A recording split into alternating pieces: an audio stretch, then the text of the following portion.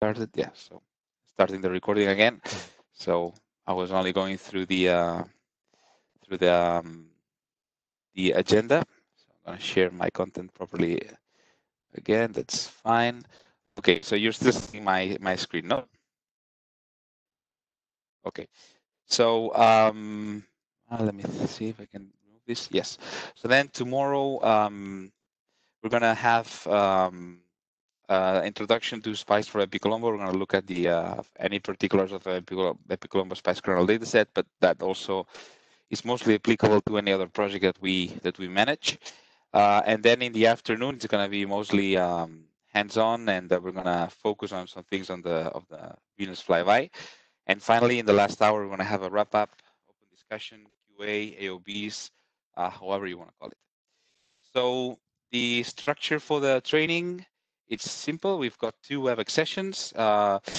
Everything that you need to have for this training is has been uploaded in this GitHub repository.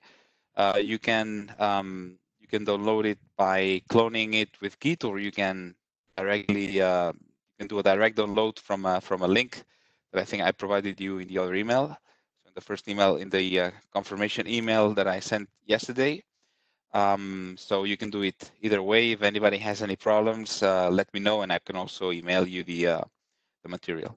So setting up Spice, well, I mean, it is recommended to install the toolkit in advance. Okay, maybe you can use some time during the lunch break if you have it. In the afternoon, we'll dedicate around 30 minutes to set it up. But again, as I said before, it's better if you already have questions or problems rather than starting from scratch. I also recommend you to download the BepiColombo Spice kernel dataset and also to install Cosmographia. But anyway, I will go through that later on.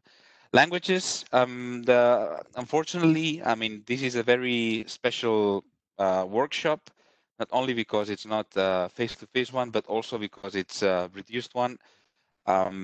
It's basically some sort of arrangement that we've done because we have not been able to do the full training. So basically, I'm on my own. I am not a computer scientist. I am not a master in programming languages. And for this workshop, I'm going to use Python. I'm going to use SpicyPy. So you're supposed to have enough knowledge of the programming language that you've chosen, such that you don't need assistance on the on aspects of the programming language. I mean, Spice won't put anything. I mean, will not add any layer of complication of complexity or rarity on top of any other aspect of the programming language. So you should be okay. Also, it's also true that the way that it's used, it's quite similar, especially MATLAB, IDL, and Python. And then, of course, with C and Fortran, you have to define your variables and so on and so forth. So the hands-on lessons, the idea is that they will be done synchronously. So I'm gonna give you some time to answer each of the sections of the statement of work, so to speak, and then we will go through it, and I will show you the solution. Maybe I'm gonna type the solution. Maybe I'm just gonna show it to you. We'll see. Depends on the time, which I'm sure we're gonna be quite tight. Feel free to interrupt me anytime, please. You can ask questions via the chat as well. I'm going to try to pay attention to that. So if you want to write something down, feel free to write it to me, to write it to everyone. So don't worry about that. Finally, as I almost managed to fail to begin with, I'm going to record this training because there are some colleagues that have not been able to attend because of these, because of the strange days and strange dates that we have chosen. But the idea to have this training at the time was to be able to, I mean, for people to have time to use, if need be, Spice for the Venus flyby in October. So that's why we chose this time. Okay, so I'm going to start with a brief introduction to Spice and to the user Spice service. I'm going to expand on most of the things that I'm going to talk about. So don't worry if there's something that you don't really get. So, okay, first of all, I just wanted to introduce ancillary data. So ancillary data is everything that will help you and us or you engineers to know where the spacecraft was, how the spacecraft and the instruments were oriented, what was the location, the size, the shape, and the orientation of our target, so of what we were observing, and what events were occurring on the spacecraft in terms of geometry. I'm not talking here about events related to the commanding itself or engineering events on the spacecraft. So these data, okay, which can be of very different nature, comes from different uh, people. So this comes from information that we get from the spacecraft, such as the telemetry from the Mission Operation Center, or for example, the predicted or reconstructed trajectories of the spacecraft, from the spacecraft manufacturer in terms of that, well, the spacecraft is built like this and it has these limitations concerning attitude or whatever, from the instrument teams, because that's where we, for example, that's how we understand how a sensor works and what is the field of view of a sensor. From science organizations, for example, we need to understand what is the rotation axis of of Mercury, what are the most appropriate ephemeris for Mercury, so to speak. So the problem is that this information, well, will then kind of generate this scenario in which we have relationships in between the different objects. So we've got reference frames, we've got positions of those objects in our, so to speak, workspace. In our scenario, we've got orientations, we've got sizes, shapes, we've got pointing information, we've got time conversions, and well, everything is it's a kind of a holistic approach for this kind of data. So how do we manage that? Because orbit files come in this kind of unmanageable ASCII tables, and then we've got attitude files that come in a similar way and maybe refer to a given reference frame that we have no idea on how it's defined. Then we've got documentation scattered across different entities from which we need different kinds of information, like we need to know the format of these orbit files, we need to know what can the spacecraft do and whatsoever, with which ephemeris has the trajectory being generated, and so on and so forth. Maybe we've got sensor models in one type of software, then we have sensor models in documents. So this is all a big mess. And how does this help us if it's so messy? Well, that's why we have SPICE. Okay, so SPICE is an information system that uses these kind of data that I just presented to provide solar system geometry information to you for the project that you work on, in order to help you analyze and plan the science observations. And well, SPICE was originally developed, and this development maintained by NAIF, a team of the JPL. It's a PDS node. And if this had been a regular face-to-face training, they would be here helping us, or we would be with them helping them. But you are today and tomorrow with me. So what can we do in SPICE? Well, basically, we can do two types of things. We can do direct computations of quantities. So we can, for example, know the position and velocity of planets, satellites, comets, asteroids, spacecraft. We can know the size, shape, orientation of those objects. And we can know, for example, the instrument field of view location on a planet's surface or atmosphere. Okay. But we can also do the inverse operation. We can also extract events, geometry events, when a specified condition is met. So in here, we ask ourselves, for example, okay, when is an object in shadow? And then we get the time interval for which when that object is in shadow. When is the spacecraft altitude within a given range? 50 to 100 kilometers. Well, we get that time window. So we can solve the direct problem, so to speak, in which time is our independent variable, or the inverse problem in which, given a condition, we obtain time interval. So you will see that along with derived geometry that we can compute is making things very interesting. Okay, so what are the components of SPICE? What do we talk about when we talk about SPICE? So basically, we talk about those different things. We talk about data files that we're going to call kernels from now on. It's a very confusing term, I know, but it's just the way it is. It's a software library as well, so the toolkit, and that toolkit is composed by different elements. We've got subroutines, a library of subroutines. We've got programs, so compiled programs, and we've got a ton of documentation. Then we've got more documentation as part of SPICE. We've got tutorials, we've got programming lessons, we have training classes. So this that we're doing here right now is SPICE, so to speak, and we've also have user consultation. And that is basically used in terms that we have the SPICE data, we use some selection of SPICE toolkit library modules, we use our own code, we build a program, and then we get the output that we are expecting. So more or less, this is the way it works. And I'm just going to give you here a very brief example of the kind of things that, well, that we can do with SPICE. So here on the top, you see the programming languages that it is available for. That's C, Fortran, MATLAB, IDL, and Java, which those are the languages that are officially supported. But then we also have Python, Ruby, Julia, and oh my God, I forgot what that is. Well, versions which are mostly based on the community that has developed those versions, and some of them have some sort of official timestamp for being used. So, for example, we can use those 4 SPICE functions along with a loop. So in this case, we're going to load some data. We're going to get the information of the field of view of an instrument. In this case, it's going to be Mars Express looking at Phobos, for example. We're going to get some intersection information of that field of view with our target, and we're going to get some derived quantities from this illumination function. So with those 4 functions and a loop, we can recreate an image of Phobos from framing camera field of view like that. If we introduce a digital shape kernel just by loading another kernel and changing a parameter of those of 2 of those functions, then we directly get something like that. And then finally, if we adjust, so to speak, the matrix that contains information per pixel, we can get something like that, which at the end is pretty similar to the actual data that we have.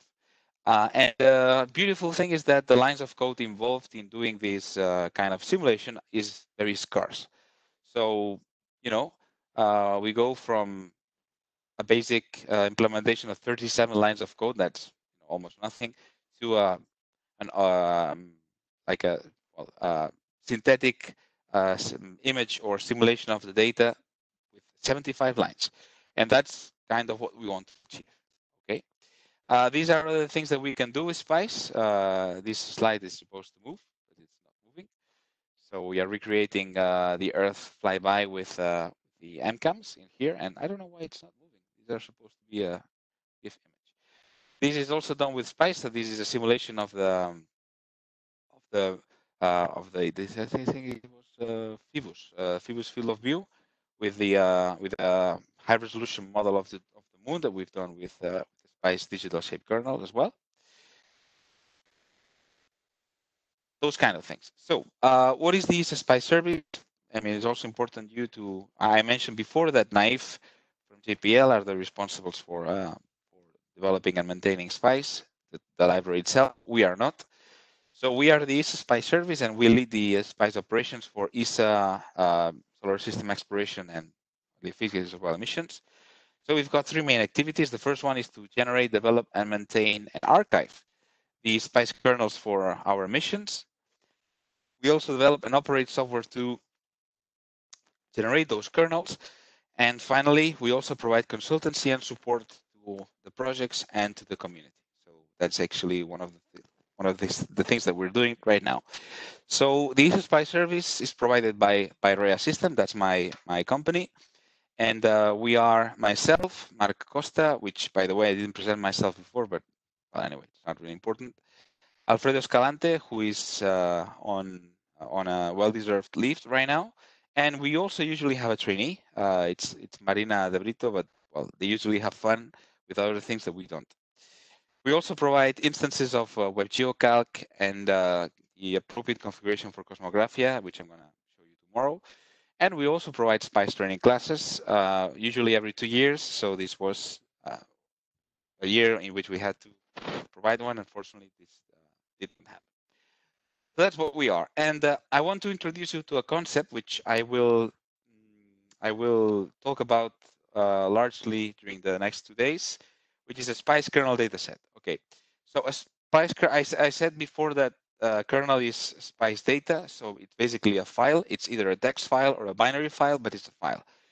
So when I talk about the Spice kernel dataset, I talk about all the files that have ever been and will be generated for a given mission, and that's a ton of files. Okay, so basically we classify them in two different types. As I mentioned before, there's the text files and the binary files. So when we classify them in these two kinds, it's kind of a text and binary division, but not quite exactly.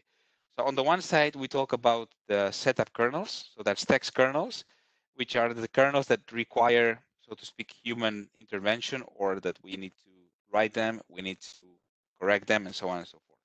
You'll see what I mean in the next hours.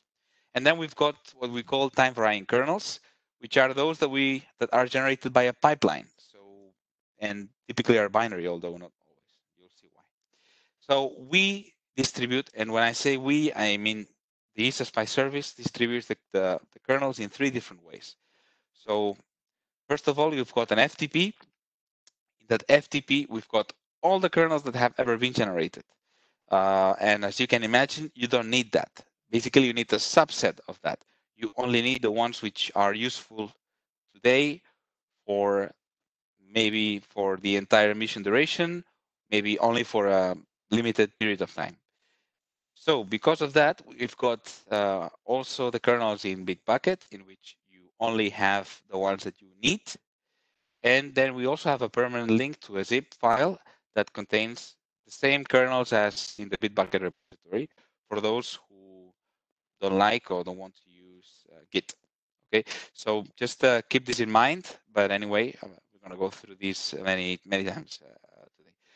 This is just a pic to give you an overview of what we work with. So we are supporting all those Spice kernel datasets for all those different projects. For some of them, we get money. For others, we don't. So we do our best. As you've seen before, we are two people. Then that can be a lot or not, depending on how you manage yourself. But anyway, just wanted to give an impression. So this is a list of all the files that are known to use Spice, so all the projects that are known to use Spice, and the ones in this light green are the ones that we support. So as you can see, a lot of projects. This is just a timeline of the history of Spice at ISA. I don't really want to spoil your morning with this. I just put it there if you wanted to, if you had curiosity and you wanted to learn it on your own later on. And these are the different agencies using Spice across the globe. So as you can see, quite a few of them. So message to take home, but not yet. We just got started. Well, Spice has been used since the early 90s. The first mission to use it was Magellan. No failures. And pretty much all the planetary missions have used Spice, maybe with the exception of China, but TBD. And well, it has been adopted by many space agencies, and it's adopted as a de facto standard by the IPDA, the International Planetary Data Alliance. Spice is free. It doesn't have any kind of export and licensing restrictions, so it's free of cost for you. This training, for example, it has cost, well, maybe as taxpayers, okay, you finance ISA, and well, that's how we are here. No? But it's not, it's free of cost to you. And it also takes a small effort for an expert, and so to speak, we also could say it's a small effort as compared to the effort that it would be to try to obtain the same results with anything else, okay? And basically, it can be used for any kind of spaceborne mission. It's not bound to planetary missions. It could be used for Earth observations, heliophysics, astronomy. I mean, you name it. And basically, well, NAIF has consistently had solid funding from NASA, and ISA supports, not we, ISA supports NAIF through the Memorandum of Understanding.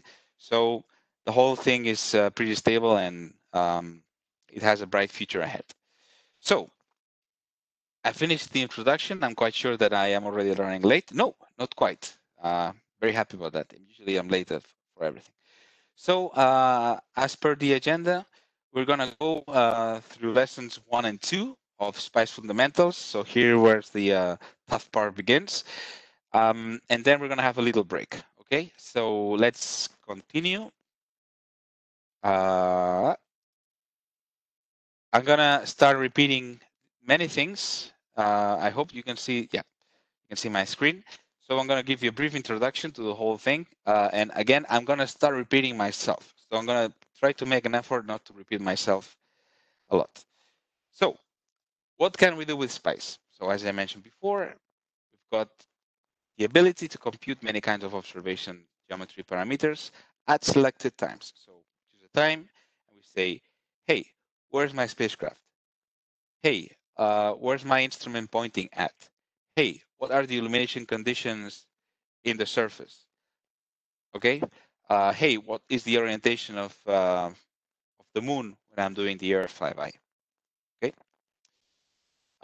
Then, as I mentioned before, we also have the inverse problem in which we can do a root search for a given event, geometric event. And for example, we can know when an instrument is pointing an object, when the sun is being occulted by Mars as seen from our spacecraft, okay? This kind of computation. That's a complete separate module of SPICE. It's called a geometry finder module. And we're going to talk about it tomorrow because it complicates a little bit things, basically because we have to manage kind of object which is called a time, window, and SPICE cells, SPICE windows, and it makes things a little bit more complex. Okay, so we can use SPICE for many different purposes. Okay, we can use SPICE to evaluate a plant trajectory. We can use SPICE to assess the spacecraft visibility by ground stations. Actually, SPICE is used by the DSN network for its operations. We can use SPICE to plan the pointing profile of an instrument. We can use it to visualize the geometry of an observation. We can use to do science data analysis and archiving. Okay, so the usage is quite wide, and the idea with this kind of training is to enlighten you and to try to that you are conscious or aware of what you do and what can not you do with SPICE. So as I mentioned before, this is a picture which I hope you are not exposed to. So the idea is that you have ancillary data from different sources. And some of that data you need to process with some programs. Some of that data you need to process yourself, typing in ASCII in a text editor. And then you've got the SPICE kernels, okay? And then basically with those SPICE kernels, you have your own program. You will have some modules of your own. You're going to use a selection of maybe tenths, dozens of the routines. And then with that, you will be able to compute different things for the particular problem that you want to address. Now, the nice thing is that the idea is that you are not exposed to all this on the left side of the SPICE kernels data, and that you get the SPICE kernels directly. So that's our job, okay? So that you are only exposed to the right side. And well, as I mentioned before, ancillary data is what allows us to build up this scenario in which there's different relationships that will enable us to compute all those things. So on the one side, we will have to define or to learn how to use different reference frames. We're going to have the J2000 reference frame. We can have non-inertial reference frame defined in a planet. We can have a reference frame defined in our instrument sensor. And we will have to connect all those reference frames by having orientation information with each other, by having position and velocity information with each other, and so on and so forth. So if we then add sizes and shapes of our target bodies and pointing information, along with the ability to do some time conversions, that's how we build up this scenario. So everything that I've been saying, or most of the terms that we use the past tense. But of course, that's not true. I mean, we can also use the present tense and the future tense. So depending on the type of data that we have, we can use all that information to reconstruct scenario, to analyze science data, or to plan into the future. I also mentioned this before.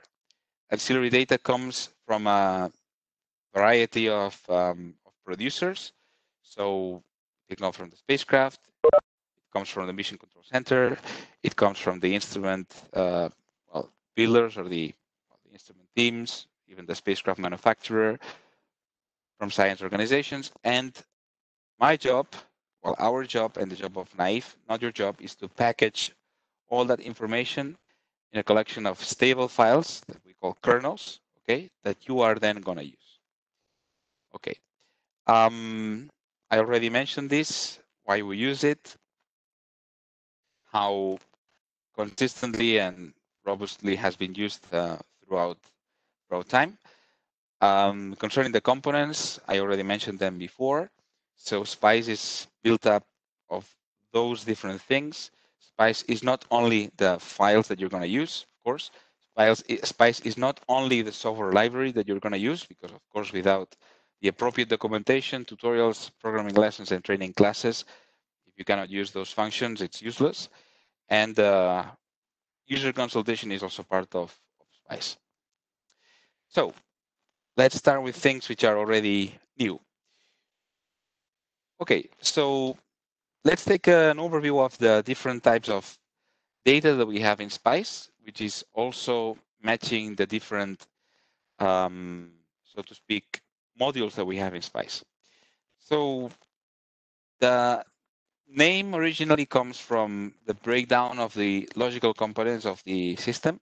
So the S stands for spacecraft, the P stands for planet, the I stands for instrument, the C for camera matrix, okay, and the E for events. Okay, so this is broken down in different types of data of kernels that you have there, which I'm gonna explain in the future. So you've got on the firstly you've got SPK, so that's spacecraft kernels, which will give us space, a vehicle or target body trajectory, ephemeris, that's position and velocity. We've got the PCKs, the planetary constant kernels, which is going to give us information on target body size, shape, and orientation. And so basically here you can see that the S is related directly to the SPKs, but for planet, well, it's related to the planetary constants, but also to the SPKs because we also need the position of the planets and of other objects of the solar system, natural bodies of the solar system. The instrument, it's with the instrument kernels. So those are text files which will provide us information of the field of view, shape, and orientation of the sensors that we're interested on. CKs is camera matrix kernels. Don't be fooled. That basically means orientation information. And then the E for events corresponds to event kernels, which we are not going to use, and we're most probably never going to use. And then there's other types of kernels that do not correspond with any of the directly with any of the logical components. So we've got frames kernels, FKs, which specify reference frame definitions. We've got leap segment kernels, LSKs, which give us the leap second tabulation. We've got spacecraft clock kernels, which will give us the spacecraft clock coefficients.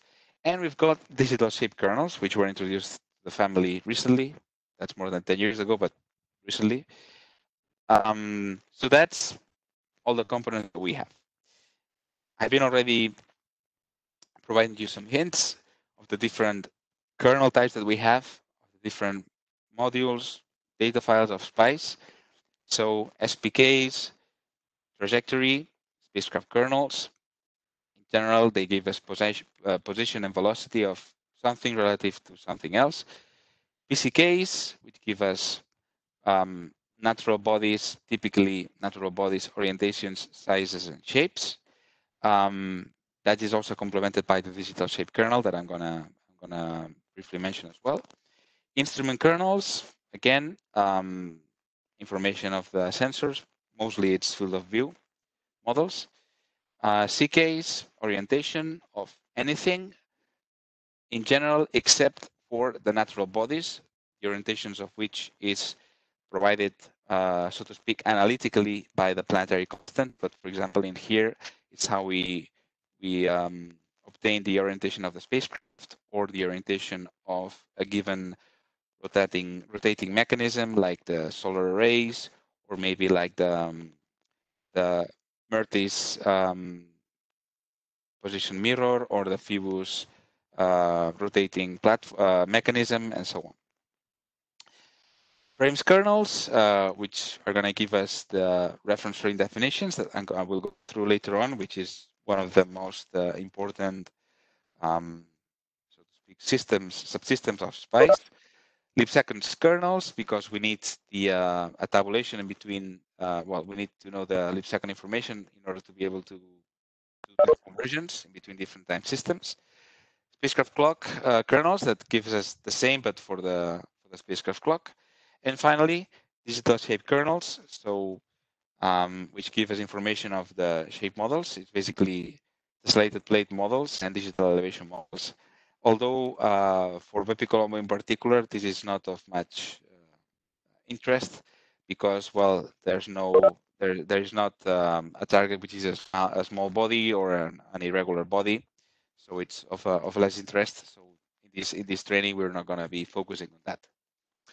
Okay, so what does the toolkit software consist on? So basically 3 things, as I mentioned before. There's a library with subroutines. Okay, so you use your favorite programming language and you call a function. Okay, and there's a suite of functions. You also have programs which are built within the toolkit that you're going to be using as well, which are used basically for 2 different things. First, for data production, which you're not going to do, and for data management, and that's you're going to do. And finally, there's documentation. So the source code is highly, by the way, the source code is available as well. So the source code is highly annotated. There's user guides, there's a technical reference manual, and if you go through all the documentation, you know, I would gladly certify you as a master with, I don't know, space systems or something like that, because the documentation is incredible, and there's a lot of it. And it's really, well, it's very long. And concerning the languages, I already introduced them to you before. They are supported for these different platforms, so Linux, Windows, and Mac, also on Solaris. And well, there's 2 different compilers, basically, but basically for Fortran and C. And that's again what I told you before. So we've got the kernels, selection of library modules, our own, we get our results.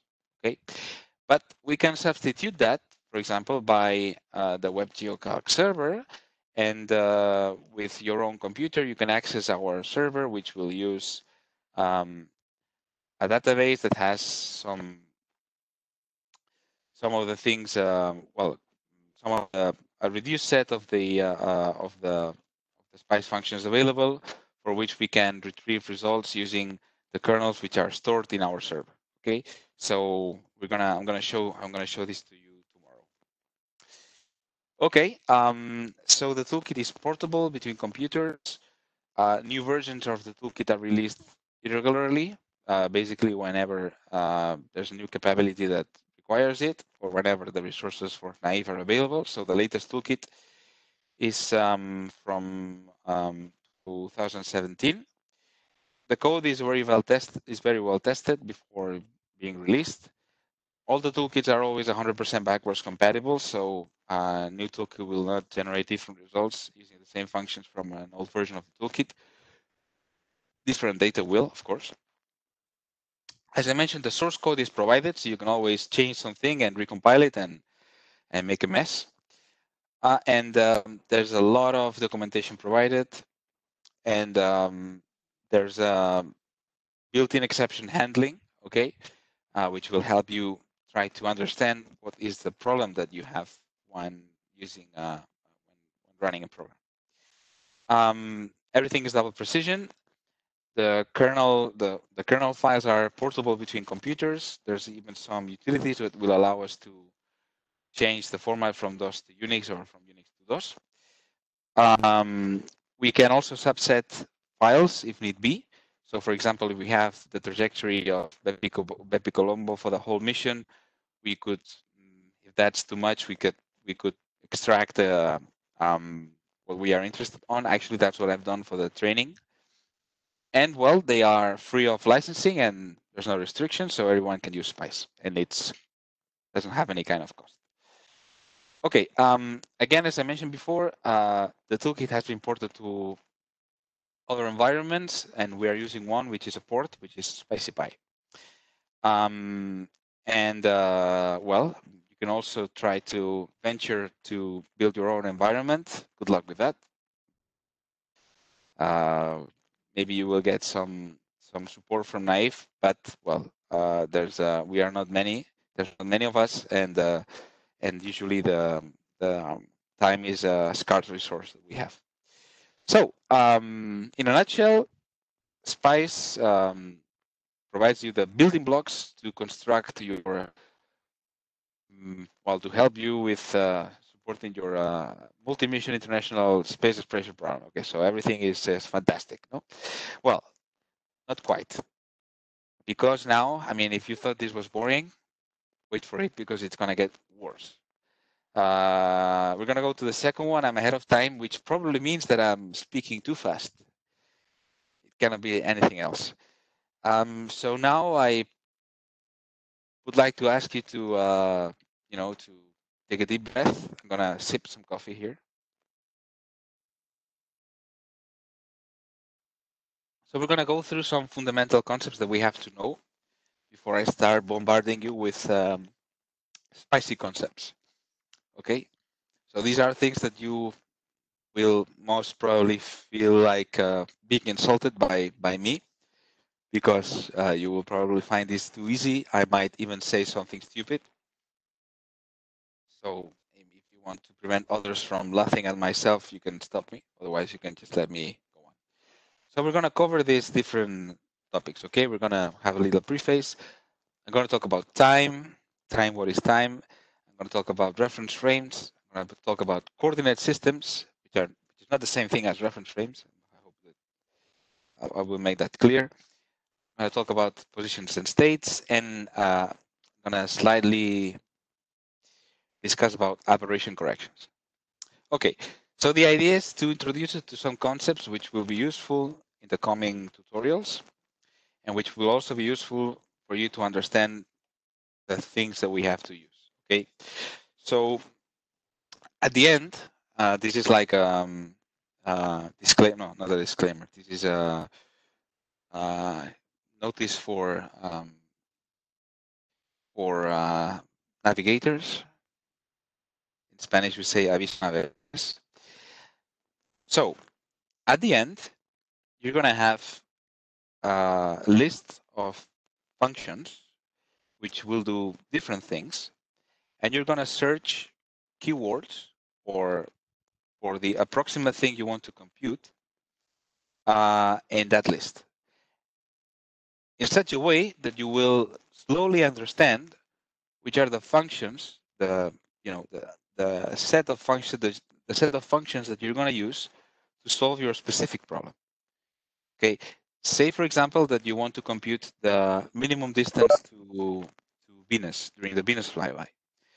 Well, you will learn what are the keywords that you need to look for, and with those keywords, you will be able to locate the functions that you will need to use. So of course, what you need to understand is not that you have to know which function you're going to use. You're going to be able to look for that, but you have to understand concepts and the possibilities. So this first tutorial is very important in terms of starting to understand the concepts, because sometimes it's not that you will not know the concept.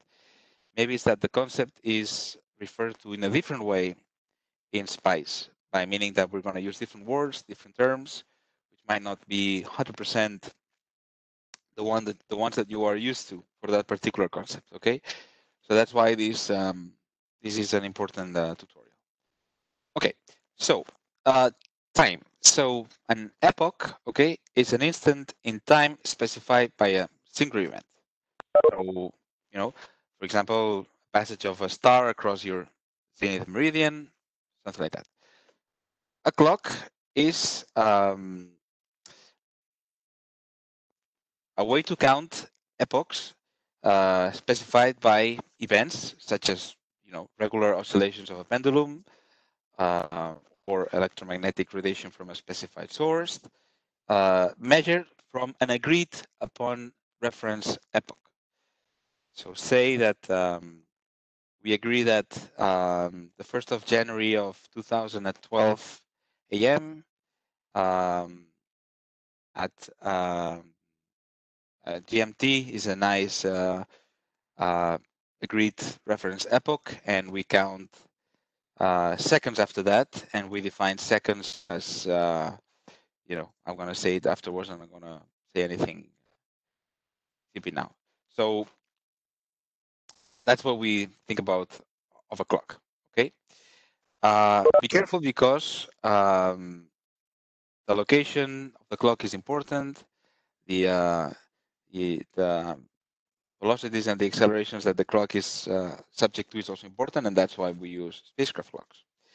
And then time systems. Okay, so it's interesting to distinguish between an epoch and a time system. Time system is a standard for naming epochs, measuring time, and synchronizing clocks. Okay, it's like it's a system. So UTC time, DDT time, you will see now. Okay, atomic time and UTC. So basically, we've got the International Atomic Time. That's a statistical time scale. It's based on around 200 atomic clocks in 50 laboratories. It's maintained by something in French, and the unit is the second. Okay, and the second is nowadays defined as the duration of a number of periods of the radiation corresponding to the transition between two hyperfine levels of the ground state of the cesium 133 atom. That's fantastic.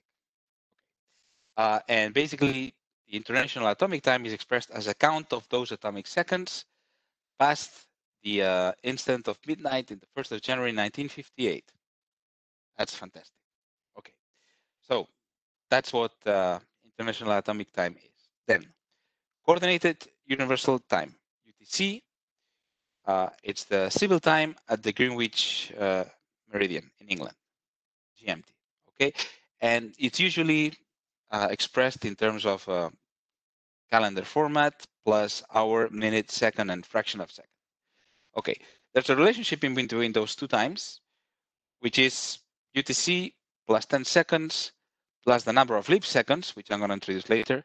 That's the atomic international time, and that's only valid after that particular date. Okay, so the astronomical time, UT1, okay, is an hour representation of the angle in between the Greenwich zenith meridian, okay, and the location of the mean sun. This was used prior to the atomic time for civil timekeeping. Okay, I mean, not something that you need to really learn, but just as a concept. So, ideally, UTC noon, so noon at the Greenwich meridian, and the astronomical noon at Greenwich, not the one. So in here we were saying the mean sun, and in here, remember, we are talking about something different with the atomic time. Okay, should be the same, but as you know, the Earth rotation is not uniform, and then they get out of sync. So when this mismatch is greater than 0.9 atomic seconds, we add or remove a leap second. Okay, and this is a convention that we usually do on June the 30th or December the 31st.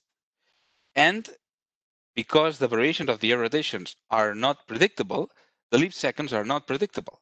And we have to, there's a convention in which it's agreed that a leap second is introduced or not introduced. So if I remember properly, the last leap second was introduced 3 years ago, 4 years ago. And ever since, there hasn't been a leap second. So we implement leap seconds by adding a second or removing a second from a sequence of UTC time tags. So for example, if we have to add a positive leap second, we're going to have second 60, which is, well, it's an aberration, no? But second 60. If we have to remove a leap second, basically we're going to jump from second 58 to second 00 of the next minute. Okay. So it is important when we try to compute the duration in between two epochs. Okay, so basically you need to be careful about that. If you use UTC time and you are it might not be a good idea to use UTC time to compute the duration between two different epochs. Okay, next thing, which is the important thing. Okay, as the independent time variable for SPICE, we use what we call the ephemeris time, ET. Okay, that's what I want you to carve in stone in your head, your mind, ET. Okay, we use ephemeris time, and that's very close to the barycentric dynamical time, TDB. Okay, so TDB is what we usually use as the mathematical ideal in the equations of motion. Okay, and it's related to the barycentric coordinate time, TCB, by an offset and a scale factor, but they are really, really close. The advantage of this barycentric dynamical time is that on average, the rate is very close to the atomic international time, and the difference is nearly periodic. Okay, so that's what we use as the independent time variable in SPICE. Now, this relates to what we know as the terrestrial dynamical time, which is the ideal time on Earth at sea level, but by this difference there with the atomic international time. Okay, basically, both TDV and TDT have the same time reference, which is the one that I mentioned before, which is the 1st of January in the year 2000 at noon at Greenwich. And that's called the epoch J2000.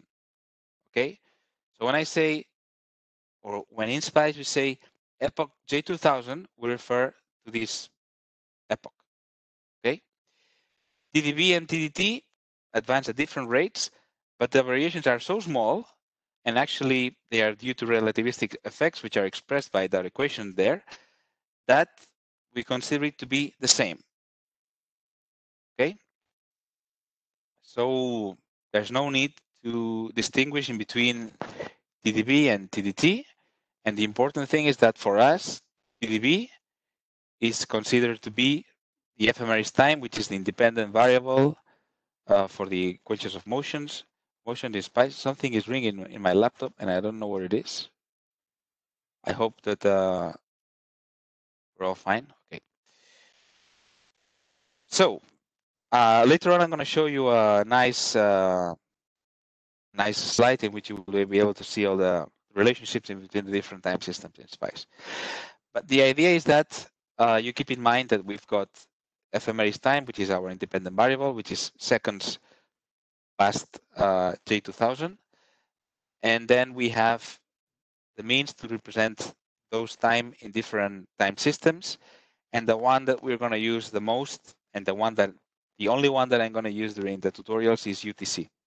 And that UTC requires the leap seconds to be used and to be able to convert to ET.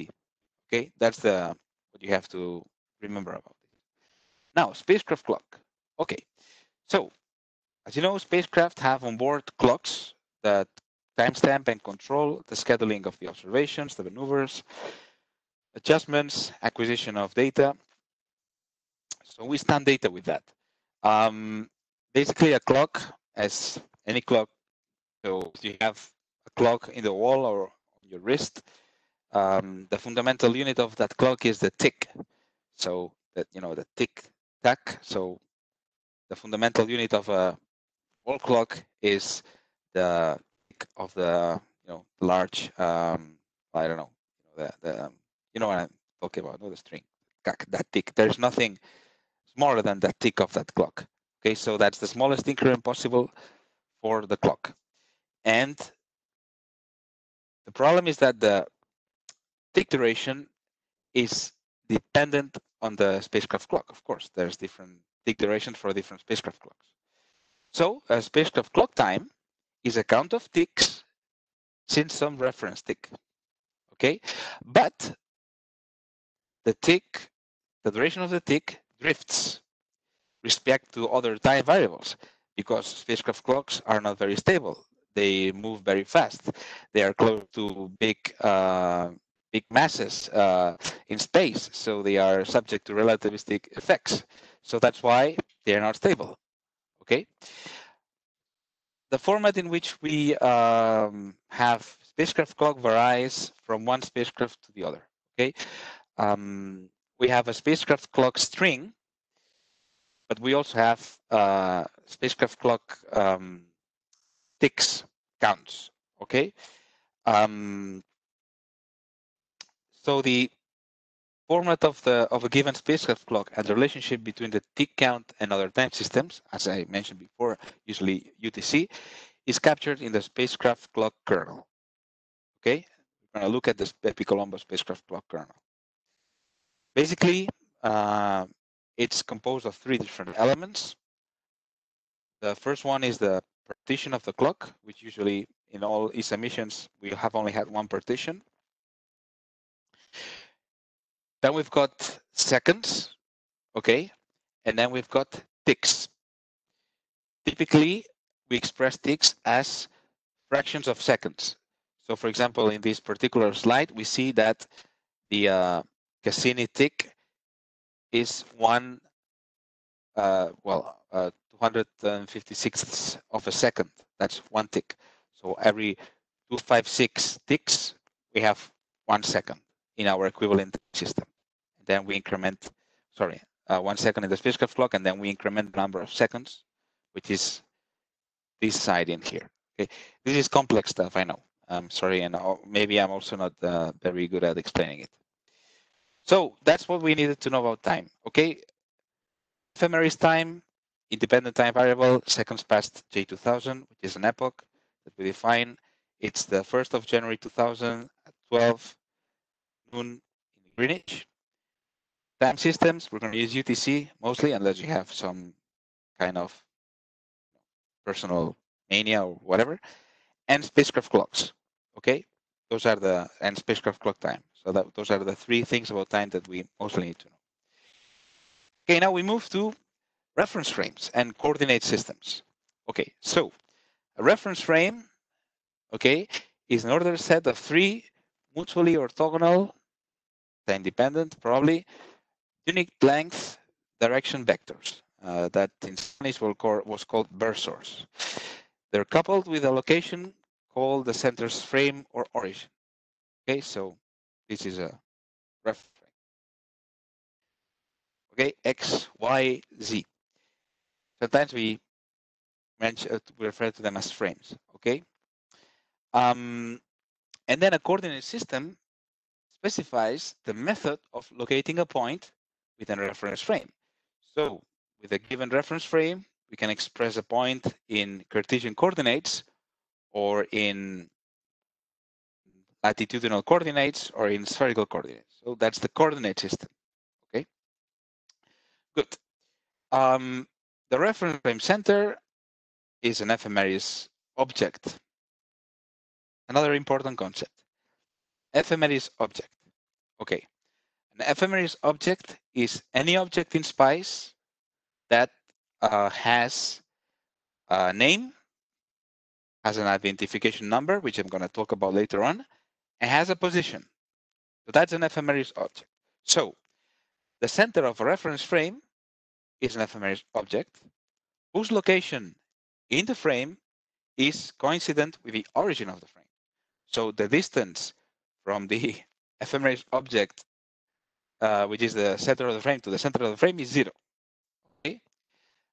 For example, the center of the non-inertial frame of Mars, that we call IAU Mars, is the center of mass of Mars, okay, which is really straightforward. The center of any inertial frame is the solar system barycenter, okay, not the sun, the solar system barycenter. Okay, but don't worry, because the center of the frame plays a little role in the specification of states, because since we always provide relative positions, we always subtract the center of the frame, okay? So the center of the frame is usually not important at all, because we always subtract vectors. Therefore, it's always relative, okay? This is important, though, when we have light time corrections in non-inertial frames. Then things can change. Then the center of the frame is important. But the only thing that I wanted to take home is that centers in SPICE are not important unless there's a aberration correction involved. And then changes are probably going to be also not very significant. Okay, we've got in physics 2 types of reference frames. We've got inertial frames and non-inertial frames. So the inertial frames, which is not entirely true, as you know, are not rotating, so they are fixed respect to the stars. Okay, and they don't have acceleration, which is not true. Basically, what we say is that the acceleration is negligible. Okay, but the velocity is not 0. Okay, so one example is J2000. Hey, Mark, you said the J2000 was an epoch. Yes, but it's also a reference frame, and I'm going to explain it to you later on. Then we've got non-inertial frames, which are the ones that we're going to deal more with, and we distinguish them in 3 different types. So on the one side, we've got body fixed frames, which are frames that are centered at the body center, or topocentric frames. So for example, a body fixed frame is the IAU frame, IAU Mercury, for example, which is defined by the z-axis is the rotation axis of Mercury. The x-axis is it's a vector from the center to a given surface feature, which probably is going to be in the equator of Mercury, and then the y-axis is the vectorial product, so the third component, which makes a right-handed frame, and then a topocentric frame is a frame located in the surface of the planet, whose z-axis is probably antiparallel to the gravity vector, to the local gravity vector, and then probably the x or the y-axis is pointing towards the North Pole, for example, and then the y or the x-axis is the third component, which comes along naturally. So those are 2 kinds of body fixed frames that we are going to use. Then we've got instrument frames, or frames that we define in the spacecraft, that we will define in any way we want to. I'm not going to extend on this because we're going to see later on. And then we've got dynamic frames, which are defined by time-dependent vectors. For example, you could define a frame on MPO that has the z-axis always pointing to nadir, so to the center of Mercury, and that has the x-axis pointing to, defining the, it would be the projection. The x-axis would be the projection to the plane defined by the velocity of MPO and the primary axis that we define. So in this case, we could define a dynamic frame, which would be equivalent to nadir orbit aligned attitude profile of MPO. Okay, maybe you don't know what I mean, but you will see it later on. Okay, so as I said before, J2000 is the main inertial frame that we're gonna use, and it's called J2000 because it's based on the definition is based on the epoch J2000. That's why we call it J2000. So J2000, also known as in different places as the Earth Mini Equator 2000, is based on the Earth equator and equinox, and basically we define it as follows. So it's defined by the equatorial plane. So that's the plane normal to the Earth spin axis, okay, which is tilted 23.4 degrees to the ecliptic plane, okay.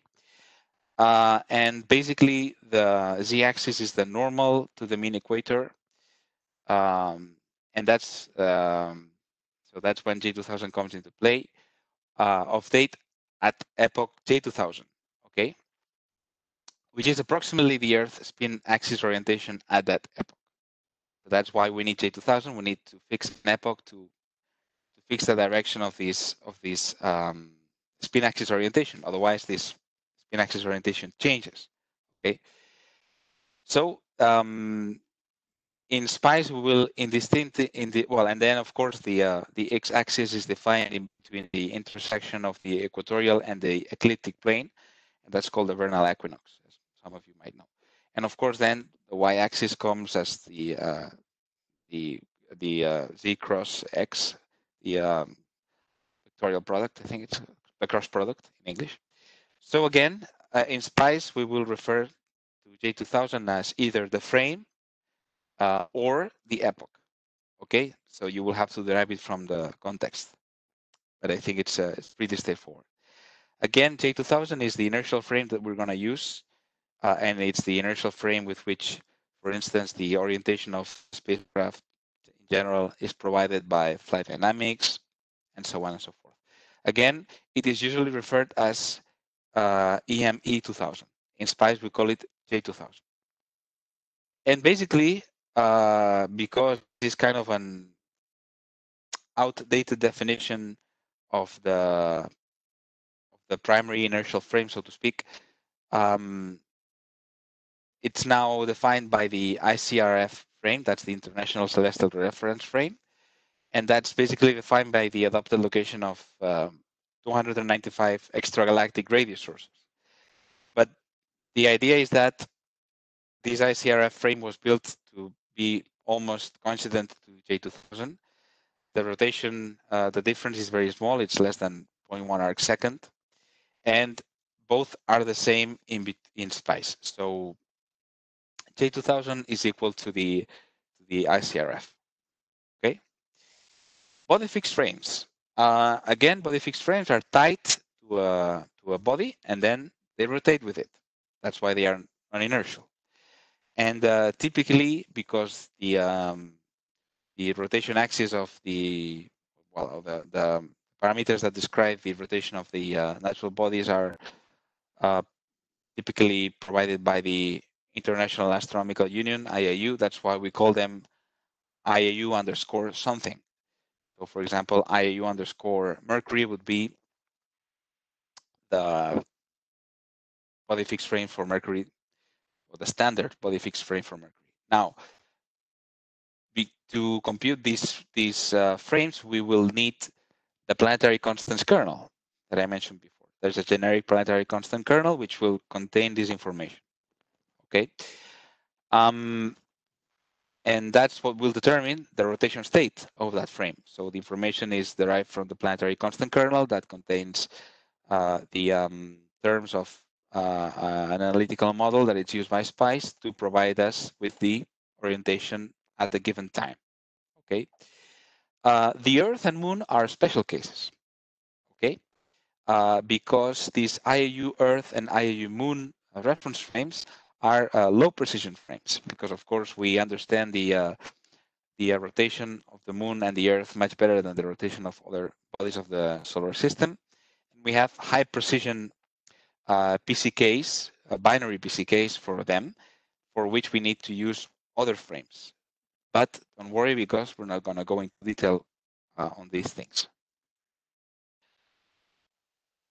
For other bodies, such as like 67P, Churyumov-Gerasimenko for Rosetta, instead of using a body fixed frame based on a PCK kernel, we were using a CK kernel because the orientation of the comet was not easy to model analytically, and it was changing over time. So we were using a CK frame. You will see it later. Topocentric frames, I already defined them before. Those are frames which are attached to a surface. And again, as I mentioned before, basically it's typically it's based on that the z-axis points up, x points north, and y points west. But that's well, up to the user. Okay, coordinate systems. Basically, we need to know about 3 of them, okay, which can be very confusing, as usual. We've got planetocentric, planetodetic, and planetographic. Okay, I think that the best is to look at this scheme. So the planetocentric, it's used for planets and their satellites. The z-axis always points north of the invariable plane. So that's the plane whose normal vector is the angular momentum vector of the solar system. Okay. And in the planetocentric coordinate system, longitude increases eastward positively, and latitude increases positively northward. Okay. For dwarf planets and asteroids and comets, the spin in the right-hand sends about their positive pole.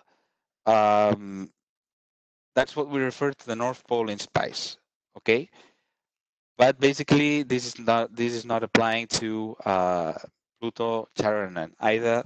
Okay, whatever. Anyway, we've got routines that will convert from rectangular coordinates to planetocentric coordinates. Okay, which are listed below, and that you will be able to look for them later on. But the important thing is that you remember that planetocentric longitude increases eastward, latitude increases northward, and that the z-axis is always on the north. Planetodetic. Okay. In this case, it also increases positively eastward, so it's the same as the planetocentric. The longitude is the same as the one for the planetocentric coordinate system, but the latitude is tied to a reference ellipsoid. Okay, so as you can see, if you look at the picture, the latitude is defined by the normal in the surface of the ellipsoid. Okay. I don't want to discuss it anymore. And then finally, we've got the planetographic coordinate system.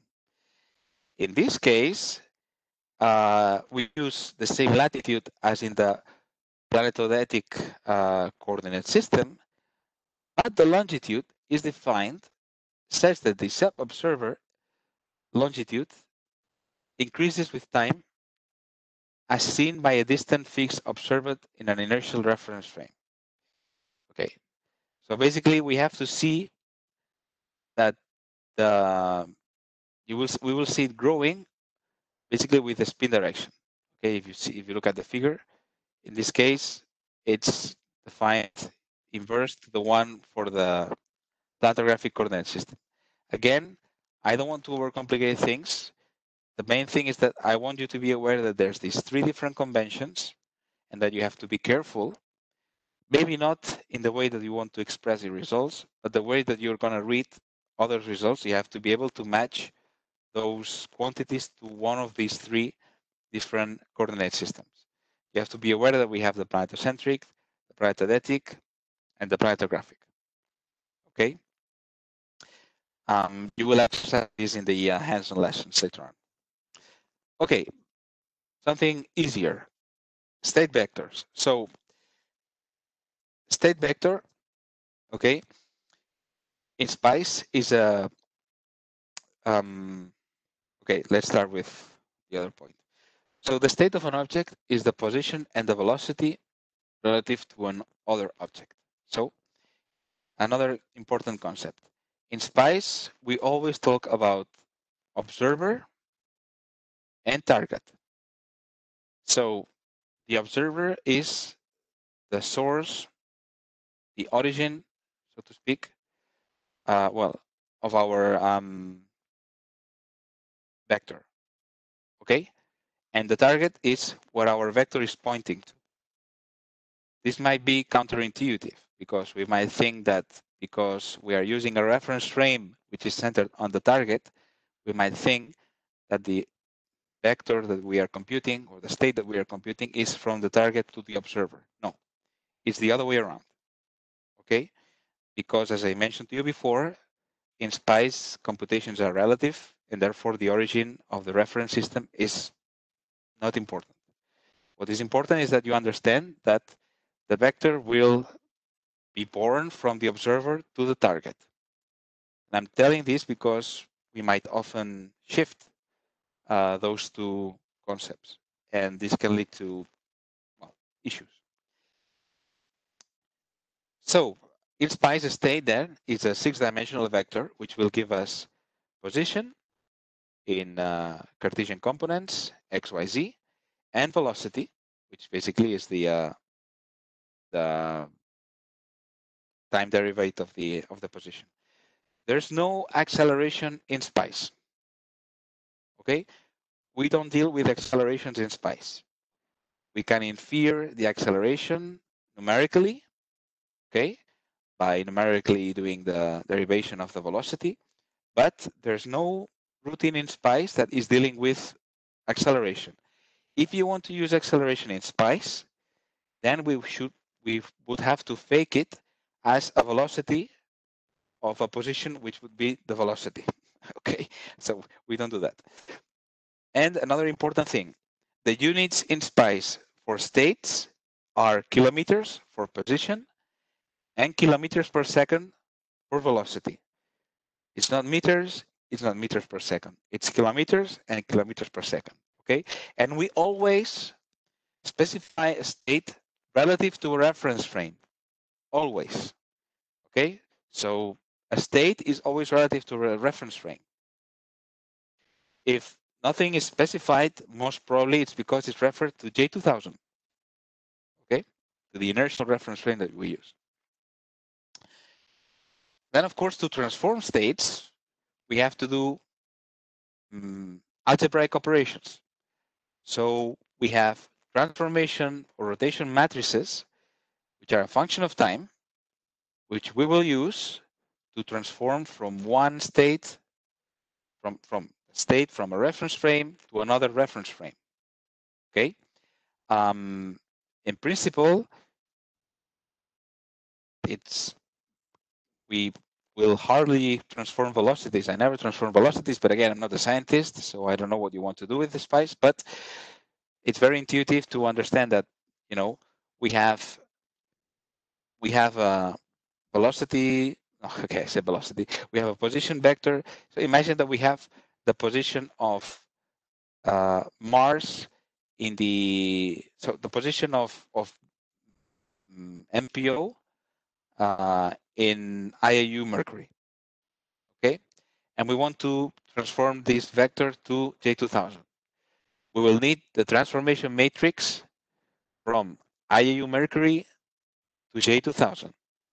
There will be a SPICE function that will give us that transformation matrix. There's going to be another SPICE function which will allow us to multiply the transformation matrix to the vector in IAU Mercury to obtain the vector in J2000. Okay? Cool. We also have the possibility of have a state matrix which will allow us to transform a state, so a 6-dimensional vector, one frame to the other. We will learn which are those routines later on. And finally, something that I will not really dig a lot into, it's the aberration corrections. Okay, as you know, the light, we see things because we receive photons from the things that we are looking at, and those photons travel at the speed of light. Okay. Okay, there's the bending of space-time and all those kind of things. But basically, what it means is that the geometrical state of things is not the same thing as the apparent state of things. So when I'm looking at the moon, I'm not seeing the moon where it is right now. I'm seeing the moon where it was when the moon sent the photons that I'm perceiving. So one thing is the geometry state, and the other thing is the apparent state of things. So in SPICE, we can compute both, and we use the aberration corrections for that. So most of the functions that we're going to use in SPICE are going to ask us if we want to use any kind of correction. Okay. So basically, as I can read now, uncorrected states from an ephemeris object are called geometric states, and the other ones are aberration corrected states. So sometimes we need the aberration corrected states to know the precise direction of a remote sensing instrument to be pointed to a target. Well, and many other things. So the idea is that we have different levels of correction, and that depends on the application case. It also depends on our, so to speak, on our computational power, so to speak. So we can do no correction. So in which case we would have, for example, predicted images would be not matching the actual image that we are trying to, or the actual target that we're trying to observe. We can do a light time correction. So basically what we'll do is that it will only take into account light time difference. And then we can also do the light time plus stellar aberration correction. Okay, and that basically what it's going to do is that we're going to, in principle, get a more precise observation. Now, there's different methods. There's I think there's 5 methods that we can use in SPICE. Okay, but the idea is that it's highly dependent on the application that we are going to use for. So, for example, of course, the closer and the slower that we are to our target, the less correction we will need. If we are further away, then light time corrections might be a thing that we want to consider.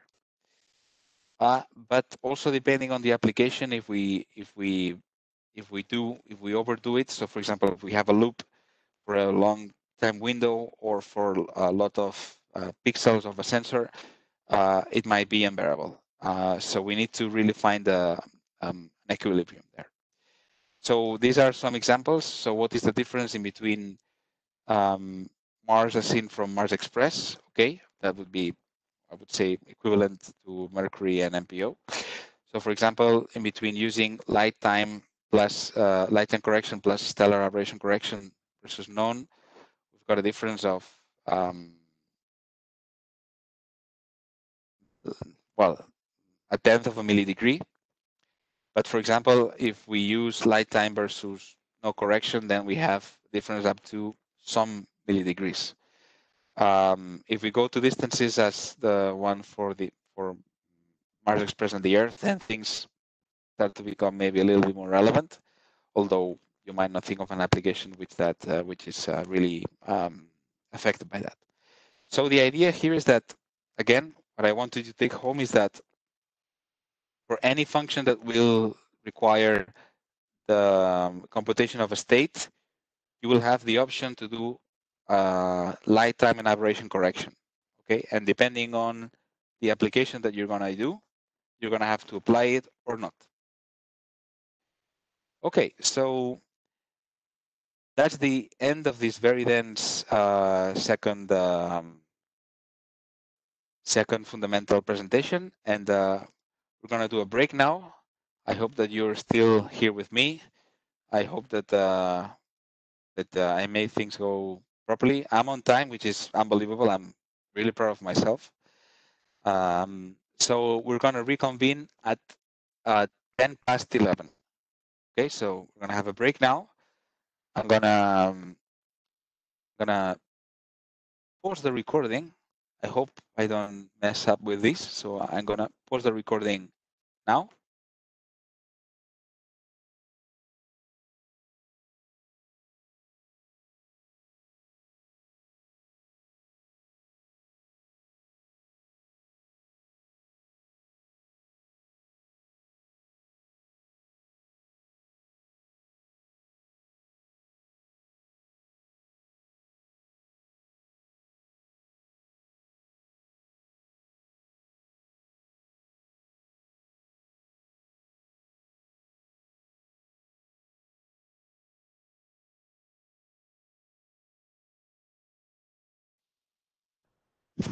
Okay, now can you hear me now? Yes. Okay, good. Okay, good, because this Bluetooth goes bananas sometimes. Okay, so let's continue with some more fundamental stuff. So we're gonna get a little bit more technical and spice specific, so to speak. We're gonna talk about IDs and names. Okay, so let's go. Okay, so it's very important to understand that SPICE uses both IDs, so that's an integer, and names to identify objects, reference frames, and digital shaped kernel surfaces, which you shouldn't be worried about. So an ID is an integer number, and a name is a text string. Okay, the primary identifier in SPICE are IDs internally, but you will rarely have to use IDs. You will only have to use IDs for some SPICE functions that have not been updated in such a way that can accept the name of an ephemeris object. Okay, so again, objects or ephemeris objects and reference frames. Okay, two different things. Now, you will have to deal with a lot of names and IDs, and it's important to get those things right. Okay.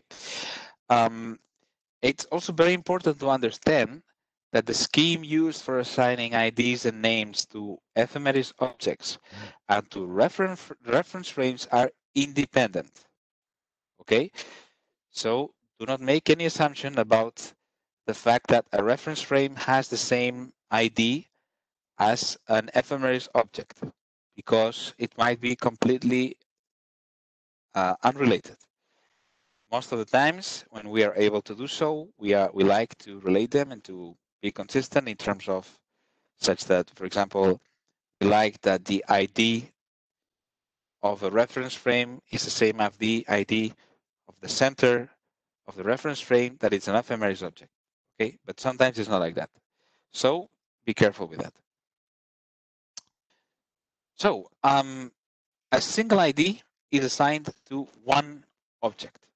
Okay, and when we talk about objects, we talk about natural bodies of the solar system, artificial bodies of the solar system, spacecraft structures, instruments, detectors, DSN stations, and any other point, okay, which is an ephemeris object. Anything like the four corners of a solar array, the focal point of an antenna, whatever. Okay, but more than one name can be assigned to one object. So we have an object will have one ID, but can have many names. So for example, BepiColombo ID is -121, but that's, sorry, BepiColombo MPO ID is -121, but then it has many names.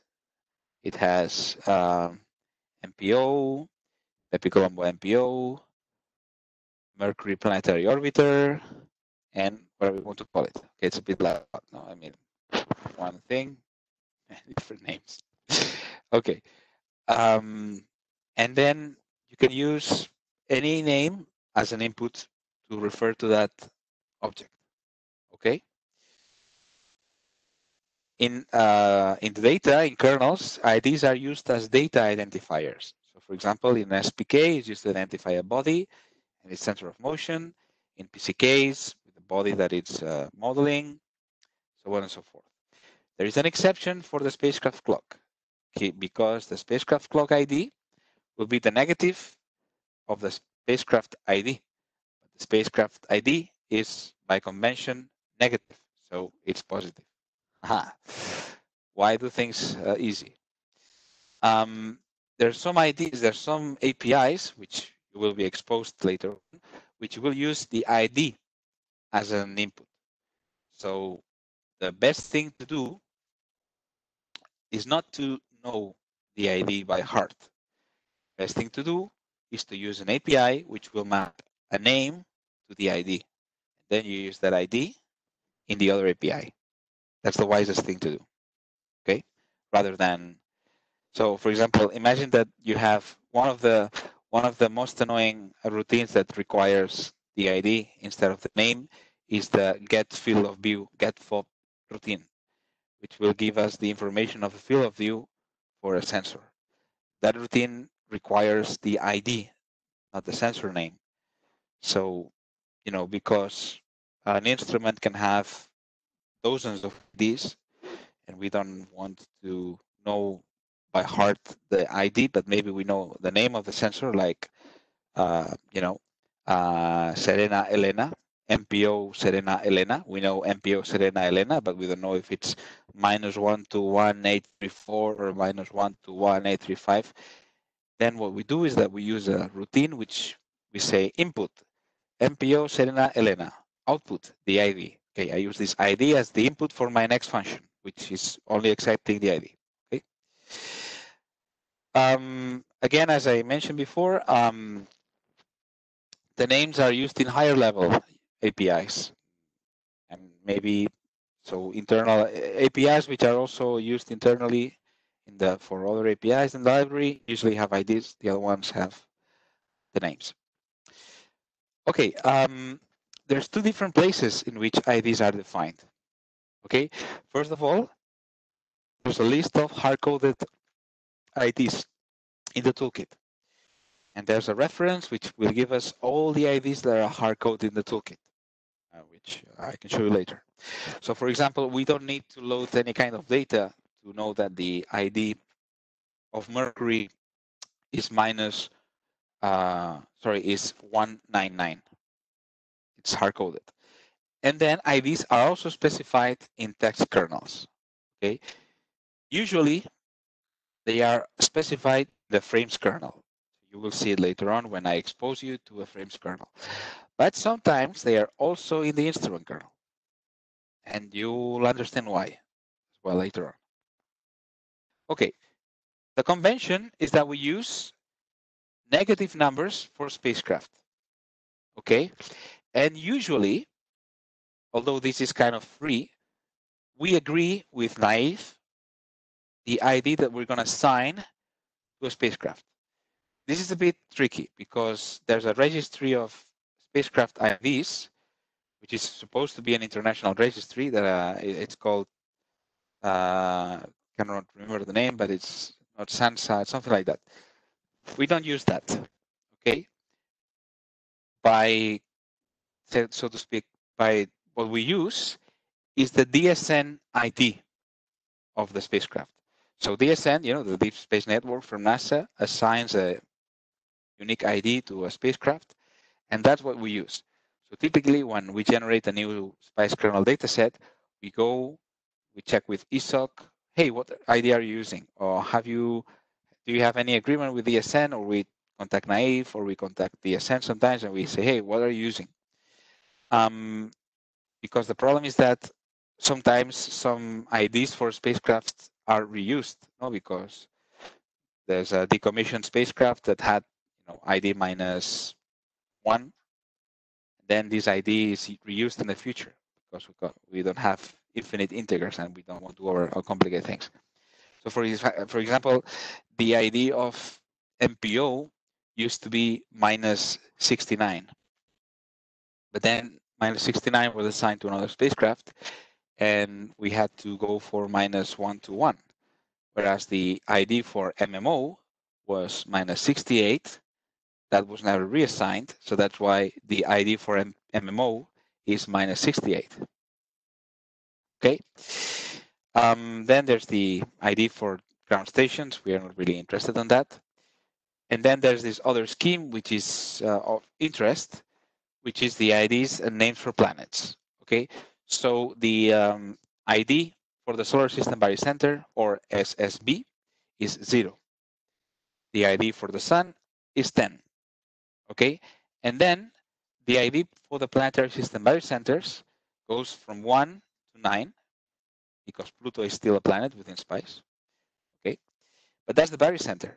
So if we want the planet center, not the barycenter of the planetary system, then it's the ID plus 100, per 100 plus 99. So for example, easy, yeah? For Mercury is 199, for Venus 299, and so on. For the satellites of the planets, which is not the case for Mercury, it's the ID multiplied by 100 plus a number from 1 to 98. No?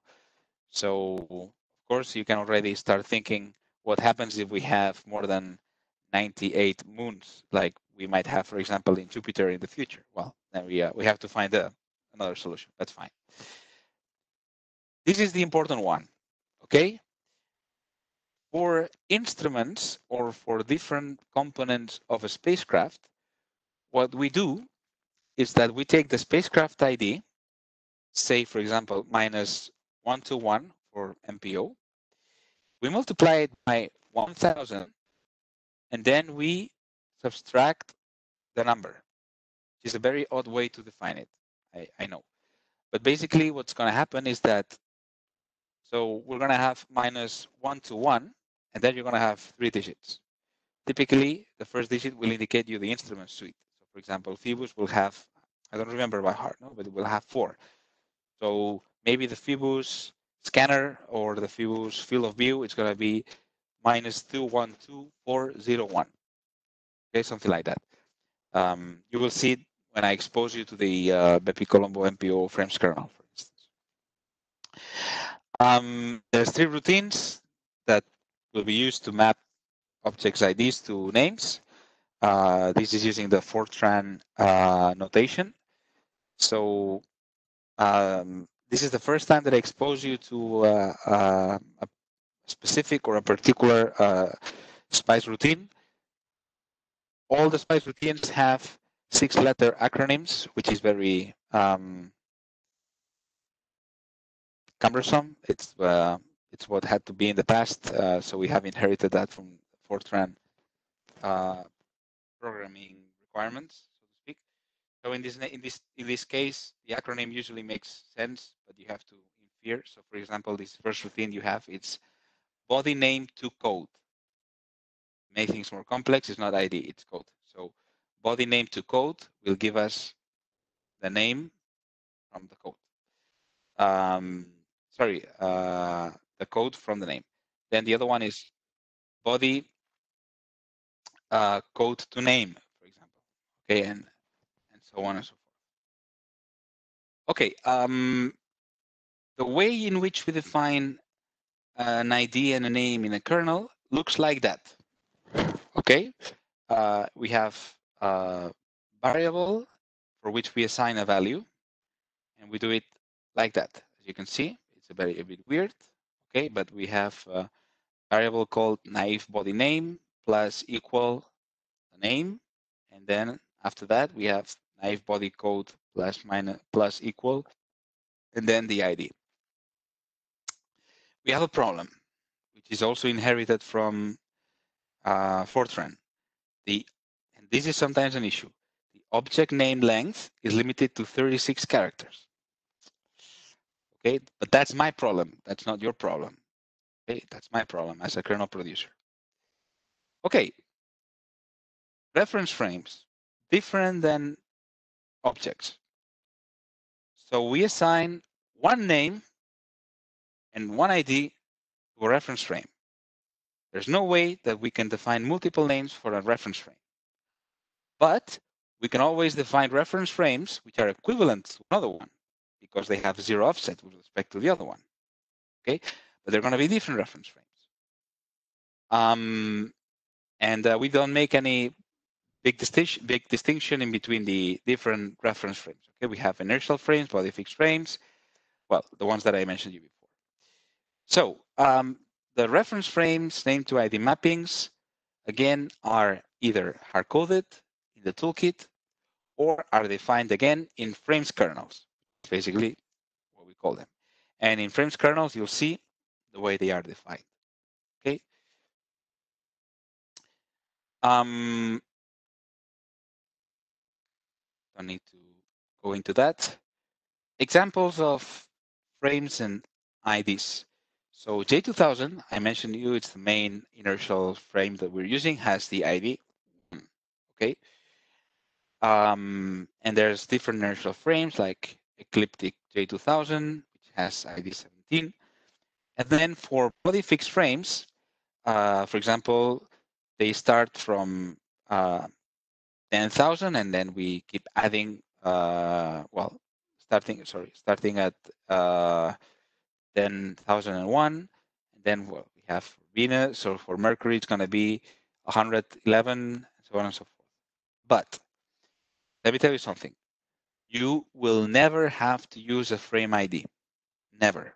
There's no Spice API which will ask you to use the frame ID. So on the first place, why am I telling you about frame IDs? Well, because I have to, because it's part of the training, and because because I want to mess up with your head. No, I mean, you have to be aware of it, but you will never have to do with it. So for frames, you will only need to know the name. Okay. If there's a problem with a frame name ID, it's something that it's a mistake that I have made. Again, as I mentioned before, we try to map as much as possible the frame IDs to the object IDs by linking the frame origin to the corresponding Ephemeris object, but sometimes that's not possible. Okay, and you will see, you might see later on if you inspect a little bit the MPO frames kernel. There's a set of routines that will allow us to convert from reference frame names to IDs, but again, I never used any of those routines myself, I have to say. Okay.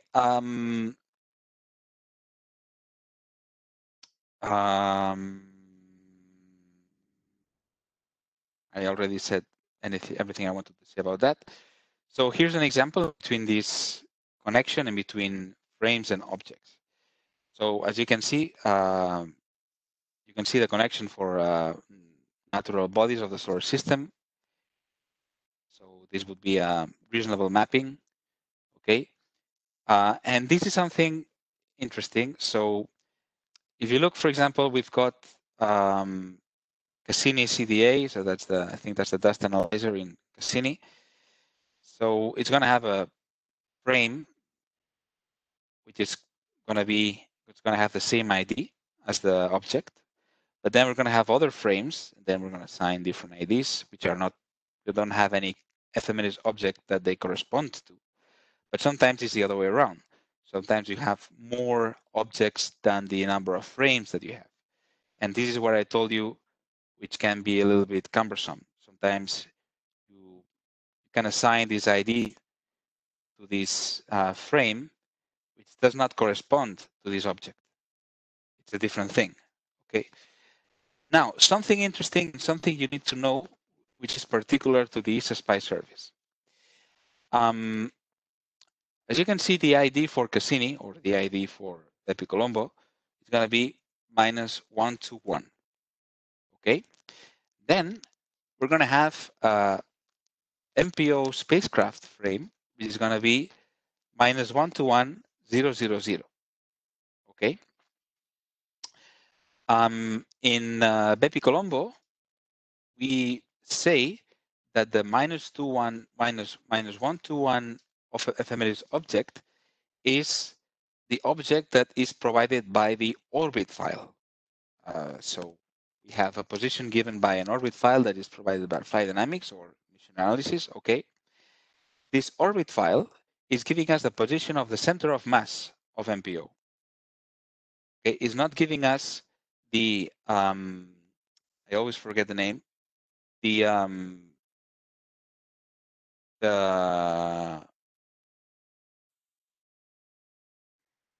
always forget the name. The origin of the mechanical frame, the origin of the mechanical frame. So, for example, in all the documentation, the origin of the mechanical frame of MPO is the interface in between MPO and MTM. That's the origin of the mechanical frame. But that's not where our center of gravity is. That's not where the orbit of MPO is resolved. The orbit of MPO is giving us the center of gravity of MPO.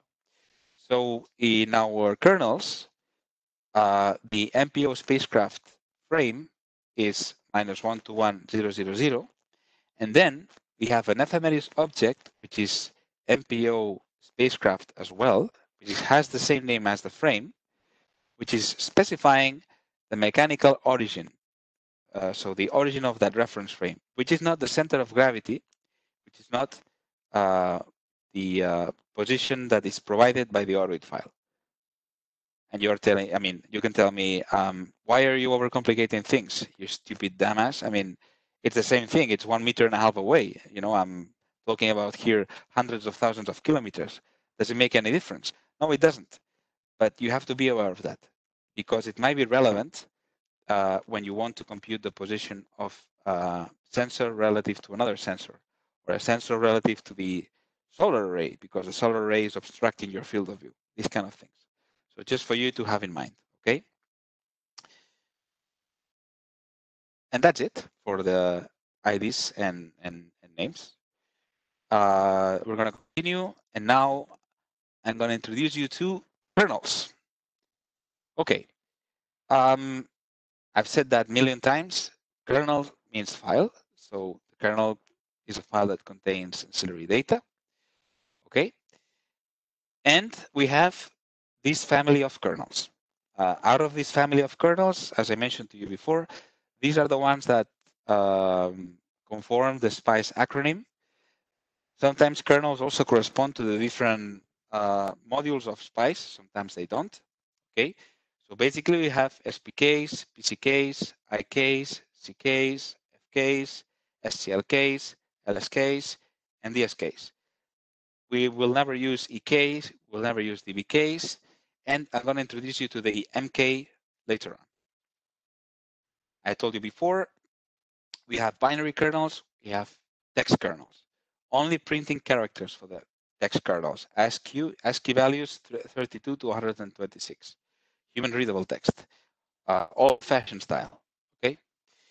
The text kernels are the text planetary constant kernels, the instrument kernels, the frames kernels, the leap seconds kernels, the spacecraft kernels, and the meta kernels. And the binary kernels are the spacecraft kernels, the binary PCKs for higher precision applications such as the Earth and Moon, C kernels that contain orientation data, and the DSKs. Okay. Architecture of the kernels. So we've got three different aspects. So text kernels contain is a plain text file, and basically they contain data and they contain metadata. So data is everything which will be read by SPICE, and it's presented in the shape of a variable and an assignment to the variable. So variable and value, okay? And metadata is free text that we write to facilitate you the usage of that particular file or application and to explain you different things. Do not confuse metadata with metakernel. That has nothing to do. Okay. So a text kernel will look like that. We're going to have a header in the file, KPL, which stands for kernel pool, okay, dash with a kernel type. So KPL FK for the frames kernel. Then we're going to have data, which will be specified because we have this begin data statement here. and then we're going to have a set of definitions, data block. And then we're going to have some text. And we're going to know that because we're going to have this indication here, begin text. Then we can have more data, we can have more text, and so on and so forth. There's only, as you can see in the data block, 3 different ways to specify data. We have a way to assign variable names and values. Keywords are case sensitive, by the way. We have a way to assign numbers, and we have a way to assign epochs, okay, which go with this at the beginning.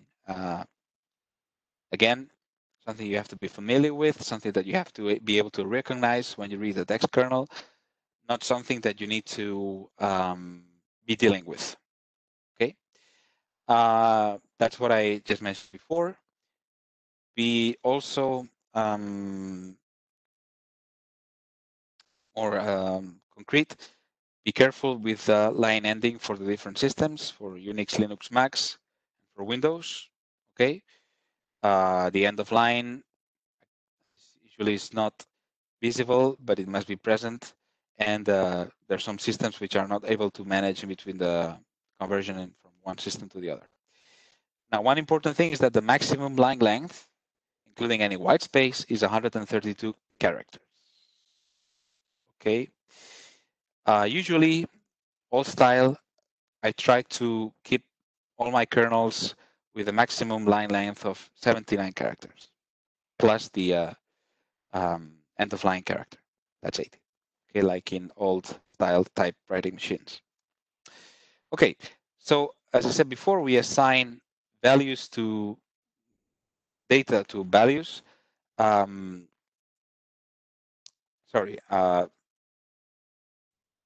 Values to variable names with the equal operator, sometimes with the plus equal operator, and sometimes with the at symbol. Nothing again that you need to really understand. What is important is that variable names have a maximum of 32 characters. That sometimes is a problem. Okay, they are case sensitive, so we only use uppercase. We never use lowercase, although we could, but we never use lowercase in Spice variable names or values.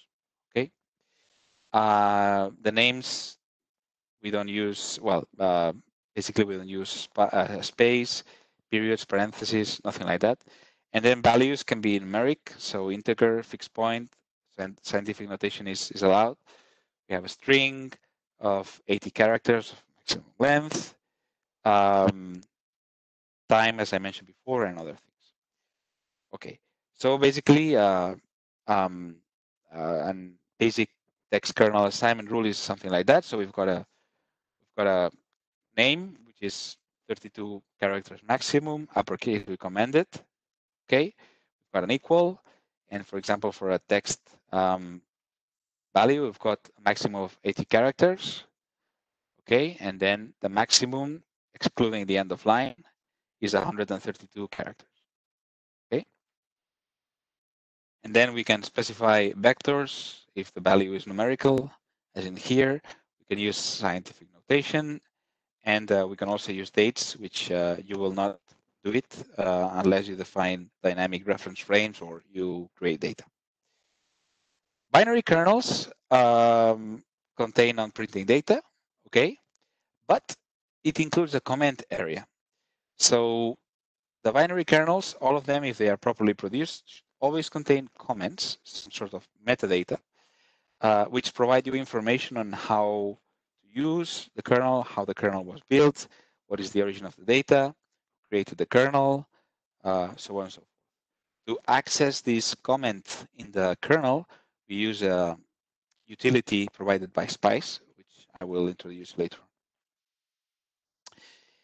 Making a text kernel, well, I mean, you might find yourself in the position of having to make a text kernel. Don't use tab characters. Use text editors which don't insert non-printing characters. Be very careful with that. So it's a bad idea to use Microsoft Word, for example. It's a good idea to use Sublime Text or Vi or say Edit or whatever you want to use. Okay. Typically, the end of line indicator will be written for you. But for example, if you write a kernel with a Python routine, you will have to specify the end of line character in the right statement. Careful with that. Anyway, you might find yourself in that position, but if you ever find yourself having to write the text kernel, you might want to write as an email before. It's easier to write an email than a kernel. Okay. We have to use them, and you still have not been exposed to that, and we have to load them. Okay.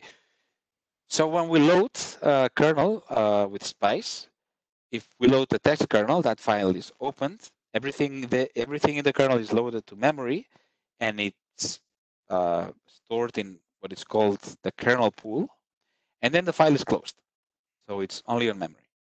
But when we load the binary kernel, the file is opened, but the data is not read until we request it to be read. Okay, and therefore the binary file remains open unless you specifically unload it. So especially if you use IDL, MATLAB, or Python, it's very important to, at the end of your application, load the kernels. Otherwise, you will suffer from, you will be stressed because your computer is working very badly. To load the kernel, we use a function called furnish. Okay, furnish, 6 characters, and basically we indicate the name of the kernel, and we load the data. But you might start to have the intuition that there's lots of kernels that you will have to load. So maybe loading kernels one by one is not a good idea. Also, you might not be knowledgeable of which are the kernels that you need to load, as you will see in the hands-on tutorial. That's why we have the meta-kernel. Okay, so meta-kernels are your friends. Meta-kernels will help you to use Spice. And the most important thing, if you use our Spice kernel datasets for which we produce meta-kernels, you can always blame us because it's going to be our fault not having put into the meta-kernel what you wanted to see, at least what we promised you to see. So a meta-kernel is basically a file, text file, that contains a list of names, which are kernels to be loaded, in the appropriate order, which is also very important, as you will learn later on. They look something like this. They also specify a path, and that's the drawback of using meta-kernels, which is that unless you execute your program in the same directory in which you have the meta-kernel, you will have to have there an absolute path. Okay, that's very uncomfortable, but it's the way it is. Okay. Well, there's also a way there's a workaround to avoid the 80 character limitation, because at the end, as you can see here, we are assigning a value to a variable. Therefore, we also have to respect what I was mentioning before. But there's a way to find workarounds if you have long paths. By all means, you should also avoid using long paths to place your kernels, because if you place your kernel in a very, very long path, we're going to have problems. You're going to have problems, and we don't want to have problems because of that. Okay. Now, because of the different usage of path symbols for Windows and Linux, we have an issue, which is that we cannot express meta-kernels the same for both systems. So this is how your meta-kernel will look like in Unix. This is how it will look like in Windows. Okay, I think it's quite obvious. Okay, now one important thing, which is already mentioned in here, the priority of the kernel, of the way that the kernels are being loaded, is sequential.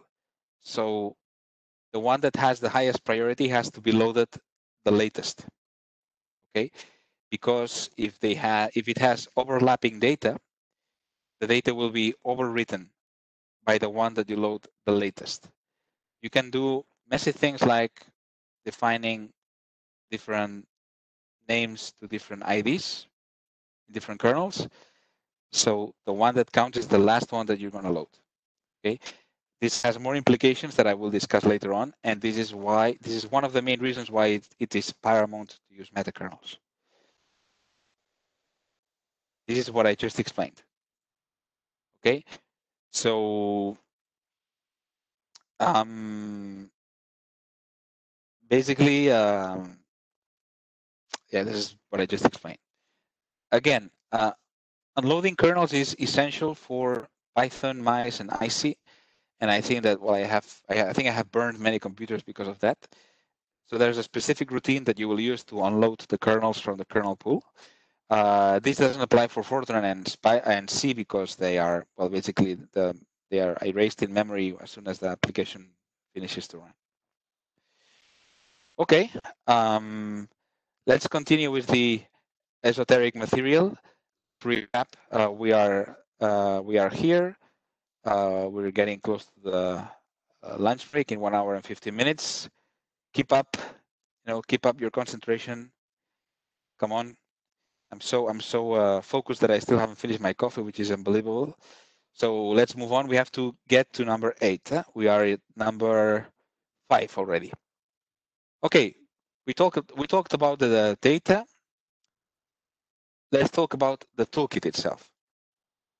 Okay, and I don't want to be very technical on this. I prefer to go straight forward to the practical applications of the whole thing. But it's important for you to know that the toolkit is available in Fortran, C, IDL, and MATLAB officially. There's also Java native interface available. And the toolkits are packaged and delivered as standalone products, IDL, MATLAB, Java, Fortran, and C. But the C toolkit is based on Fortran, and the IDL, MATLAB, and Java toolkits are based on the C toolkit. Okay, and then the other things like SpicyPy, which is basically what we're going to use also, are have been created by third parties, and NAIF is not, nor us, is involved in creating, testing, and documenting those other environments. Okay, but I can tell you that SpicyPy has the seal of approval of NAIF. So this is the architecture. So the basis is Fortran, okay, and this is the important thing. There's a presentation that I have avoided because I don't want to mess with your head in today's, which is called the Spice Lexicon. Okay, so when we talk about the Spice toolkit, we're actually talking about the Fortran library, which is the fundamental library. Then there's CSpice, which is the C library, and that's basically the Fortran library translated to C. Okay, and then there's some C wrappers around this translation, which give us the library. There are some functions available in the toolkit which are not available in CSpice. But if you ever have to use one of them, I'm going to invite you to dinner. Okay. Then for MATLAB and for IDL, we use the C wrappers, and then there's interface routines for the C wrapper. The same for Python. Okay, which means that there's some of the C functions which are not available in IDL, MATLAB, or Python. Okay, I would invite you for dinner. I would invite you for beers because, yes, you might find 1 or 2 functions that you might want to use, which would be very strange, that is not available in IC, mice, or SpicyPy. If you stump with that, you can always use the, well, find yourself a way to use C or Fortran, but again, this is not probably going to happen. So when you get the software, when you get the toolkit, you get the software, which is the library. So it's basically a couple of libraries that you have to use. Some executable programs that you're gonna look into. There's installation and build scripts that will be executed automatically. Then there's also documentation, which is awesome. There's some example data as well. Okay. All the computations are the same in all the languages. Of course, there's sometimes round errors which are different, but that's in the noise level. Okay. Use the same files. Code is very well tested. Toolkits are backward compatible. I already mentioned that. Okay. Typically, we talk about toolkit version. So we are now in version 66. Okay. And as I mentioned before, it's not bound to a fixed schedule. Sometimes it's done as we have a new version because of bug fix, but that's very, very rare. And so there's always the promise of a new toolkit version coming, but well, it's not yet happened. Something that I'm not gonna cover in my presentation, so in this training, is that NAIF is currently working on SPICE 2.0, which is a full re-implementation of SPICE with C++. Which has to be backwards compatible, will have all the functionality of SPICE 1.0, but it's being completely rewritten, and it's gonna be well, it's gonna enable object-oriented capabilities. It's gonna enable thread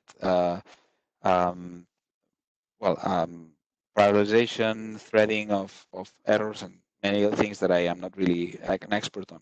But this is a work in progress, and this can be ready far away in time. So we have to stick with SPICE 1.0 for the time being. Okay. SPICE is a static library, but you can also compile it as a dynamic library, and you can use it for C#. You can use it for, well, I mean, it's really, you have the source code, so you can do whatever you want. Okay. Yeah, this is what I mentioned before. Not all the functionality is present. Okay. And well, that's everything. So let's continue. As you can see, this we're gonna get to 8 in time. Okay. Using module headers. So module is an API. It's a function. Okay. It's the same thing. They all have headers, which are command blocks inserted in the source code, which are also hyperlinked in the HTML documentation that I'm going to show very soon. And those headers provide a very high level of detailed information. So we have a description, we have a brief description of the input and the output, we have a complete description of the input and the output, we have the description of particulars, of exceptions, and we have working examples with the results. Sometimes they are also aiming for having in the headers already working examples, which I mean the examples we have now are not working examples because we don't have the data available. Sometimes there's some variables are not defined and so on. So this is the complete list of things that a module header can contain. I listed as you can see, I listed most of the ones which are highlighted in blue. So we have the name, the abstract, reference to the documentation that you might want to read from PICE to fully understand the module. We've got input, output, detailed input, output descriptions, exceptions, use an example, literature references, so not internal documentation, but the literature that has been used, history as well, many things. Okay. You've got, again, you have access to the source code and the header is there, but there's also HTML documentation available in the toolkit and on the web. I usually use the one in the web. Okay, I'll show you later on. So a typical name for a module or well, the header will look like something like that. So in Fortran, it's uppercase.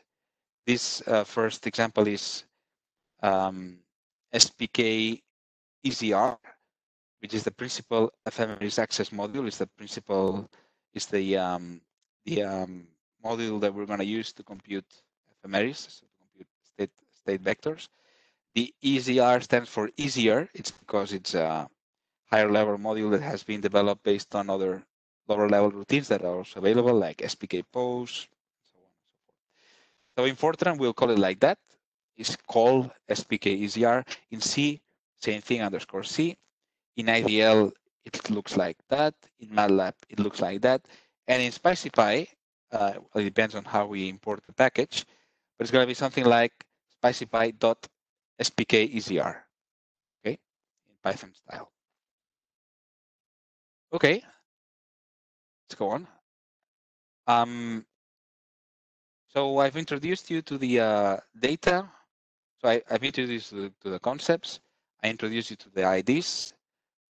I introduced you to the toolkit, to the kernels themselves. I introduced you to the toolkit. I explained a little bit the module and the module headers.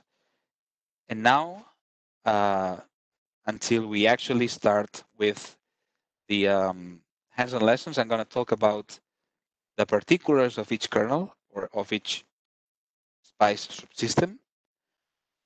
And then I'm going to talk about how to use frames, the toolkit applications, and then finally how to compute the rate quantities. After that, okay, which is, I know it's very hard, it's very harsh, it's very long. After that, we're going to start using Spice itself. Okay, so take a deep breath. We still have 1 hour to go and 5 minutes. So let's go. Time. What is time? We've learned about time before. Remember, we have ephemeris time, independent time system. We've got, sorry, the independent time variable. We have time systems like UTC, and we've got spacecraft clocks. Okay. Time inputs and outputs are usually strings, okay, representing epochs in one of those three systems, typically. Ephemeris time, or TDV, UTC, or spacecraft clock. That's what I told you before. As you can see, it was not a lie. Okay. Timestamps in kernel files and time inputs and outputs from Spice routines are double precision numbers. Okay. It's the independent variable or the outcome of a geometry condition. And they are either ephemeris time, which is seconds past J2000, okay, or encoded spacecraft clock expressed as clock ticks since the clock start.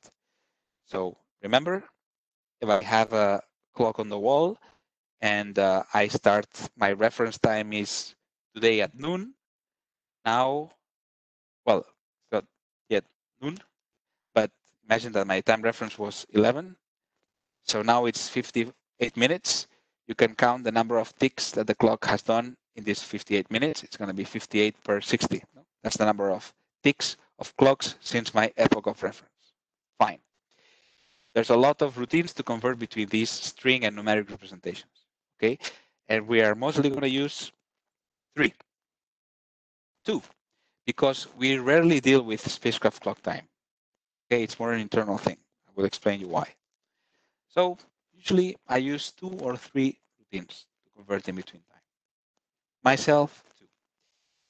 Okay. On the one side, we have UTC, TDV, or TDT string to a numeric ephemeris time. And there's this routine called str to ET. So the input is a string. The output is the ephemeris time as the level precision number. Okay. It converts from any time strict format known to Spice, except the spacecraft clock, to this double precision. It requires the sleep second kernel because it includes UTC. Now, I have the, I don't usually use this routine. I use another one which is called UTC to ET, which directly converts UTC to ET, and it prevents me from having to specify the input format of the string. Okay, and then we've got spacecraft clock string to ephemeris time, and there's this function which is spacecraft clock to E that converts spacecraft clock string to the ephemeris time. And this, of course, will require the spacecraft clock and the leap seconds kernel. The first statement of the hands-on lessons will deal about this. Okay. Now, again, now we can convert from ephemeris time to a string. In this case, usually you use timeout, in which you have to specify the format of the string that you want to output. And that's why I usually don't use this one. I use one which is called ET to UTC, because it directly outputs UTC time. I have to specify something which is easier for me to remember than the format of the output string that I have to use. Okay, and then we also have the main routine that will convert from ephemeris time to a spacecraft clock string. Okay, in this case, we don't have to specify the spacecraft clock string because it's already predefined by the spacecraft clock kernel. Okay, and this is a map which is telling us all the routines and the time system involved in SPICE.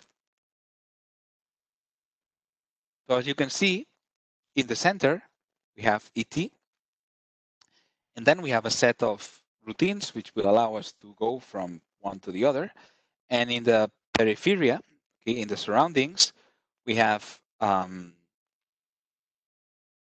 UTC as a time string. We've got a TDB string in calendar format. We've got spacecraft clock ticks. We've got a spacecraft clock string. We've got uniform time systems. And we've got something that I have not mentioned before, which is the local solar time. This is sometimes interesting.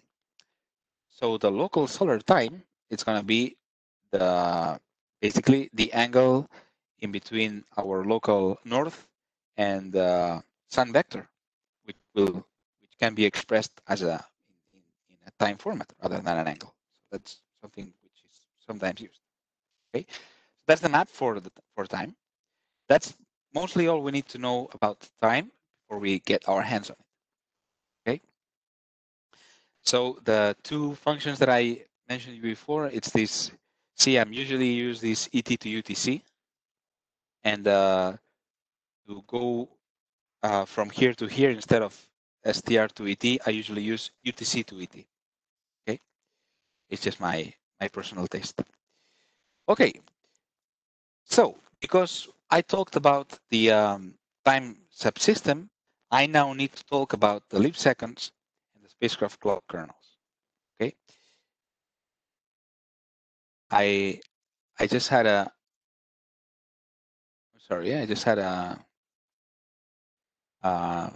momentary lapse of reason. I hope I'm recording. I think so, no?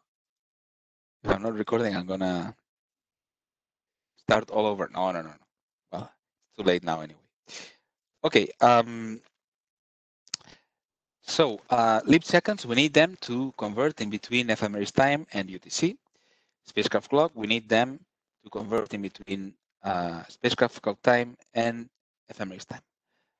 But here's the drill, and I'm probably just saying something which is going to be presented later on. For some reason, the CK kernels always use spacecraft clock time. So whenever we want to retrieve information about the orientation of the spacecraft, which is mostly always, we always need to load the spacecraft clock time, because otherwise SPICE cannot retrieve the orientation information, because the orientation information is time tagged with the spacecraft clock time. Okay. As I mentioned before, the leap second kernel contains a tabulation of all the leap seconds. I already mentioned that before. You will not have to worry about using the latest leap second kernel, because you're going to be using our meta kernels, or you're going to be aware of which is the last one that you need to use. Okay. Of course, out-of-date lip-second kernels can be used successfully for conversions that happen before the epoch of the missing lip-second kernel. Okay, that's I think that's really really intuitive. Same thing applies for the future. So if you're using now, we're using a test trajectory for the science phase of BepiColombo, both for MMO and MPO, and of course, if all of a sudden we have a lip-second, the results will be different by 1 second in the future, which for a test trajectory, well, might not be a problem, but we might have to regenerate that kernel, taking into account the new lip-second kernel. Okay, the spacecraft clock kernel, it's a complicated thing. Okay, it's a complicated thing, and the nice thing is that you should not care about it. We have to care about it, and we have to take very good care of it. Because I will, let me see. Yes, I will introduce you to the whole thing. You will see that we have a planning metakernel and we have an operational metakernel.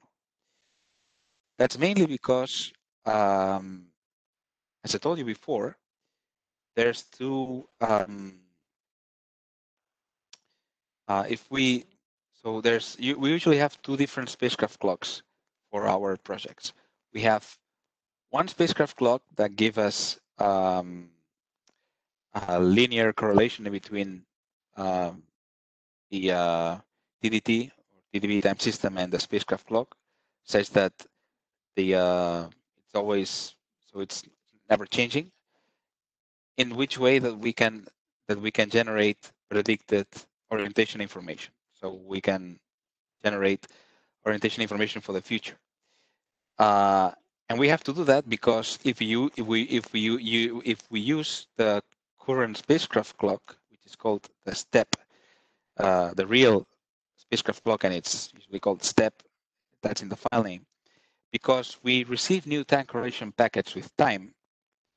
If we use that spacecraft clock with the attitude that we have generated for the future, because of the new correlations, you will get different results depending on which spacecraft clock kernel you use. So it's not enough to use the latest version of the spacecraft clock. You have to use the spacecraft clock with which that file was generated. Otherwise, you will get different results for the future if you have new time correlations.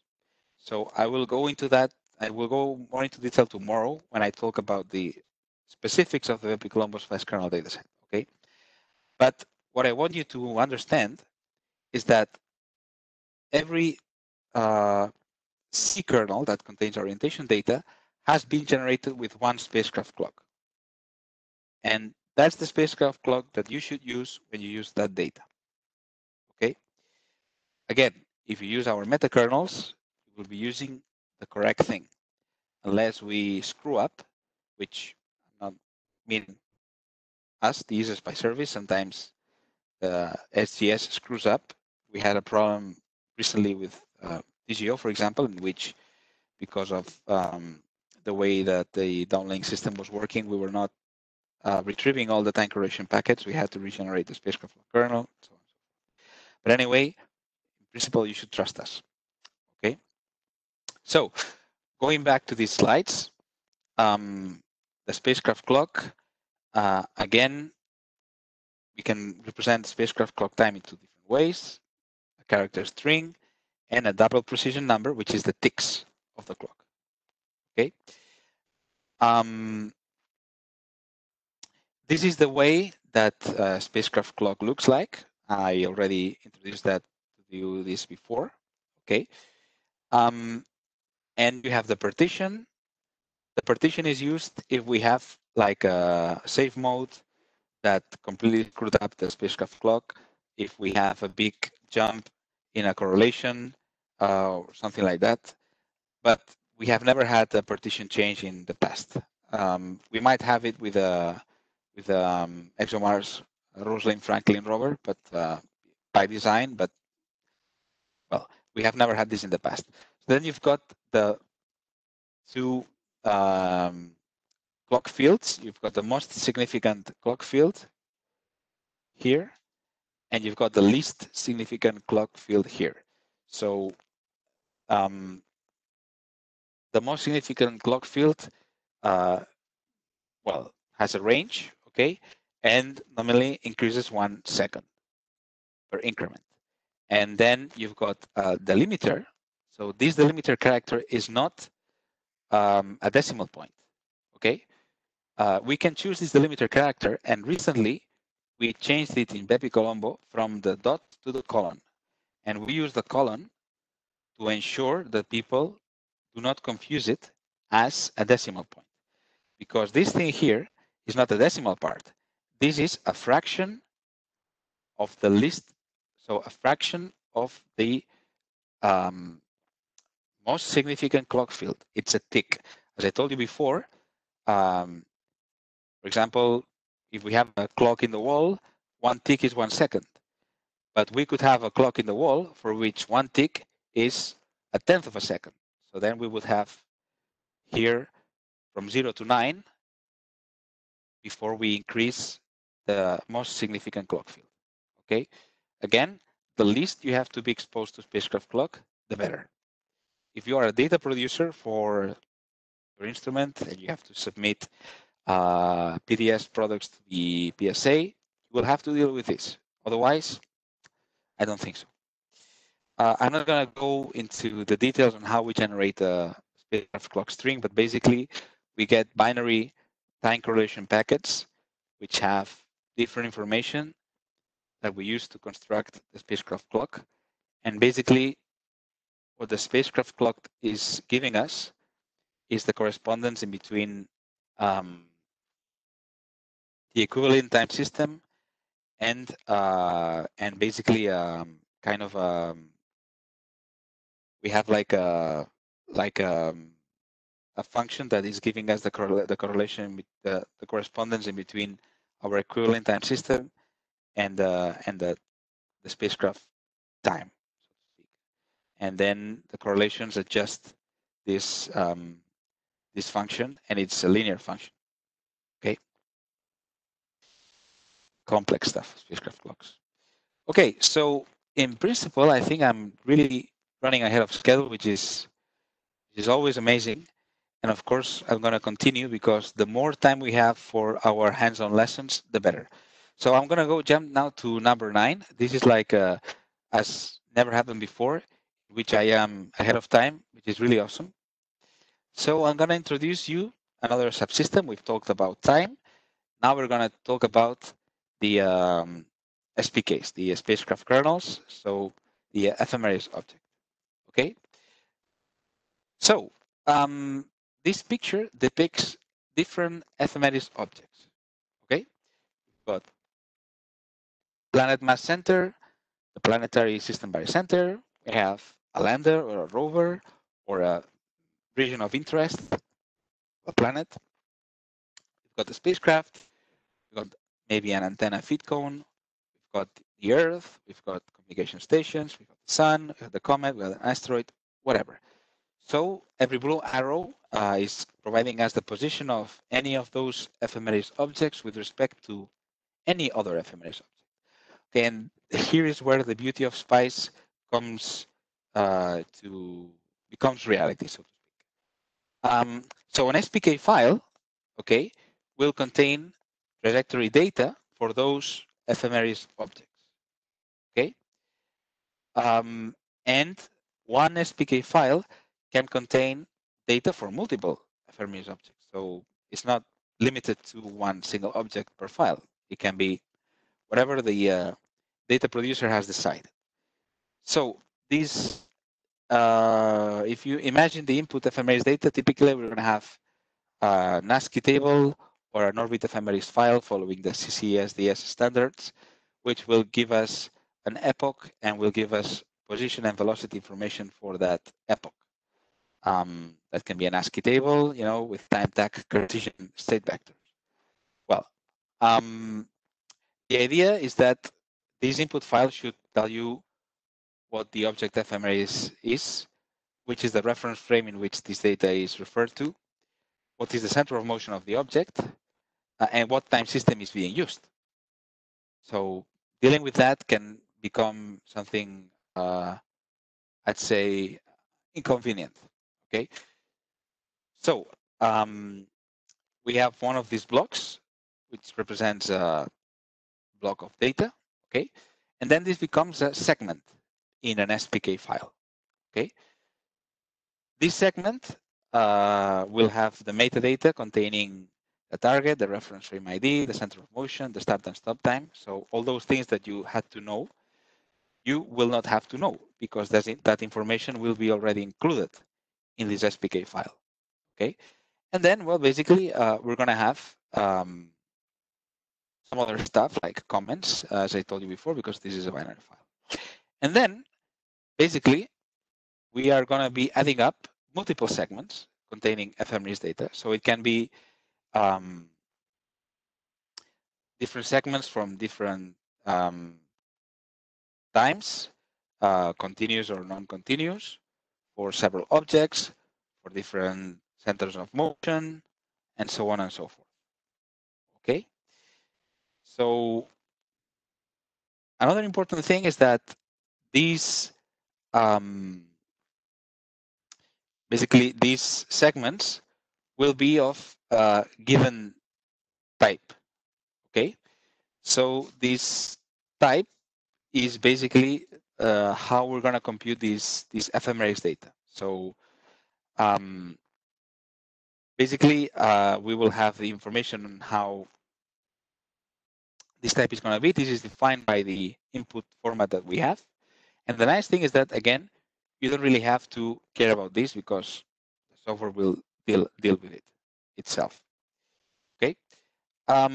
Now, within the time bounds of one segment, okay, the SPICE will return a state of vector at any epoch, even if that data is not present in the segment, because it does not precisely correspond to one epoch. So basically, what it's going to do is that SPICE is going to interpolate that data for you, and will provide you the appropriate data for the epoch that you have asked for.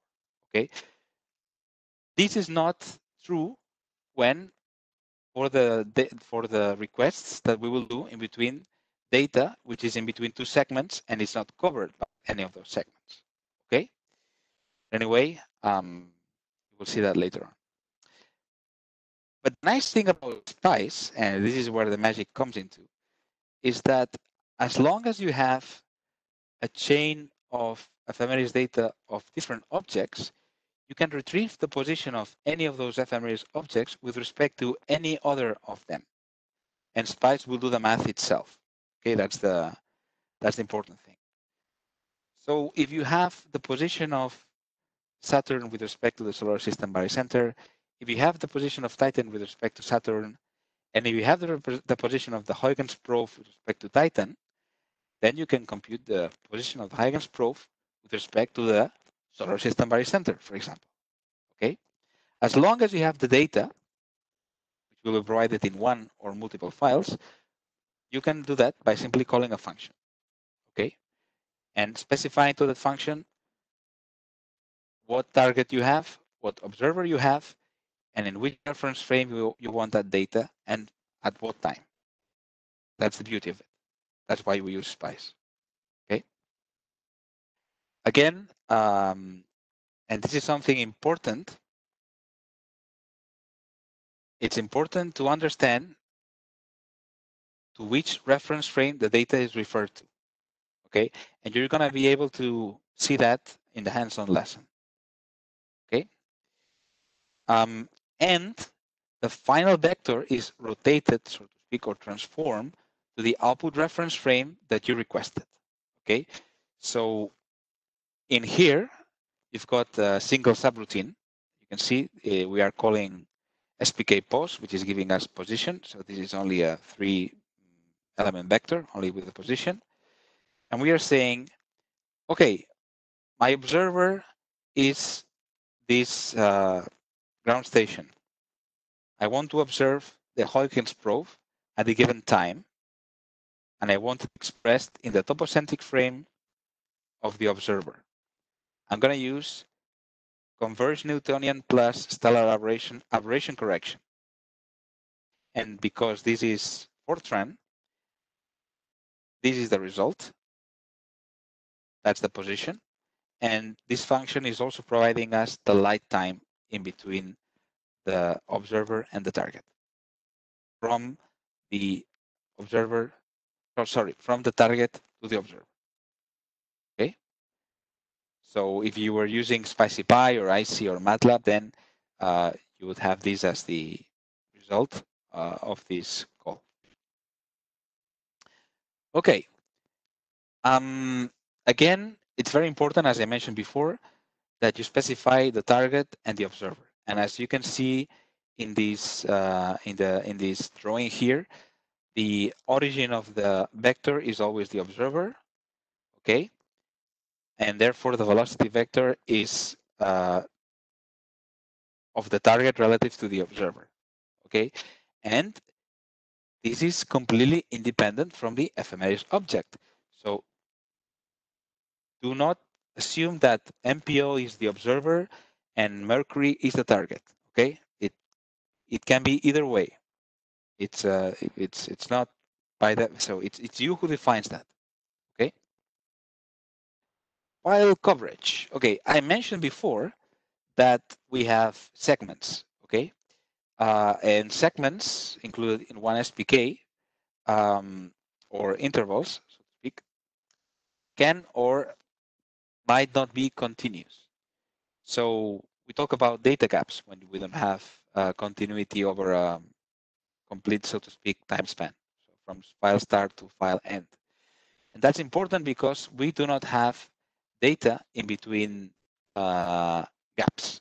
So Spice will not interpolate when there's no, when we don't have a segment, okay?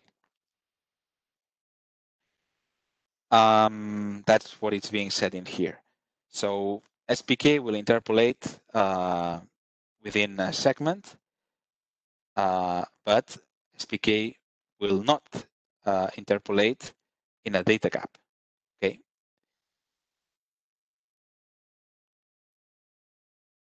Now, as I mentioned before, it's important to understand that all the ephemeris data have an associated reference frame. So when the SPK has been created, a reference frame has been specified and it has to be defined, of course, okay?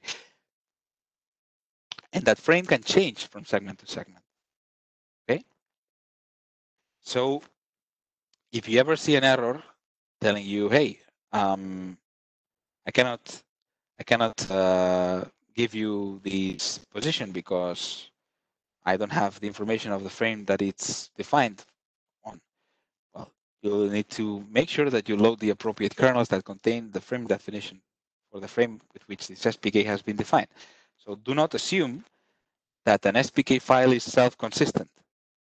An SPK file is only self-consistent if the ephemeris data has been defined with respect to a frame which is hard-coded in the library.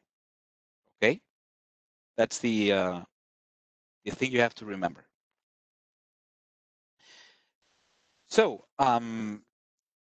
this is like a good example of the type of time coverages that you can have for an SPK. You can have, typically you will have the ephemeris of a planet, which are going to be continuous. Then you're going to have ephemeris of satellites, natural satellites, of course, which might not be continuous, or you might have different files for different periods of time. Then you have to be careful with the order of preference with which you load this data, okay? And then we'll have, for example, MPO trajectory information, which will be of very different nature. So, okay, I will go through that tomorrow, but for example, today we have an SPK which is provided by Flight Dynamics, covering since launch until October right now. Okay, but we also have mission analysis cruise phase SPK, which covers all the cruise phase. Of course, this file has to have less preference that the flight dynamics orbit file, because it's being overwritten as soon as flight dynamics delivers us new SPK files. And we also have a test or a reference science orbit for Mercury. But for example, we might have a gap. We had a gap actually in between the end of the cruise phase and the start of the science phase, because we didn't have an SPK for the Mercury orbit insertion phase. Okay, so you can have a gap there. You also have to be aware that although SPICE is providing you a continuous results, the nature of the data is important. So it's important to know that if you are, for example, computing the state of MPO today, you're using you're using predicted flight dynamics data. But if you're computing the data for MPO 2 weeks ago, you're using reconstructed flight dynamics data. And if you're computing the state of MPO in the science phase in 2027, you're using test data. Okay, so it's important to understand the nature of the data, starting from SPKs to CKs, spacecraft clocks, and all that. Okay.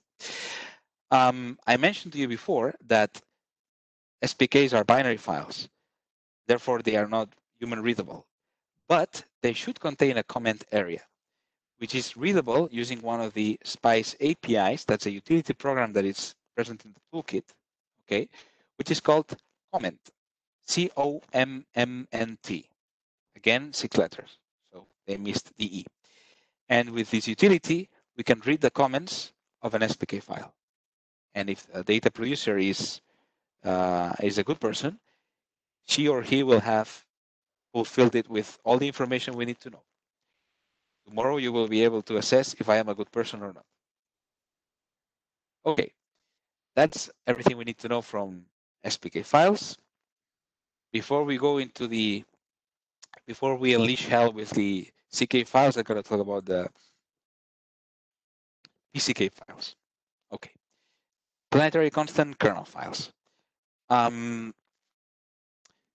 These can either be text or binary. They are text when the models that they provide, so the orientation and shape models for that they provide, are terms of an analytical expression, coefficients of a polynomial.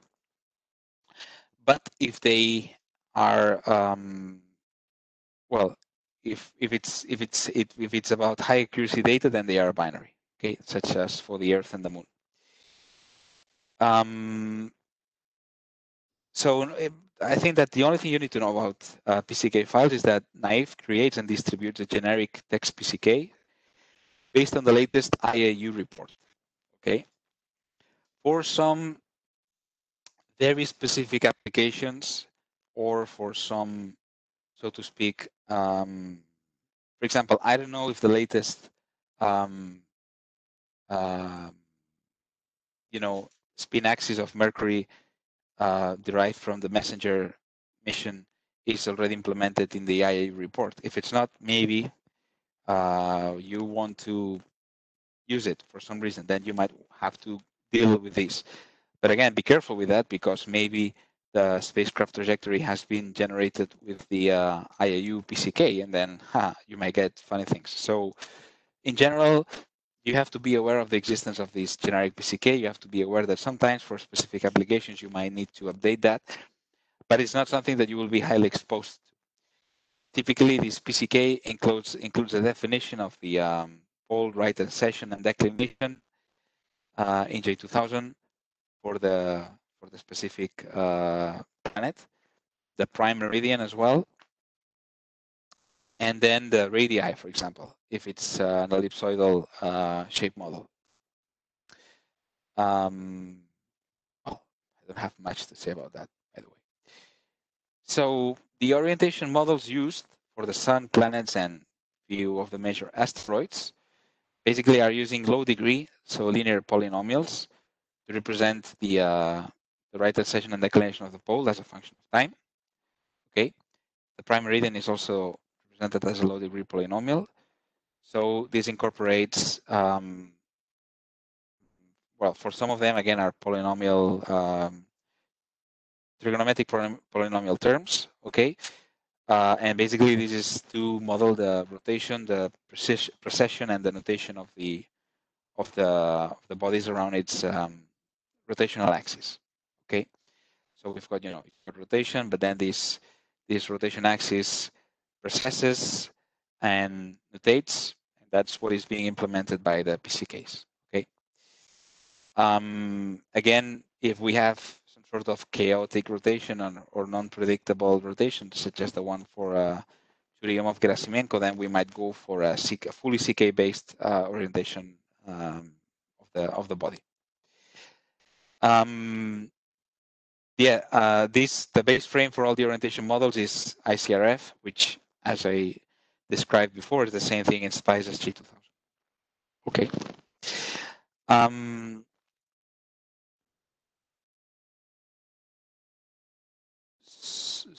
Yes, so the z-axis are consistent with the planetocentric coordinate systems. Okay, so the x-axis coincides with the planetocentric longitude 0.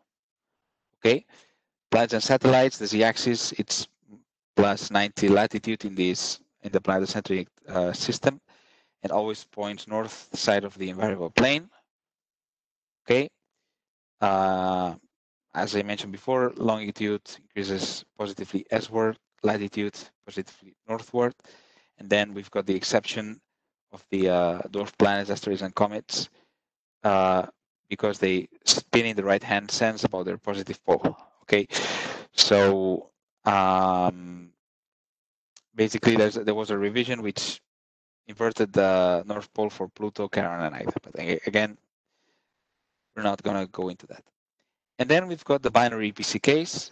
In the BepiColombo Spice Kernel dataset, you've got the binary PCKs implemented for the Earth, by the way. For the Moon, we did not implement them. They were not required for the Earth flyby. And for Mercury, well, you will not have to care about that. Okay. Again, you might be puzzled because in the PCK you will see definitions that provide, so variables that provide the definition for frames which are not defined.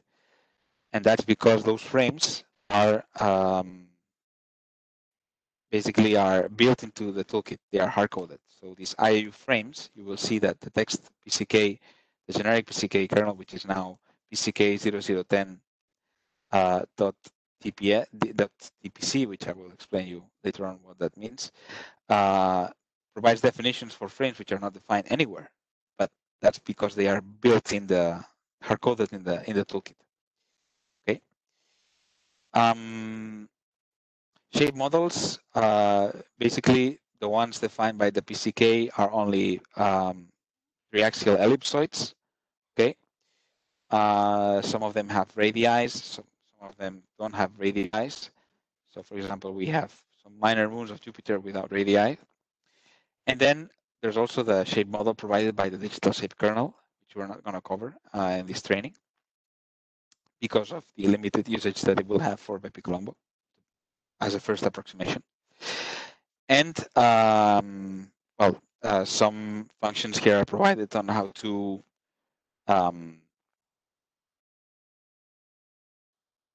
deal with the coordinate transformations for those ellipsoidal models. Again, I just going through this PCK subsystem. It was more like it's more like something that you have to be aware of, but don't worry much about it. But the CK subsystem is important. Okay, you can think about it as an extension in terms of a conceptual extension of the SPK subsystem. But instead of dealing with states, so position and velocity, we deal about orientation. Okay, and orientation is usually a bit more of a complex thing. So the CK has orientation information for a spacecraft or a moving structure on a spacecraft. Okay, and typically this is provided by quaternions. Okay, and we generate orientation matrices with those quaternions, and we use those matrices to rotate vectors from a base reference frame. The so-called, and this is very important, I flagged my beacon here. The base reference frame in which the orientation is defined is the from frame, and we transform that into a second frame, which is the to frame. From this frame to this other frame. Okay, and sometimes we also include angular velocity. Okay, but it's only derived by a numerical. It's the numerical derivation. Now, CK files also contain comments like the SPK files. Okay. Same thing as I mentioned for SPK files. A single CK file can hold orientation data for one or any combination of structures or bodies. Okay, but typically CKs only contain data for one structure. Okay, that's the typical thing. And again, as I mentioned with the SPKs, you also have to be aware of the different type of data that CKs contain. So for example, in BepiColombo, we have three main types of data. We have reconstructed, which is a very bad term, by the way, for measured data. We have predicted data, and we have test data. So predicted data is the attitude file, which is periodically delivered by Flight Dynamics as an AEM. That is giving us 1 week of predicted attitude data. Okay. But Flight Dynamics do not reconstruct this predicted data. They command it. Okay.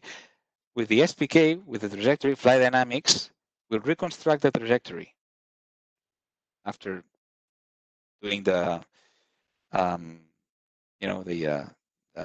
measurements and the ranging of the spacecraft and so on. Then teams like ISA and more will also do that activity for BepiColombo, by the way. For orientation information for attitude, Flight Dynamics generates the predicted attitude and then commands the spacecraft. So the measured attitude that we have, or the reconstructed attitude that we have, is the one that we obtain from the spacecraft telemetry, the housekeeping telemetry.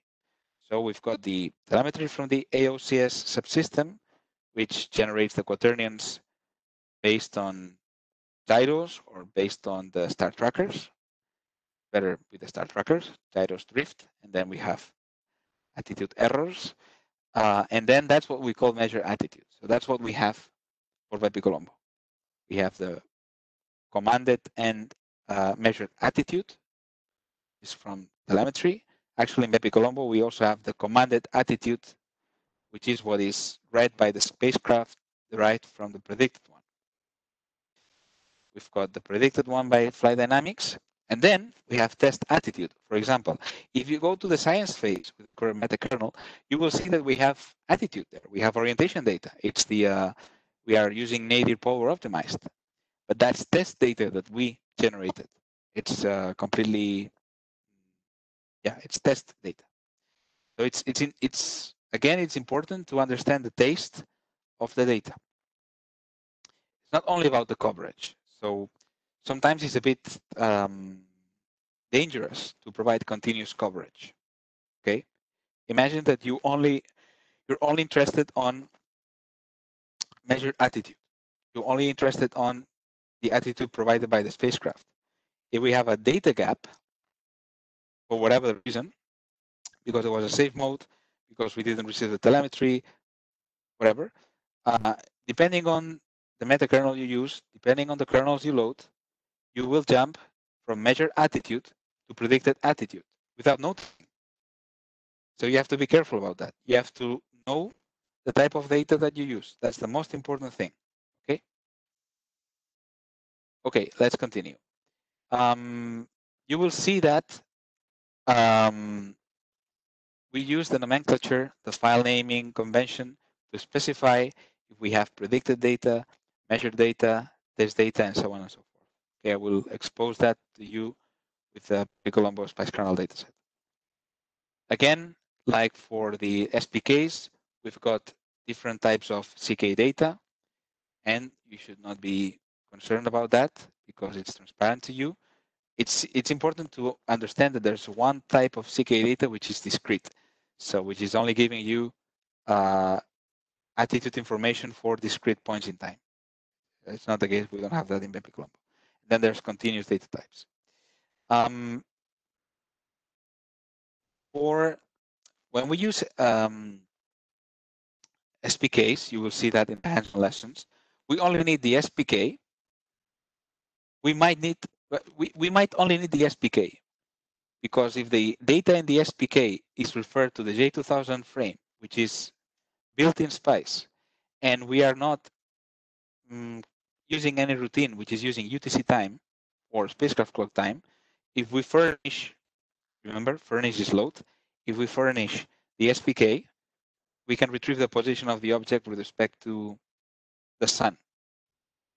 Sorry, the sun, the solar system barycenter. That's the only thing we need. Okay. If we want to compute UTC time, then we need the leap seconds kernel. But for orientation data, we need the spacecraft clock, because as I told you, orientation data is time tagged with the spacecraft clock time. We will need the leap second kernel for sure, because otherwise the time system gets screwed up. We will need probably the frames kernel that will define the frame with which that orientation is provided. So for example, we need a frame definition for the spacecraft frame that's not built in Spice, and we will need the CK. So basically this means that as soon as we involve orientation in our computations, we need to load all the kernels. Basically, that's the message. Again, ideally, you will only have to load the meta kernel, which already includes everything. Coverage. Same thing as for the SPK. Spice will interpolate for intervals. Spice will not interpolate when we have data gaps in the middle. Okay, you will not receive information unless that data gap from a given CK file is covered by another CK file that we are also loading. Then it jumps from one data type to the other. Okay. This is basically what I was talking about. It's rare. It's almost like unusual that SPK files have data gaps. But it's very usual, especially for measured attitude, that CK files have data gaps. So you will most probably have to write in your code an error handling mechanism for when Spice returns an error because there is no data. Because if there's no data, Spice will return an error and will tell you, I'm stopping here. It's not that Spice will say, it's 0. No. It will return an error. So you will have to handle that error yourself. Okay, that's important. You don't want to compute, I want to reprocess all the images for all the mission, which is 10 years. And oh, sure, I'm just going to load this beautiful meta kernel. I am only interested in measured data, and I'm going to run it forever. So I'm going to come back in a week. But first, if you don't put if you don't handle the exception, then your process will stop on the first gap. Okay. Yes, that's what I just mentioned. Depending on the data type, the interpolation performed will be different. Okay, nothing that you should be really concerned about. And well, this is basically what I just mentioned before. That's the typical situation, especially if you use measured data. You have continuous segment for an SPK, but you have several gaps in the CK. So that's precisely what I just told you. You need to handle the errors yourself. We'll go through that on the hands-on lesson. I'm really amazed on how fast I am. That's really nice because we will be able to spend a lot of time in front of the laptop, of the computer programming. Wow, amazing. Okay, so let me go on. Frames kernel, I recap. We talked about time. We talked about ephemeris, states, SPK. We talk about PCKs that give us the models of the natural bodies. We talked about CKs, orientation.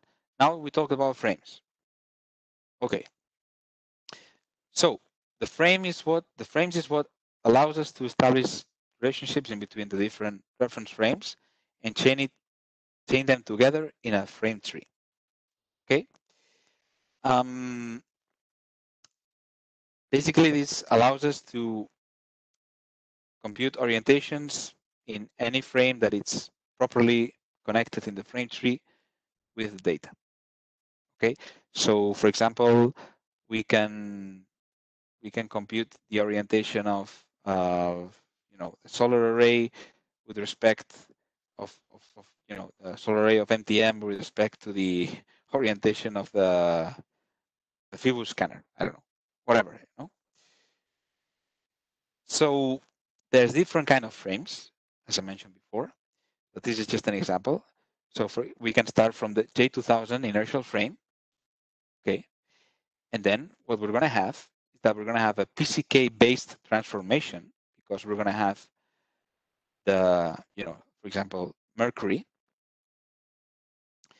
and that's a IAU frame, a body fixed non-inertial frame, which is defined by the PCK. So it's a PCK-based frame. This PCK will give us the orientation of Mercury. And then we don't have the orientation of MPO with respect to Mercury because the star tracker is providing us the attitude with respect to the stars, to J2000, ICRF. So we're going to have the orientation of MPO with respect to J2000. And that information is going to be in a CK file, the ones that I just explained before. Because it's going to be a nice guy or a nice girl or whoever who will have generated the CK out of the spacecraft telemetry. And SPICE allows me to compute the orientation of MPO with respect to Mercury because there is a frame chain defined in my kernels. So you users don't have to care about this. You use a function and you say, I want this orientation on this frame. And SPICE does everything else, as long as you have the appropriate data. Okay? Types of frames. I said that many times, I'll say it again. Inertial, J2000. Body fixed, IAU Mercury. CK-based, MPO spacecraft. Fixed offset, for example,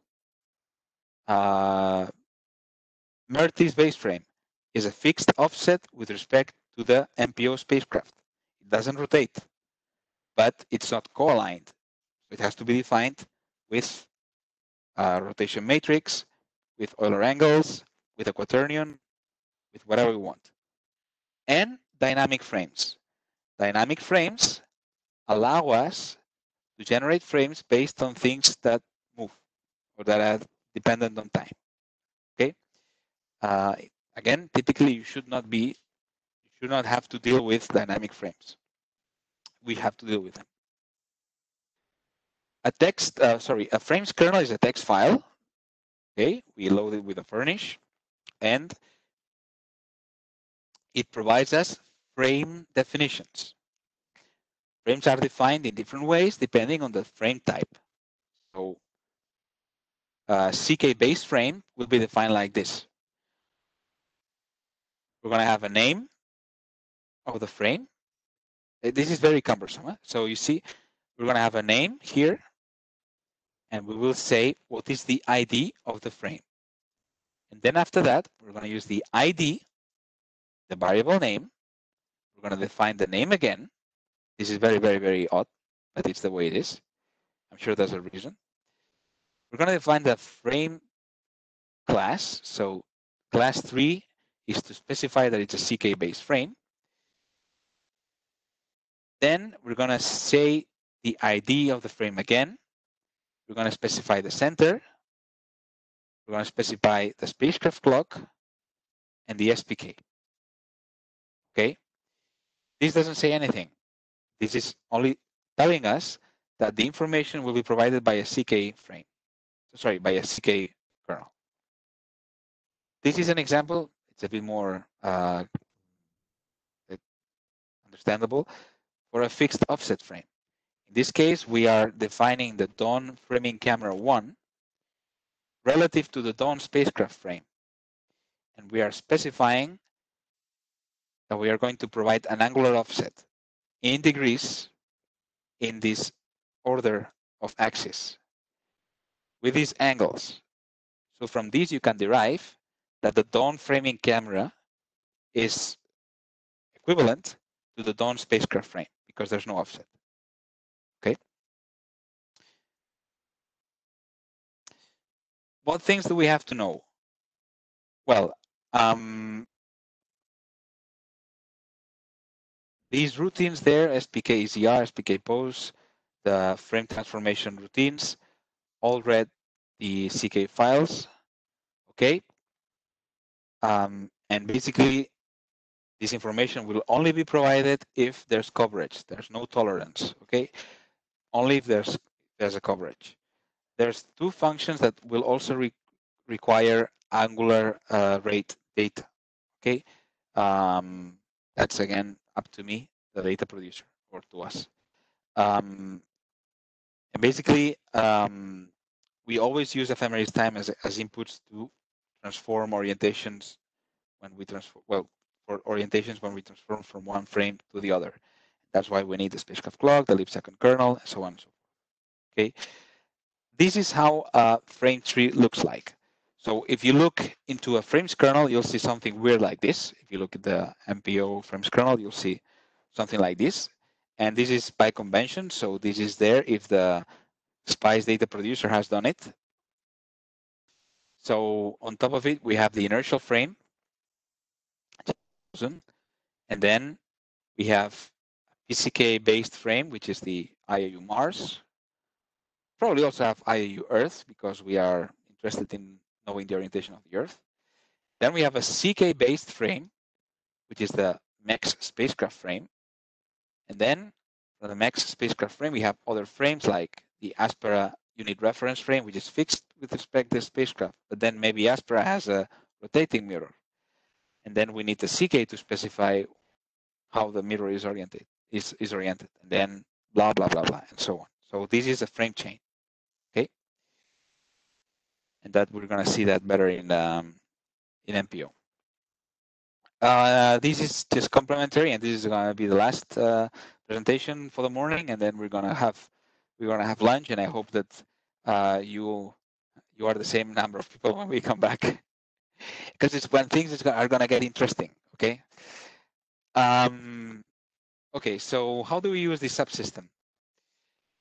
So the power again is that there's if we have the appropriate frame tree, then we can construct complex transformations with no effort from you. But again, it's really important to understand and to select the appropriate data. Okay.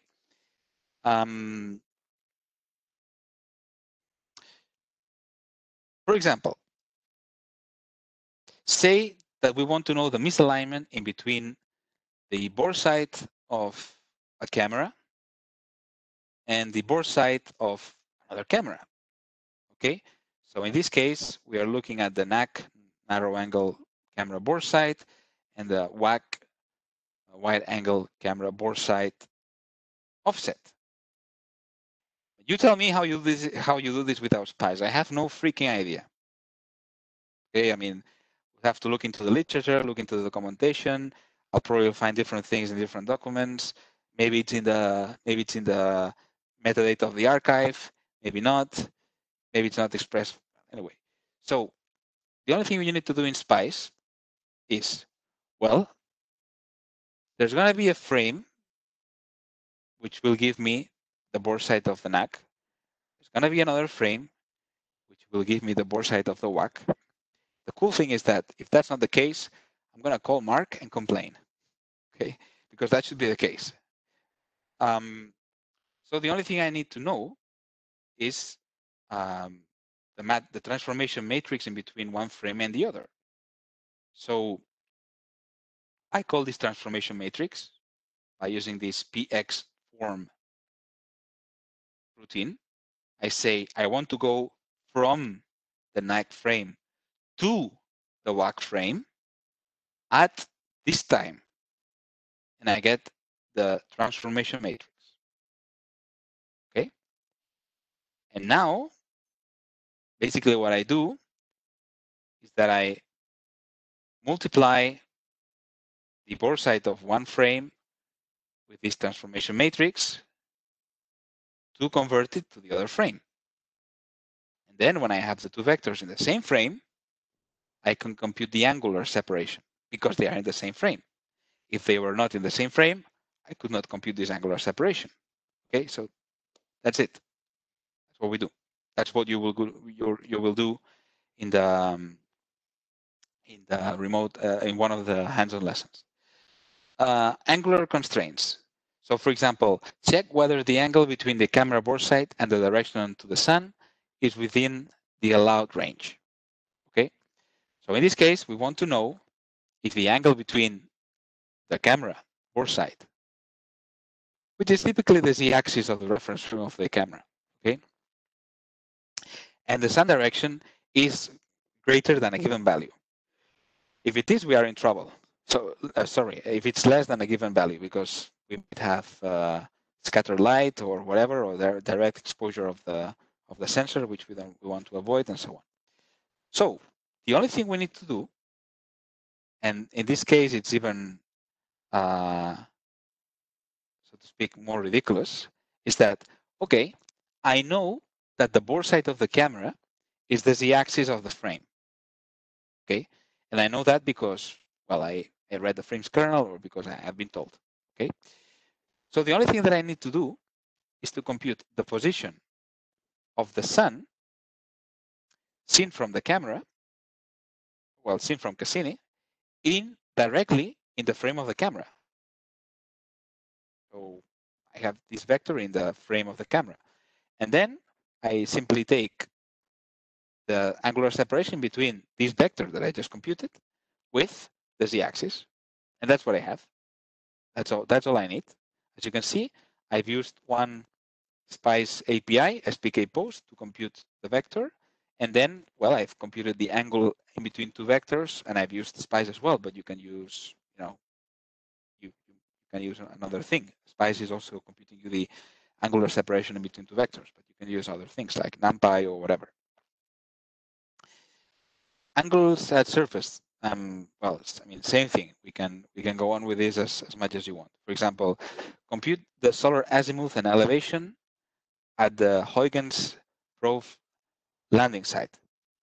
Okay, so in this case, if I have the appropriate topographic frame, so the Huygens local level frame, so to speak, then the only thing I need to know is compute the vector from Huygens to the sun, and then do a conversion from rectangular to latitudinal coordinates, and then we've got it. We might have to correct for the elevation. If the elevation is negative, then we add the conversion to turn it into the units that we want. Well, the units, the angular range that we want. Okay. Well, relative position of sensors, you name it. I think that we don't really have to go into details. I think you got the idea.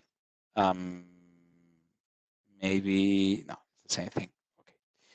So as you can see, so far we've only talked about pure geometry things. We have not dealt about derived quantities. We have not dealt with the geometry finder subsystem. Those are the things that we're going to do in the afternoon before we start with the hands-on lesson and setting up Spice. So I hope I didn't bore you to death.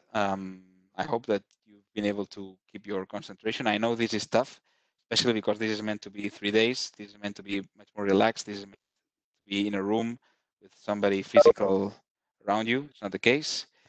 So we now will have a 1 hour lunch break, and we will reconvene at 2.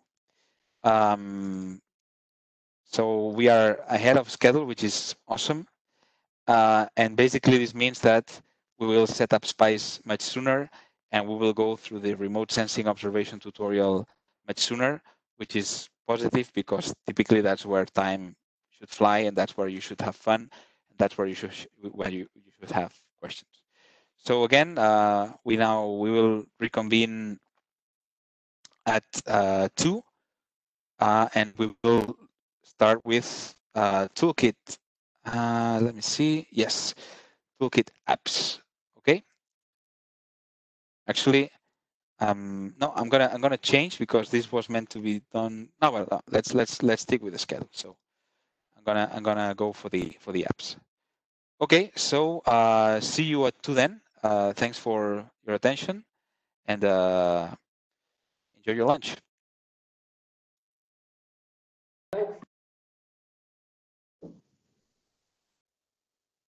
Thank you.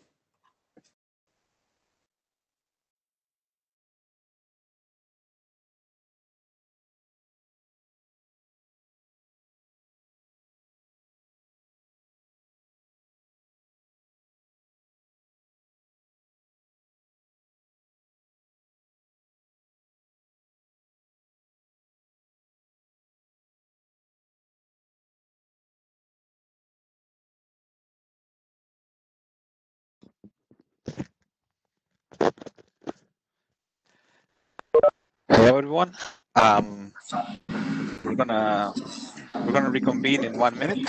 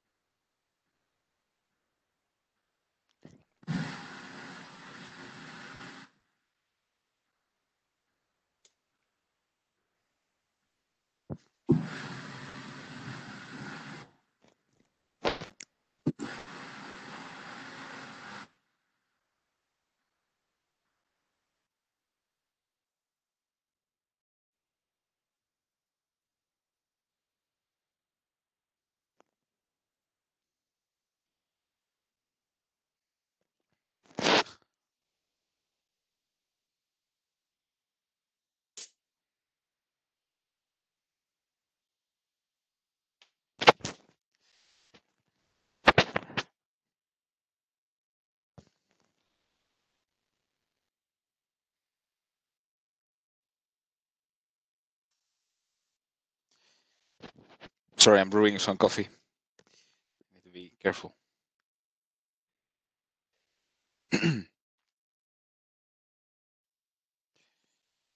So before we start, can you hear me properly? Yes. Okay, good. So do you have any questions, any suggestion from this morning session?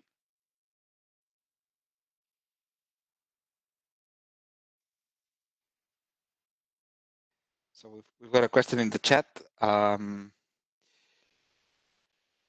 So it's asking whether if we can mix different missions, like for example, BepiColombo and JUICE, in the same scenario. Well, it is indeed possible. Of course, we can load any kernels that we want to load, but we have to be very careful because basically the main problem that we can have is that, for example, different ephemeris for the solar system objects can be used in one mission as compared to the other one.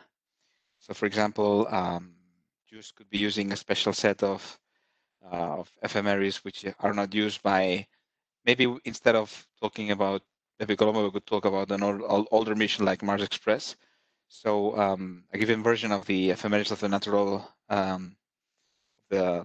bodies of the solar system are used. So if we were to load both kernel datasets, we should be very careful to understand which data is being used for the bodies that are affected by both missions, in such a way that we should be, we should be careful, and maybe we should even have to modify some data or subset some kernels to properly use both at the same time. So it is indeed possible, and actually you'll see examples of, we can see examples of that with WebGeoCalc, which I will provide you tomorrow. But yeah, it's possible. So, sorry, I'm just gonna for my copy. Any other question? No? Okay, so this next this presentation is about applications. So I told you before that the Spice the toolkit comes with libraries from which we can use APIs, documentation, and also with a set of applications. Those are well, we compile them when we install the toolkit, and then they are available to be used. And basically, there's different sets of utilities. There's also utilities which are not in the toolkit but are available in the NAIF website. And these utilities basically can either be used to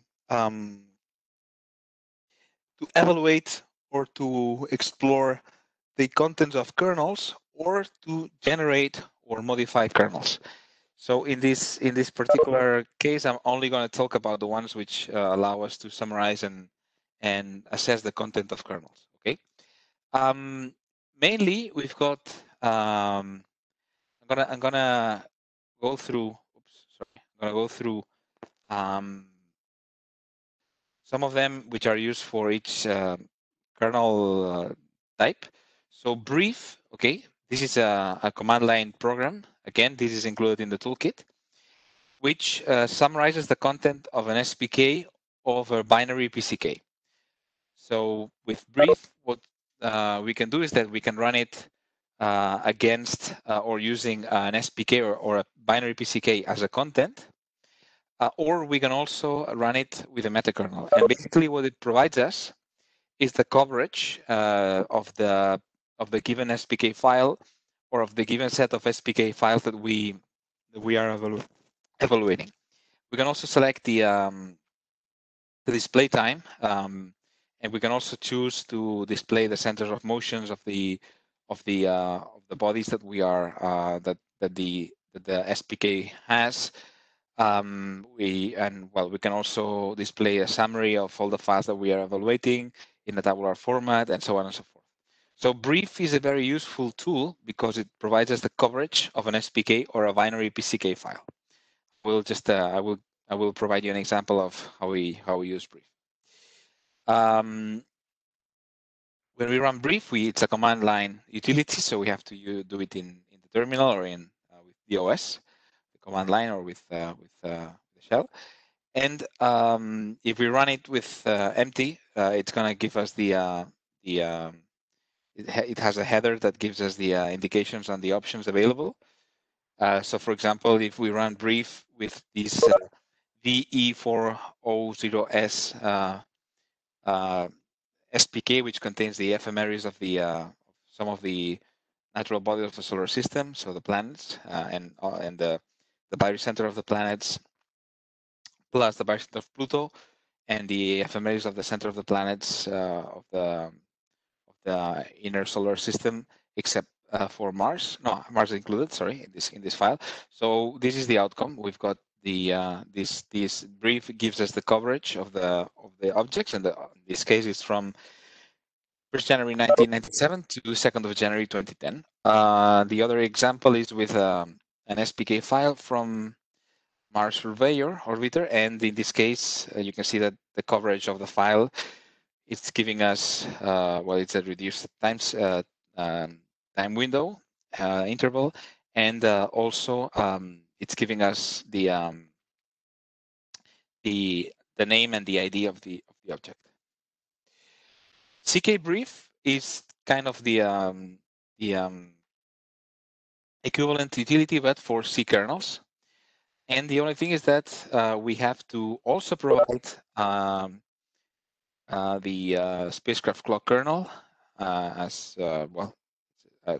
It's derived from what I explained to you before, and also the leap second kernel.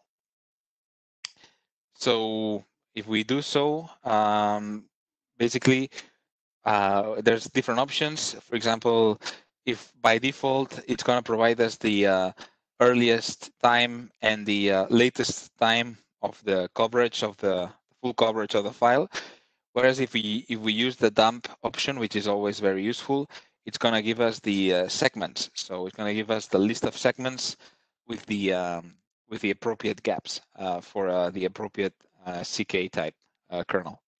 So this is the output if we run it empty with the different options that we have. Again, the dump option will give us the interpolation intervals. The rel option will give us the relative to frames, for which we will probably need the frames kernel as well. Again, we can also display a summary in a tabular format. We can treat all files as a single file and so on. So this is an example, the first example. So as you can see, we have to specify the spacecraft clock, and then we basically are also outputting the as spacecraft clock time for this particular file. So as you can see in here, the coverage is provided in terms of the spacecraft clock string. And in this other example, well, we've got the different segments as well for which we have coverage of this particular file. This one is with a dump example. So in this case, we are getting also providing the frame relative to which the attitude is defined, and in this case with UTC times. So brief and CK brief are utilities that you should use quite often. It's also a nice way to check that we are using the meta-kernel appropriately, that we have the path properly set. So if we brief the meta-kernel and the brief works, this is a good indication that the meta-kernel is correct and that we have introduced the appropriate path and that the kernels are being loaded. DSK brief would be the equivalent for DSK files. And since we're not digging into the digital shape kernel module, I'm not going to extend on this, but basically it's the same thing. The next important thing or utility you have to know is comment. Okay. With comment, we can read comments. We can extract the comments so we can read and display them. We can extract them into a file. We can remove the comments of a file, and we can add comments to a file. So we have to be careful, well, for ourselves. So typically what we want to do is to read the comments. So in order to read comments, the only thing we have to do is comment -r and then the kernel file. If we want to extract, it's also true that we could do that directly with the terminal, but it's comment E, specify the kernel file, and then we specify the name for the output text file. Then we can add comments by using -a and specifying the kernel file and the comment file, and then we can also delete comments. So if we add kernels, if we add comments, they are appended at the end of the existing comments. And well, you should, I mean, I cannot think of any reason why you would want to delete comments. I do it all the time for our internal things, but I don't see why. And well, this is an example of an output of command read. And then there's another utility which is very interesting, which is frame diff. that basically allows us to sample the orientation of a reference frame, okay, in between between orientations of two reference frames based on kernels. So it allows us to get the orientation of one frame to the other. Well, again, this is just a usage of an example of its usage. This utility is kind of well, typically, unless you are systematically checking the difference, for example, in between measured and predicted attitude, or unless you are checking the consistency of a given CK, you usually would like, you usually will like or will prefer to do this not with a utility, but within your Spice code, within your code that is using Spice. But anyway, it's also a useful one. So if I may, and before I move to the next presentation, which is derived quantities, I will just show you briefly how this is used. So I'm gonna open a terminal, and I'm gonna share the terminal. I'll try to, let me see if I can change what I'm sharing. Yes. So I guess you can see my terminal. I hope it's big enough. Can you confirm that? Yes, it's perfect. Okay. So for example, I will just navigate to where I have the Spice kernels. So I have them here. So I'm going to go for the BepiColombo kernels. I'm in the master branch of the Bitbucket repository. Maybe you're familiar with this already. And I'm going to navigate into the kernels. We've got a directory for each of the kernel types. And before I go on, I would also like to note something. As you know, this is the canonical structure that we have for a Spice kernel dataset. So we have a directory for each, we have a subdirectory for each kernel type. This is not mandatory, but it's the way that we work with. And you might have realized about something. The kernel files have weird extension names for the files. So for example, the libsecond kernels, which are here, okay, they have this TLS extension. Well, this is very simple. Extensions are like this. Usually it's two or three letters. The first letter indicates whether if the kernel is a text file or a binary file with a T or with a B. And then the next letter or the next two letters indicate the kind of the type of kernel. So this is a libsecond kernel and it's a text kernel. So it's a TLS. T for text, LS for libsecond. Okay. Again, since the libsecond kernel is a text file, I can simply read it. Okay. And this is how it looks like. You can see here the libseconds. As you can see, the last libsecond was added on the 1st of January 2017. Okay. Now, SPKs. Oops, I need to, lots of them here. SPKs, they are binary and they are spacecraft kernels, so it's BSP. That's why they are BSP and not something else. So, for example, if I take the latest or the Venus swing by SPK, which is this one, as I told you before, if I open this file, because this is a binary file, I will see an unreadable stream of characters. Okay, and I have the intuition that there's something there, so that's the comment. Okay, but as you can see, this is an unreadable string of characters. Okay, so that's why I'm using this comment application. So I put it like this. I'm going to read it. Okay, and if I do this, now I can properly see the comments of the file. And you will be able to see that we've got a header indicating that, well, this was a file converted from SPK 13 to 19, whatever that means, okay? We've got a name. So this is a BepiColombo MPO SPK file by the SSPI service. It was provided by Flight Dynamics on 1st of July 2020. It has been created with this utility. and this version of the pipeline. It contains position data for MPO relative to Mercury in the J2000 frame. The NAIF ID code for MPO is -1 to 1. This is the coverage of the file. Okay, the file has a status. The file has a pedigree, and it's pointing us to the original OEM file with which this file was generated. It's telling us that this file needs to be used with the MPO frames kernel and the libseconds kernel or any higher version of this same kernels. It's giving us some references, so it's referring to the SPK required reading NAIF document, okay, and to the BepiColombo planning interface document Annex 1, the ICD with flight dynamics. It's giving you my contact, so if you have any complaints, you contact me, and you hope that I reply on time, which is going to be very hard. And then there's some other notes. So this is a well commented. We also even have the configuration file with which this file was generated. So this is a properly commented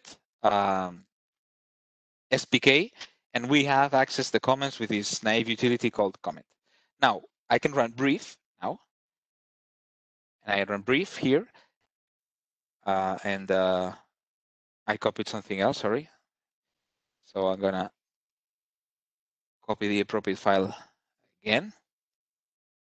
And brief is giving me the coverage of this file. So this file is covering from 28, so the BepiColombo launch until the 2nd of November 2025. I can add to brief this option of UTC because now this is being provided to me as Ephemeris time in calendar format as a string. If I do this, I have a problem. There are no libseconds, okay? So I need to load the libsecond kernel. If I don't load the libsecond kernel, it's not gonna work. I load the libsecond kernel, and now you see that I have the time in UTC time. So be very careful, because since both times are given in calendar format, don't get confused, especially when you're doing computations and when you're in the boundary, and maybe your start time is telling you that there's no coverage. Maybe it's because you have confused yourself with UTC and TDB. Okay, so be careful with that. CK brief, same thing. I go to the CKs. Okay, I got a long list of CKs because this is very complex, and I do CK brief. Of course, I'm gonna choose the same OEM file by Flight Dynamics. Of course, if I do CK brief only referring to the file, I'm gonna get an error. Well, not an error, but it's telling me that I need libseconds and spacecraft clock files. So I need to point to those files. Okay. I have to point to 2 spacecraft clocks, and I will tell you tomorrow why, not today. And now I've got the coverage for 2 objects. We'll see tomorrow what those 2 objects are. And I could also add the option dump here. But in this case, there's only 1 segment per object, so there's no gaps, and that's because that's an AEM file provided by Flight Dynamics, so it's a predicted attitude. But if instead of looking into predicted attitude, I did CK brief for measure attitude, then I would have gaps, and I'm going to show you why. Well, I'm going to show you how. So I do a CK brief, and I choose the spacecraft measure attitude, which is this one. Let's tomorrow I will get into details about that. Okay. In this case, I only need 1 spacecraft clock. Okay. So this is the full coverage, the earlier data point to the latest data point. So as you can see, it's from the 1st of January until the 26th of June. But if I include the dump option here, you'll see that I have several segments. That's because I have data gaps. So I have 26 segments instead of 1. Okay. So for example, here you can see that I have a data gap on the 26th of June, which consists briefly of almost 2 hours. So there's a data gap here for, well, I cannot infer the reason here. Maybe I should go back to the BepiColombo downlink team and ask them what happened there. Okay, then maybe I would know. Okay, so that's what I wanted to show you. We're going to exercise this later on. And now we're going to move to our next lesson, which is derived quantities, which is where this is the last one for today. 9 to 12, and this is, sorry, just a second. 9 to 12. Ah, no, we are far ahead. Perfect. Well, that's very nice. So this means that you will be able to do the whole remote sensing hands-on lesson today instead of tomorrow. So we are way in advance. That's very good because I have to say that tomorrow the schedule was very condensed. So I'm happy about that. Okay, so far we've talked about the basic concepts. We've talked about the different subsystems. We've talked about the different kernel types. Okay, and we've talked about using frames, and we have talked about retrieving positions, retrieving velocities, and computing angles, basically, and doing orientation transformations. But we haven't talked about the actual things that we want to obtain, which are derived quantities. So when we say derived quantities, we basically mean observation geometry, which is produced from the data and the different APIs available. And that's the primary reason why SPICE exists. Okay, so a derived quantity is, for example, altitude, phase, latitude, longitude of a given point that we obtain by intersecting a vector, which has this origin or the other origin. Okay, and basically we retrieve those quantities using different APIs. And now in the next pages, we're going to see some examples. Okay, again, I'm saying this again. We have two options. We have the determination of a quantity or a condition at a specified time. That's what I'm going to show you here. And then we've got geometry finder that we're going to go through tomorrow, which is when we do the inverse problem. Okay, when we specify an event and we get when that event happens or when that condition exists.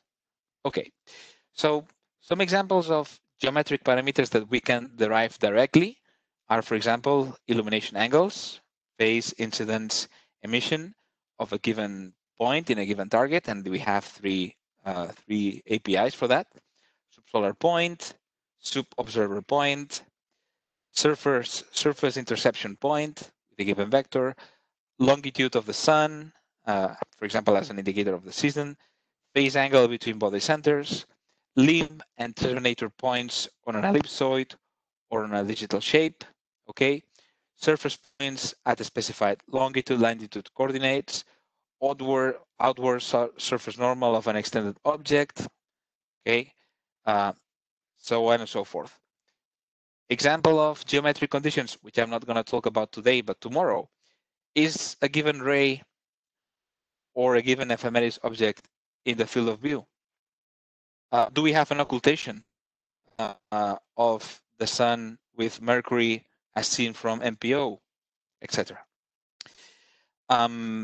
For this geometry finder module that I'm going to talk about today, we can find times when, for example, a ray is in a field of view, when an ephemeris object is in the field of view, when an occultation or transit happens, when an object is at the closest approach, when latitude and longitude are in a specified range, when the solar incidence angle is below a specified limit, and so on and so forth. Again, more details tomorrow. So we also have the capability to do coordinate transformations of positions and state.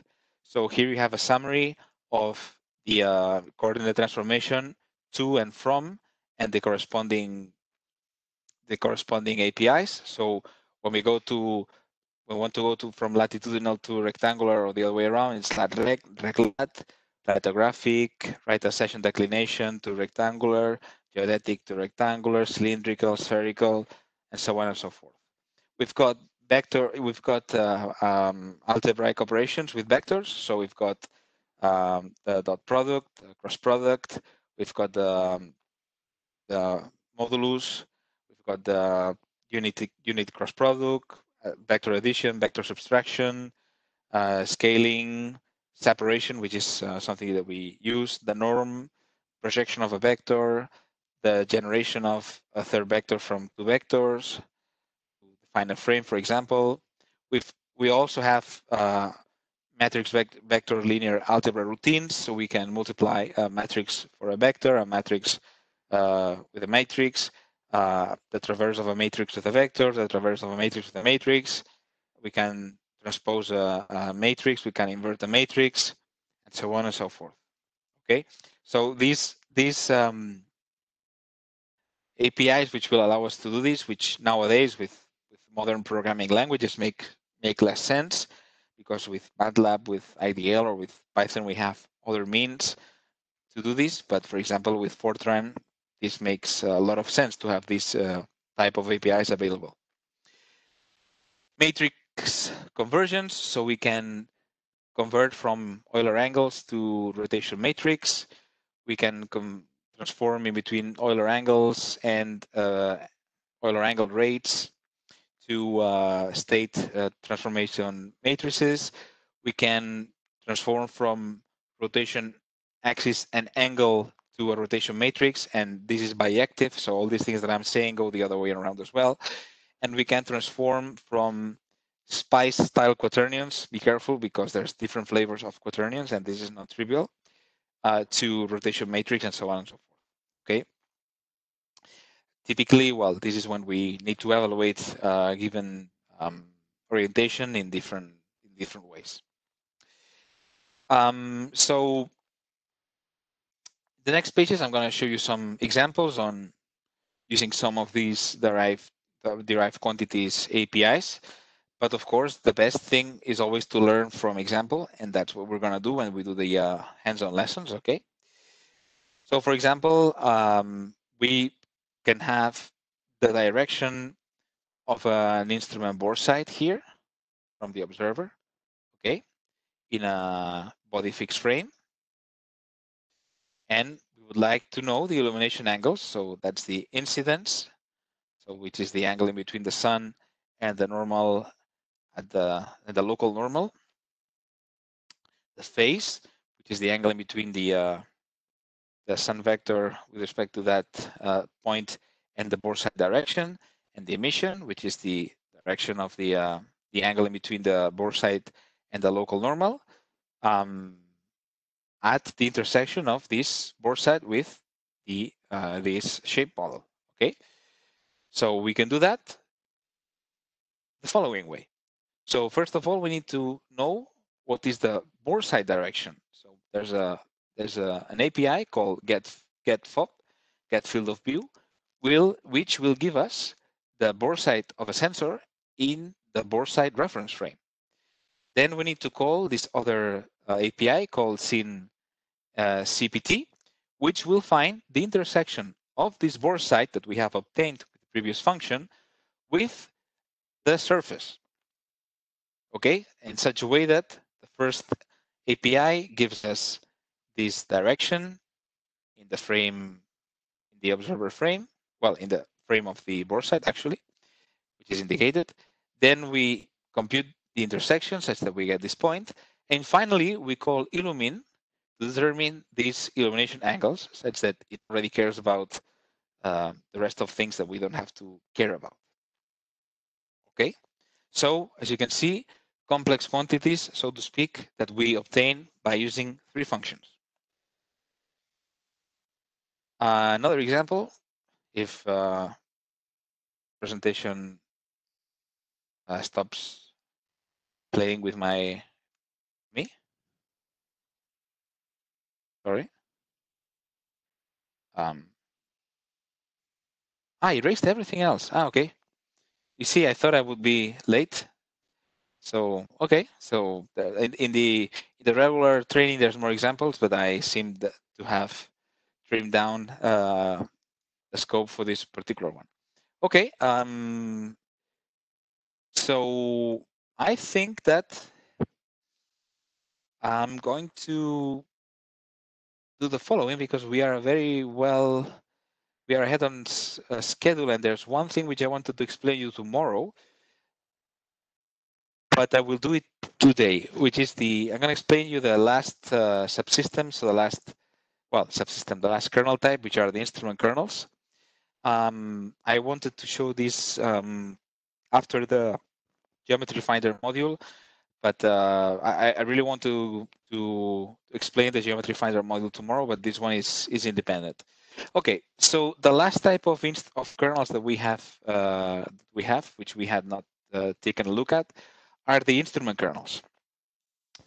The instrument kernels are the ones which have the less documentation within Spice, and the reason why is because the content of the instrument kernel is highly dependent on what the person that generates the kernels wants to put into the kernel, rather than what the kernel can do.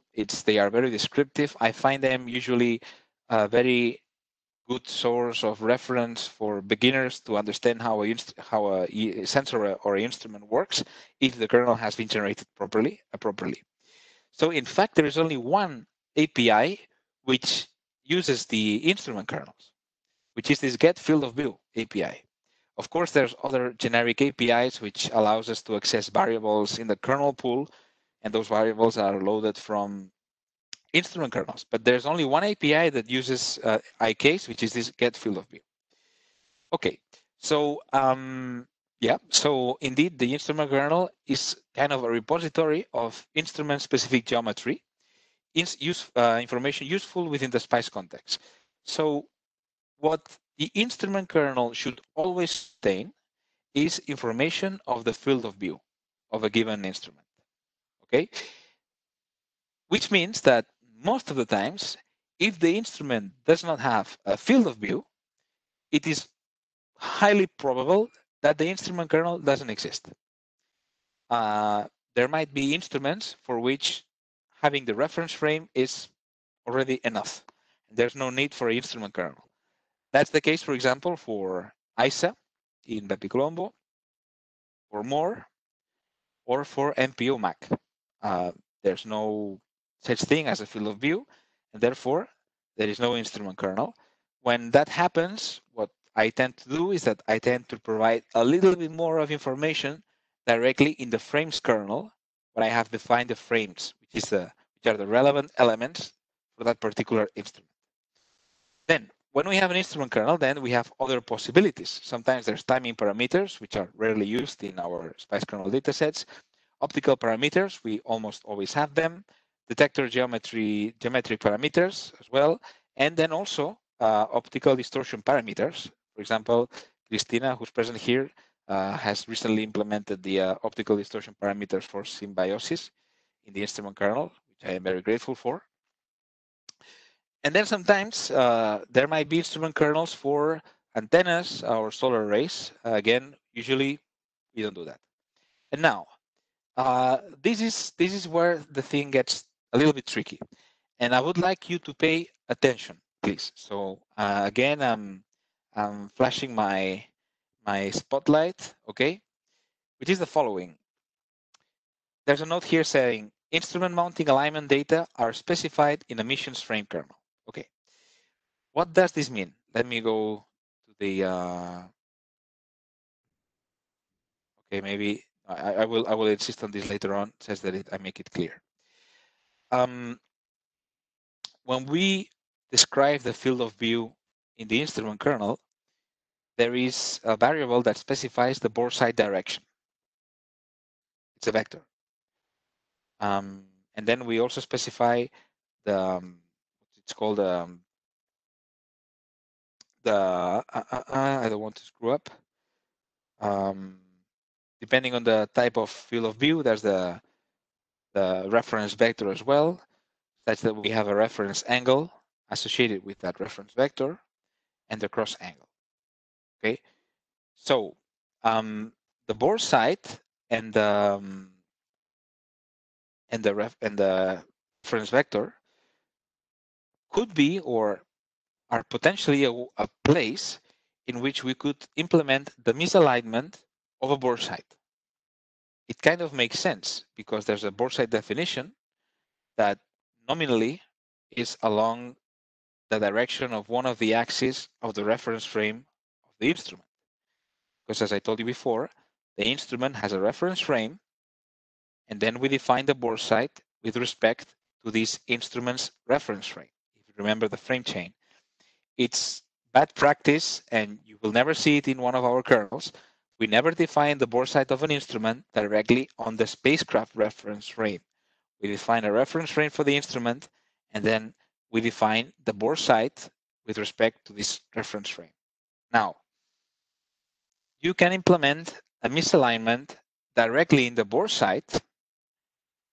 In such case, the misalignment would be in the instrument kernel, or you can implement the misalignment in the frames kernel in such a way that the misalignment is in a frame, and then the bore site definition becomes unchanged. It's always typically the z-axis of the reference frame. So the bore site is always 001. Sometimes there's users who prefer to implement the misalignment in the bore site. I think we have such things in BepiColombo, because it's true that sometimes they prefer to have a single reference frame, and maybe they have different sectors of a field of view, and they want to specify different bore sites relative to the same reference frame, instead of defining multiple reference frames, one for each bore site. It's really up to the interaction in between the data provider and the data producer, so to speak. Okay.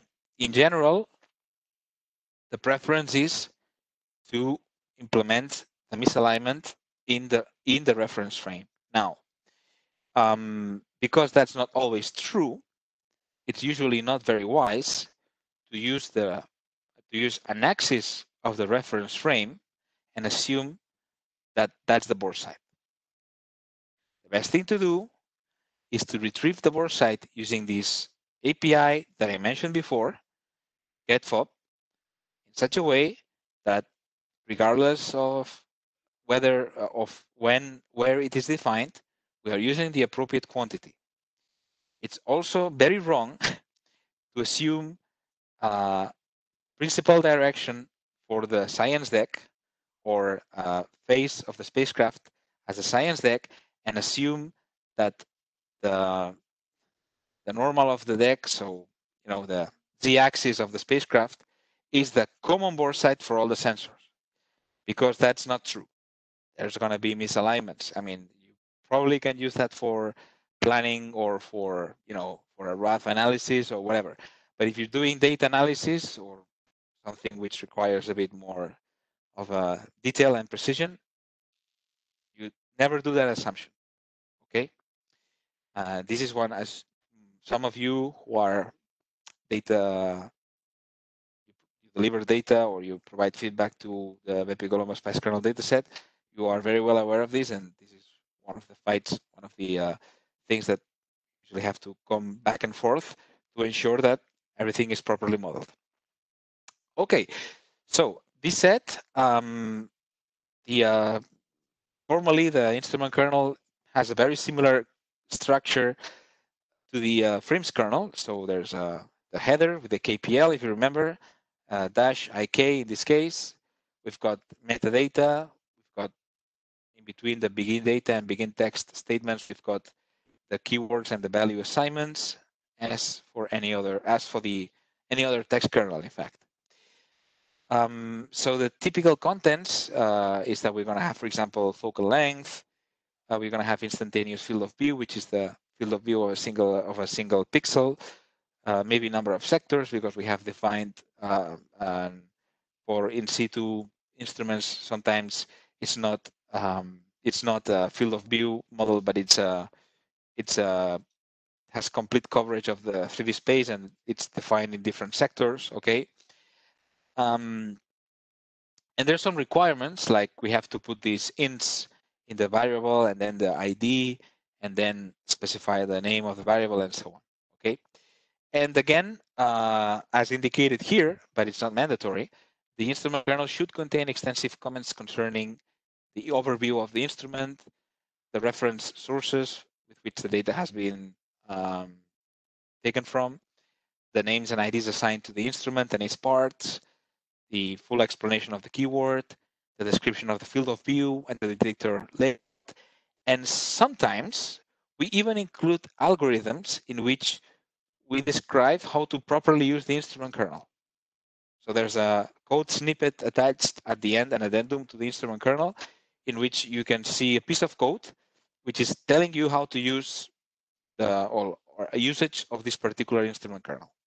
Okay. Again, we like the instrument kernels to be almost references or repositories in which we have a centralized data which is correct and validated for the instruments. Okay, that's our goal. And as I mentioned before, the only API used to access directly the instrument kernels is get field of view. The other ones are generic. So yes, we can furnish the kernel. Yes, we can retrieve double precision integer or character value from the kernel pool from a variable defined in an instrument kernel. This get field of view, which we will use in the remote sensing lesson. Basically, we need to provide the instrument ID. The ID, remember, not the name. I told you this morning. I told you there's one function that I always use that this is the one. Then you have to specify the room for the output, which for Python IDL, MATLAB is trivial. And what we're going to get with this function is the shape of the field of view, rectangular, polygonal, circular, square. You'll see it now. The frame, with respect, this field of view is defined. The board site, the number of boundary points. Oh, so for example, for a square is 4.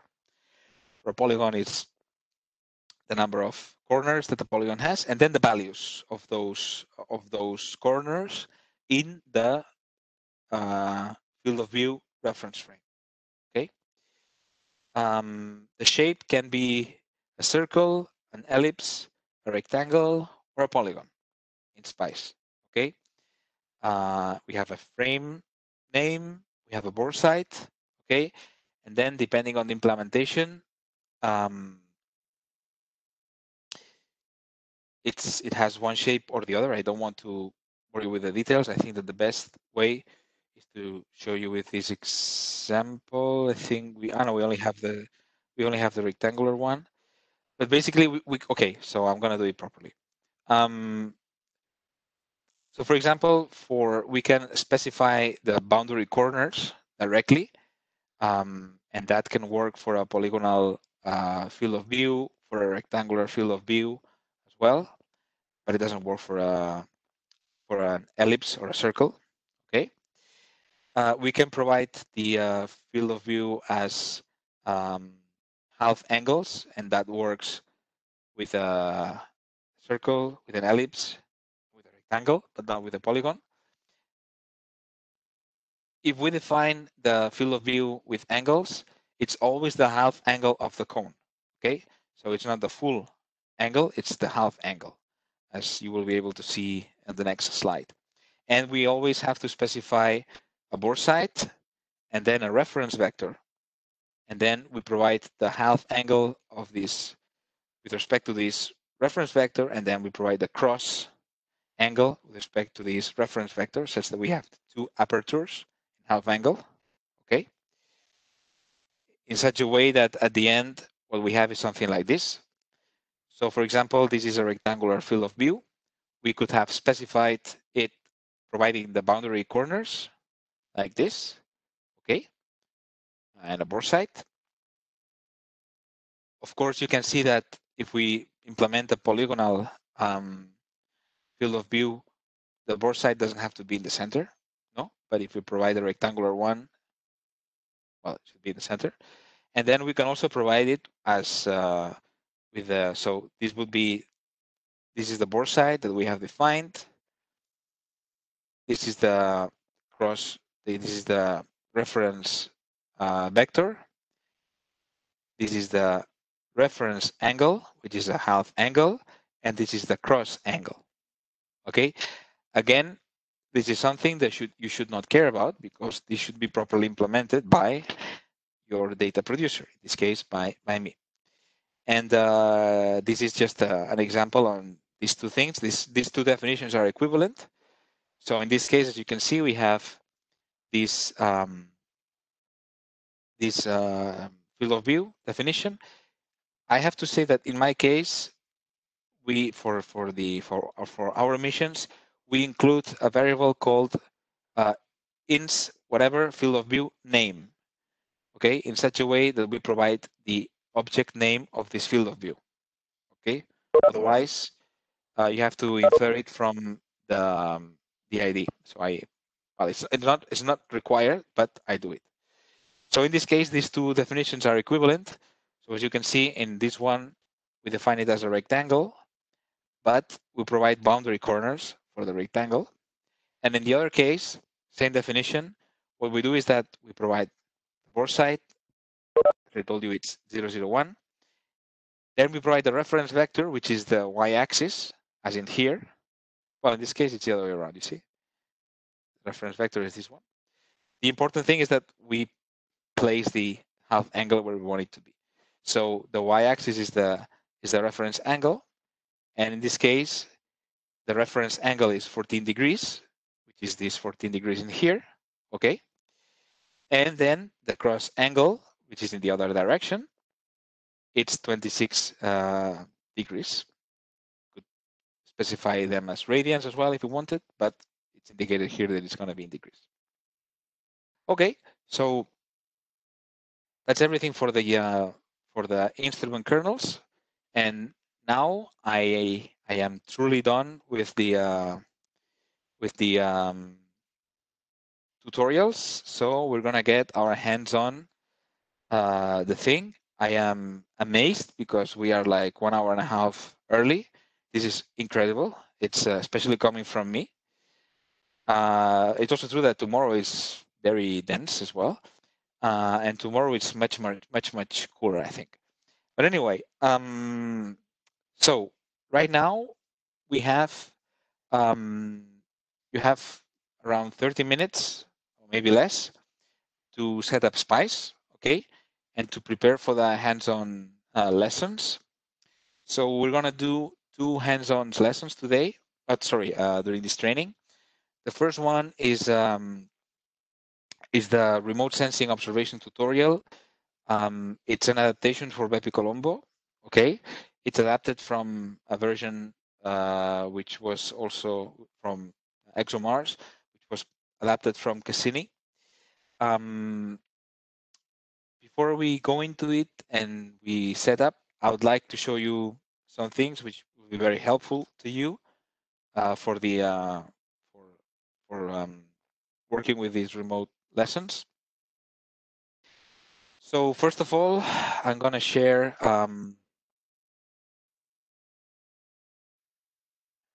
Google Chrome now. So you're seeing my Google Chrome? Yes? Okay. So this is the NAIF homepage. This is the Bible, okay? Everything is in here, everything you need to know, except for the information on the spice kernels for the supplanetary missions, okay? And to get the toolkit, you have to go here. Okay, you have to select your favorite environment by beginning with the programming language. And then here you have to select your actual platform. And then, well, you follow the steps indicated there.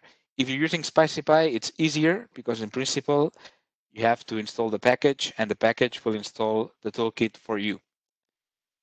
That can go wrong, okay? I'm sure that it will go wrong for somebody, okay? We can address it.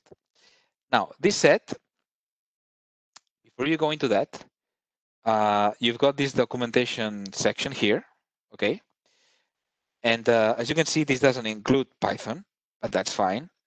You can use IDL if you want, but I suggest that you, if you're not using any of these languages, of course, if you're using one of those languages, use the one that corresponds to the language. Otherwise, I tend to prefer to use Fortran if I'm using SpicyPy and I want to use this documentation and this hyperlink documentation, and you'll see why.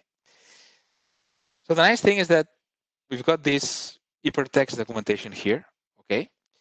And this is where the ocean of documentation begins. This, you also have it locally when you download and install the toolkit, okay?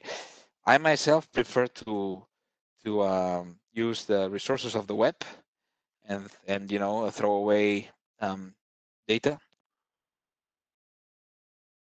And you've got here these interesting sections. You've got an introduction to Spice, okay? Got some programming language examples.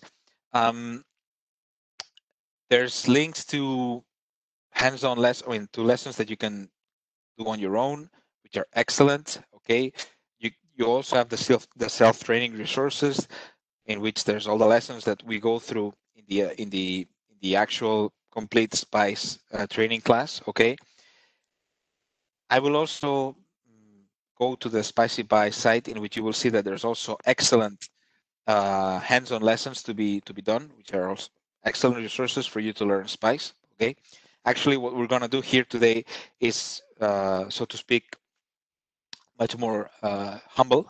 Okay, but well, it's just the way it is. Then you've got a link here to see the contents of the toolkit. This one is specific to Fortran, but it's very, so to speak, is very revealing. So you will see that basically you've got data, well, documentation. Okay, in documentation you'll have user guides as .ugs. There's a user guide for the utilities. Then you've got required reading. There's a required reading document for each important concept like time, spacecraft clocks, SPKs, CKs, frames. It's like, you know, with this you do a master in I don't know, not planetary science, of course, but a master in space, solar system geometry, and other things. Now, you have library directory, which has the compiled libraries that will be compiled when you install the toolkit. These are these two libraries, SpiceLib and support. This is for Fortran. And then you've got a source directory in which you have the source of Spice of the library and the source of the utilities that you're going to be using as well.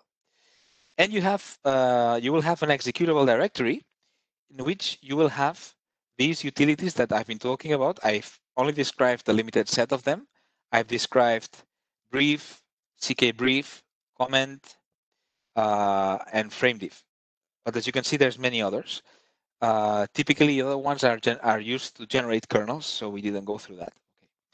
And wherever this directory is placed in your laptop, in your computer, you should put that in your path, because with that, then you are able to run these utilities anywhere. Okay.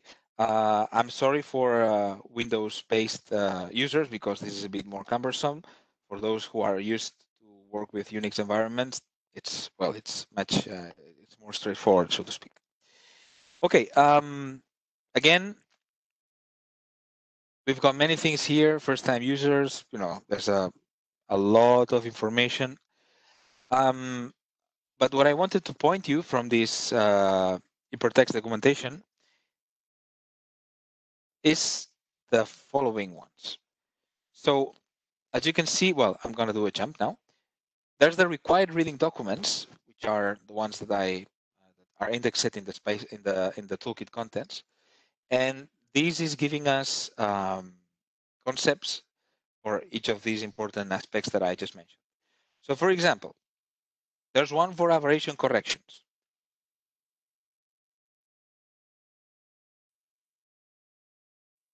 You get the feeling, no? So if you want to learn anything, everything you need to know about aberration correction is in this document. Sorry.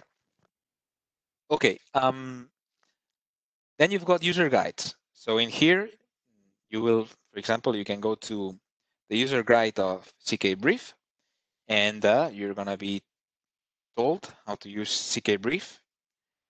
Well, to all its extent. Okay. Then you've got the what's new, which is like a release notes for the toolkit. And then you've got this one here, which is giving you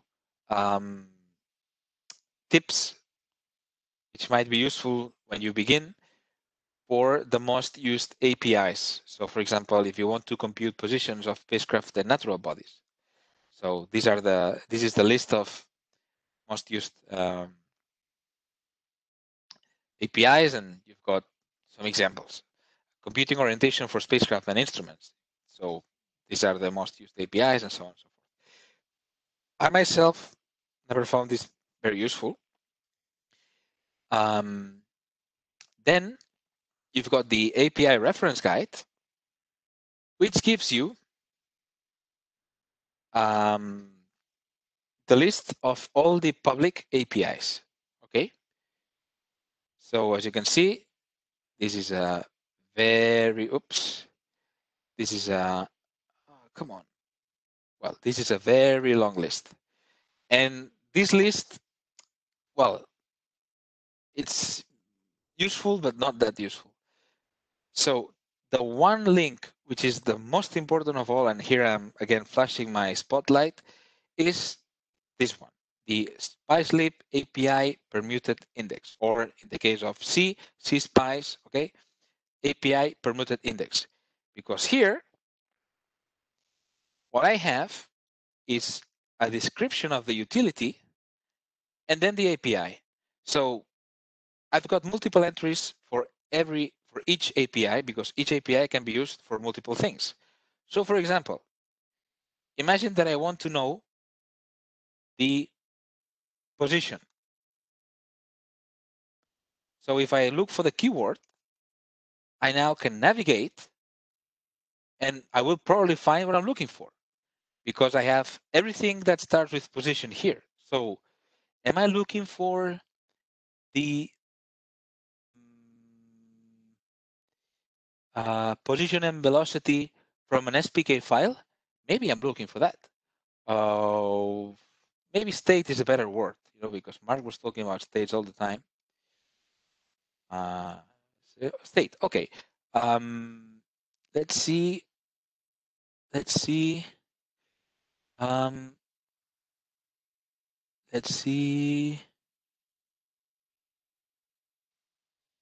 Using body names, get target state relative to an observer. SPK EZR, or get state relative to observer corrected for aberration. Well, it's being done by the same function. Is there any other more comprehensive way to find that? Well, anyway, you see what I mean, no? So by doing this kind of search, then I click here, and this is the header of the API that I mentioned before. So now for this, wait a second, I got it wrong. SPK EZR, this one. So now I have here the procedure, the abstract, return state, position of velocity of a target body relative to an observing body, optionally corrected for light time and stellar aberration. What required readings can help me to understand this API? The SPK1, the NAIF IDs 1, the frames 1, the times 1. Keywords, Ephemeris, okay. Declaration, this makes sense in Fortran. Oh, it's telling me what declarations do I have to do. That, of course, this is not required in Python. Brief input and output. Okay, so I have to specify the target body name as an input. Well, I know all about target body names, no problem. I have to specify the observer epoch as an input. In which format or system? Well, I can go to the detail input, and it says ET is the ephemeris time expressed as seconds past J2000 TDV at which the state of the target body relative to the observer is to be computed. ET refers to the time at the observer's location, because there might be light time issues, right? And then, well, I can go on, and finally, the output is the state of the target and the one-way light time between observer and target. I've got the detailed input here. I have all the options that I can use for aberration correction, briefly explained. If I need to know more, I go to the aberration correction required reading document. I have the detailed output. It is telling me, for example, units are always kilometers and kilometers per second. Be careful because non-inertial flames, blah, blah, blah, blah. Exceptions. So for example, it's telling me, if the name of the target or the observer cannot be translated to its NAIF ID code, you will get this error. Okay. And then some particulars and an example. So in this case, it's a Fortran example, unfortunately, you know. So this is something that we could copy paste in Fortran, and if we had the appropriate data, which we don't, we would get the output. Literature references, it's telling us, well, you can go to the SPK required reading, okay? And this last version is from 2016. I want to convert UTC to ET. UTC. See, UTC to ET. UTC to ephemeris time. Cool. Okay, so this is the function. What's the input? UTC time string. But how is a UTC time string? Well, let's see. It's an input time string containing calendar or Julian date UTC. An input string acceptable to the routine, blah, blah, are acceptable to UTC. Okay. Maybe I'm lazy. Well, I have the formats here already. Okay.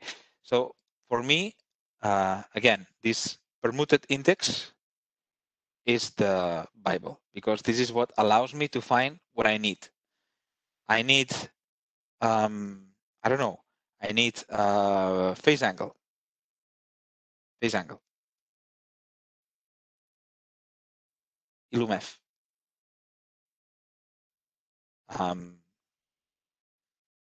Phase angle, general source with flags. Okay, without flags. I don't know what that is, but whatever. So compute illumination angles at a specified point on a target body and return logical flags indicating whether the surface body point is visible from the observer position or not. Okay, and whether the surface point is illuminated. Okay, so for me, again, this is like the Bible, and I hope that you understand why. Okay, so this is here in the NAIF Spice Toolkit hypertext documentation. Okay, it's accessible. I'm going to recap. It's accessible from the main NAIF site, going to the documentation section. Again, if you download the toolkit, it's available there as well. Okay. So what I provided to you, okay, is a GitHub repository, which is available here. Okay. You can clone this repository, or you can download it here. I included the link in the email notification that I sent yesterday. In here, you've got all the class tutorials that we are going through. So we have covered until here now, most of it. Okay. And then you've got the kernels that we're going to use for the 2 days of training. So you've got them here. You'll see that there's not the meta kernel section. That's done in purpose. And then you've got some explanations here in the README file with the links, with the agenda, the content, with the preparations for the hands-on lessons, some indications on how to get and install Spice, okay? And then what you also have is this lesson remote sensing here. And basically you've got two things. You've got a Jupyter notebook. For those of you who are familiar with Jupyter, you can, if you're going to use SpicyPy, you can run a Jupyter Lab or Jupyter Notebook directly on this Jupyter Notebook in order to complete this exercise. Or you can use the HTML, okay? So the HTML contains well, it's an export of the Jupyter Notebook, which will allow you to follow the exercise. So what I'm going to do is that I'm going to, before we get started, okay, I'm going to open a Jupyter Lab session where I have the training. I have more things that you do, of course. Just a second.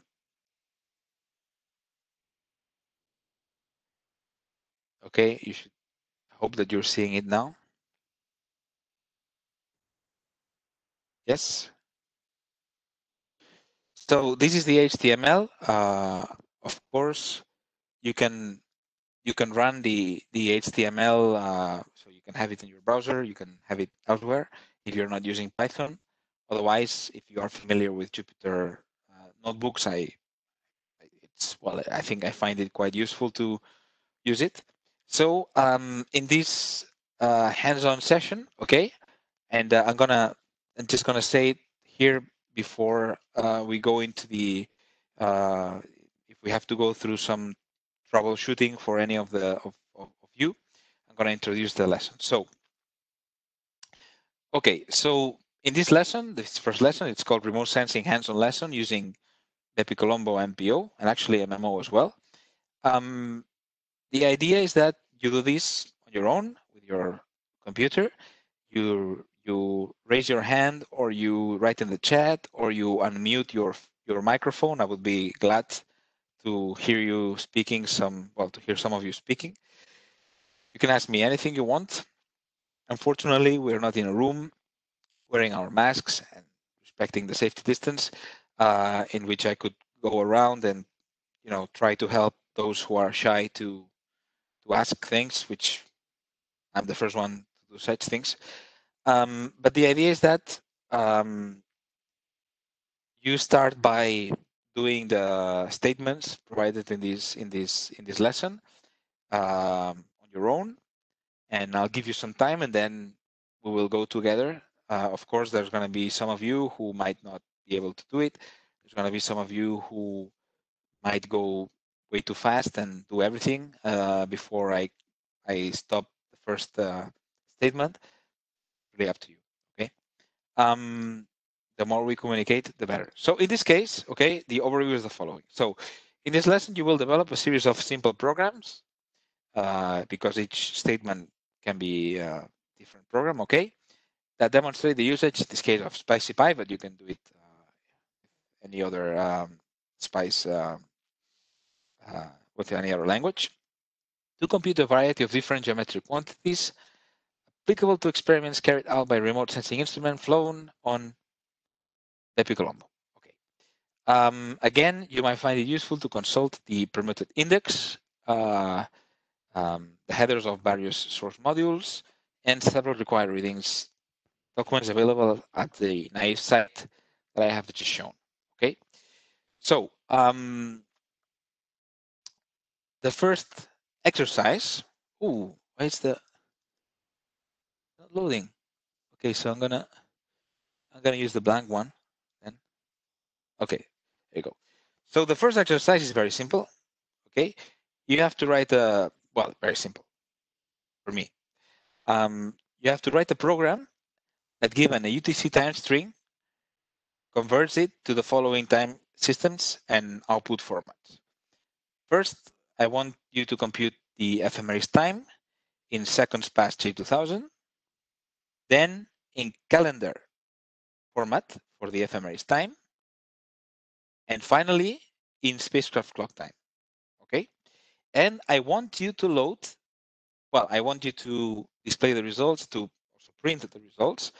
I'm giving you the UTC time that you should use, okay? And the kernels, okay? You don't need the BepiColombo Spice kernel dataset for this, because all the kernels that you need are included in this kernel, the kernels that are available in this repository. So I hope you can see my screen. So this one, you don't have it, okay? But you have different kernels here, okay? So the idea is that maybe you will also have to use brief or comment to understand what's in the kernels, maybe open the text kernel. So, you know, maybe you will have to look into the MPO frames kernel and say, what the heck is this? This is like thousands of lines. Okay. And that's it. It would also be interesting, okay, that you have, as I mentioned, the NAIF utilities running, such that you can use them from the command line as well, okay, in parallel. I'm a bit, how to say, I'm a bit, I'm not really comfortable with the fact that I leave you on your own here, but it's the way it is. So this set, the ones of you who have already installed Spice, you can start, okay? And then those of you, or maybe you can wait if you want, because if there's any of you who has had issues, who maybe would like me to go through how to install Spice a little bit more in detail, because it's a bit different with each environment. This is better done by yourselves.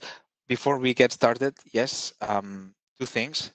First, if you're going to use Spicy Pie, okay, there's let me see if I can get to the appropriate page. So you've got the documentation available here, okay. As I mentioned to you, there's lessons here in Spicy Pie. So you've got actually the remote sensing hands-on lesson using Cassini. This is very similar to what we are doing now, but with Cassini, and actually it's even better in there. So please do not look into the solution. You've got also, well, geometry when finding hands-on lesson that we will partially do tomorrow as well. And here you've got like installation indications for Spicy Pie, okay? And then the other thing that I also wanted to forget them something. What else? What else did I wanted to tell you?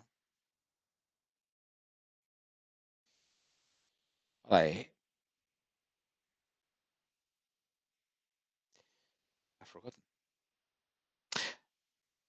Probably wasn't important. So again, what I'm most interested on now is that you set up your environment, okay? And I want you to be able to do two things. Oh yeah, I remember now. First, that you have Spice available within your programming language, okay? And second, preferably as well, that you have the utilities located and in your path in such a way that you can execute them from anywhere in your system, okay?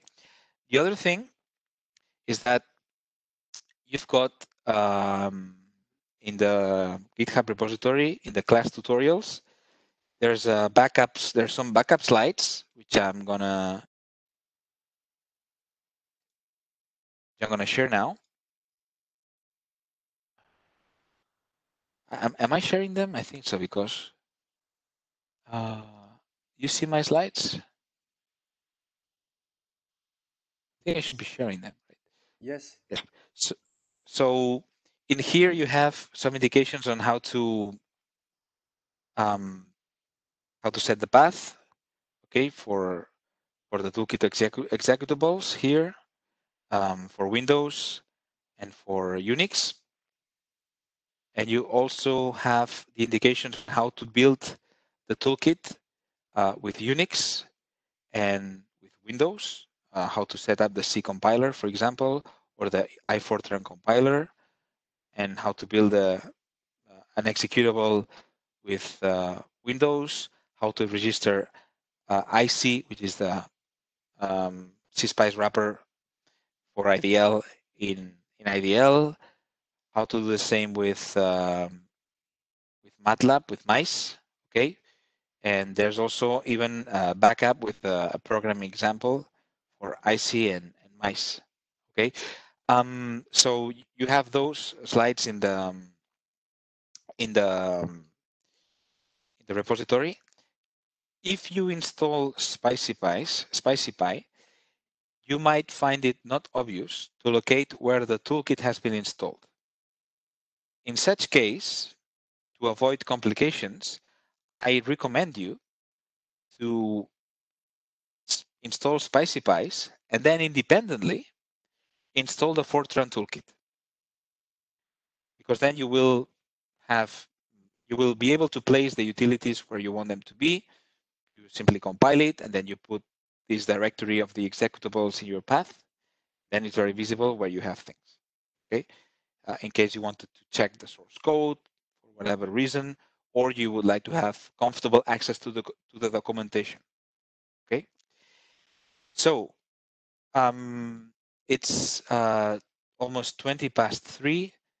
Let me review my schedule. Good, good.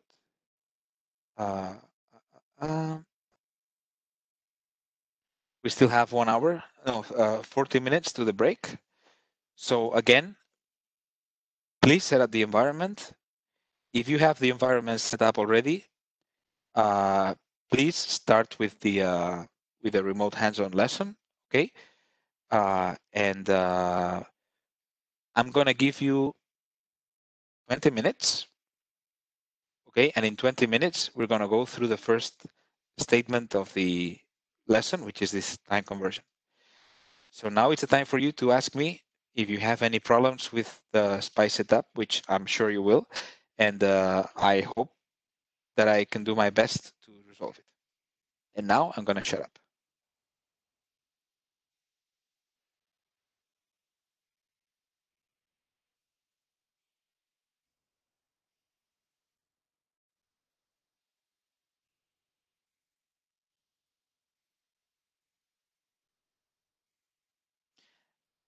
You can also share your screen. If you have any problems, we can try to guide you. I might have problems with Windows.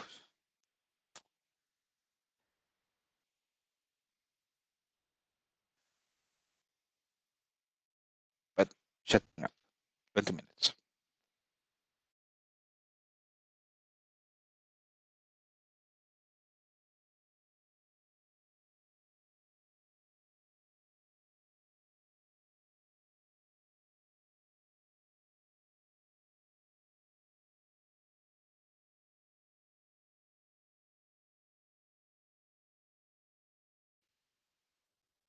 By the way, those of you who have SPICE properly set up, you can also, instead of starting the hands-on lessons, you might want to check out if you can download the SPICE kernel dataset for BepiColombo or for JUICE or for whatever mission you want to have the kernels for. Okay. And you might also be interested on installing Cosmographia as well. Okay. Or just progress on that.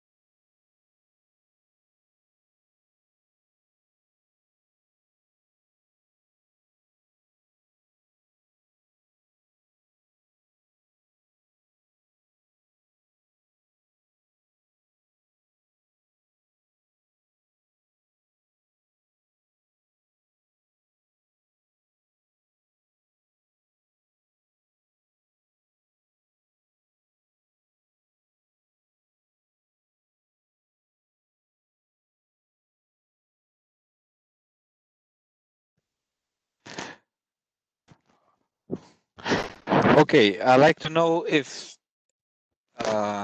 or who hasn't been able to, or who has been able to set up Spice, and who has been able to run it with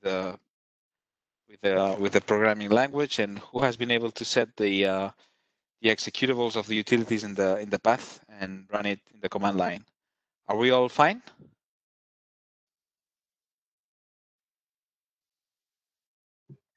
I'm fine. Good. Me too. Okay. So I think you have the option to raise your hand. I can actually do even polls. I'm gonna do a poll. Let me see. How can I do that?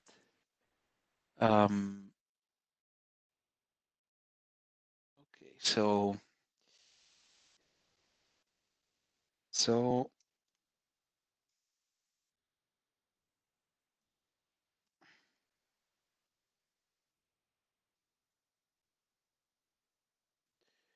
I'm experimenting with WebEx here.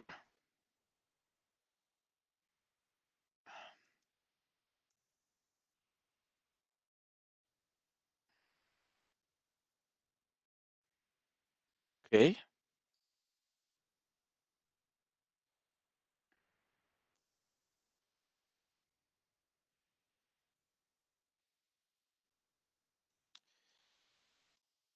So I'm gonna open a poll, please. Can you reply to this poll?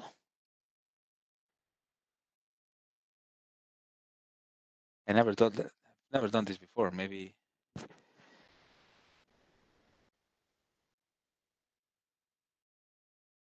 Okay. Good.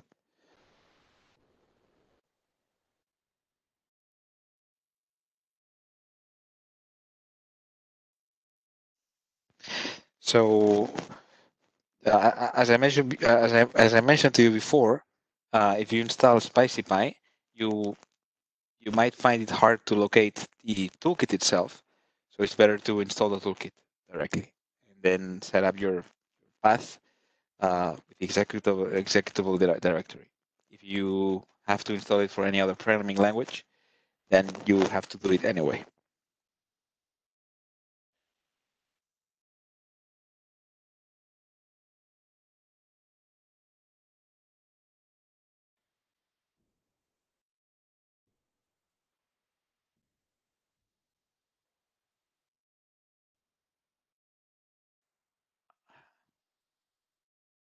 I really don't know how this polling works.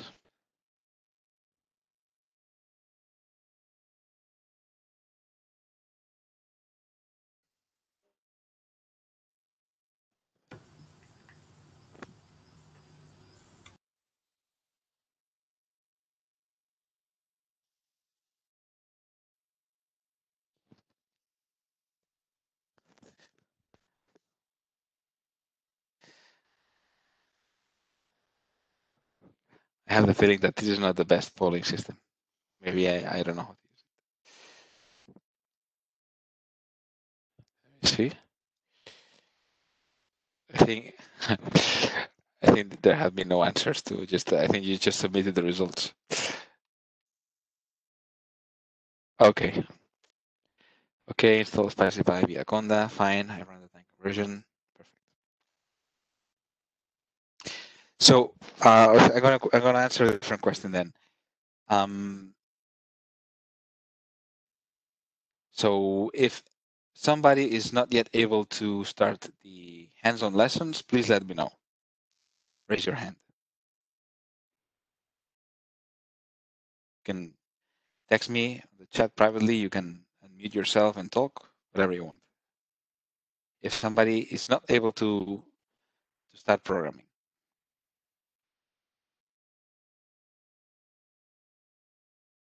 Okay.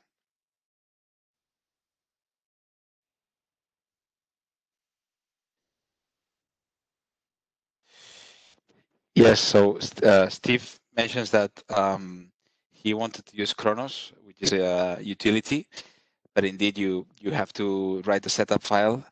I think you can generate a setup file template with Kronos, but in this particular case, I'm interested that you do it with programming. Okay, so.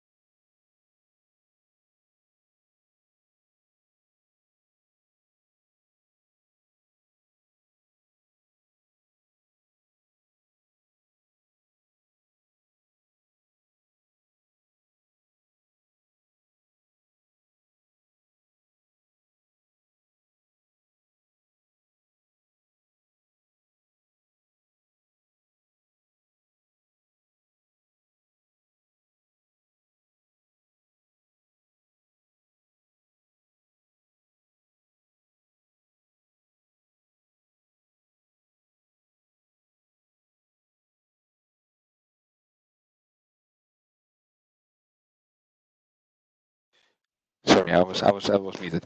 So indeed, Steve, probably for you Windows users, it makes more sense to use Cygwin because then it's easier to use the command line. I mean, MS DOS is. Okay, so when you load the kernel with Spacecraft Furnish, is there a way to get a reasonable feedback?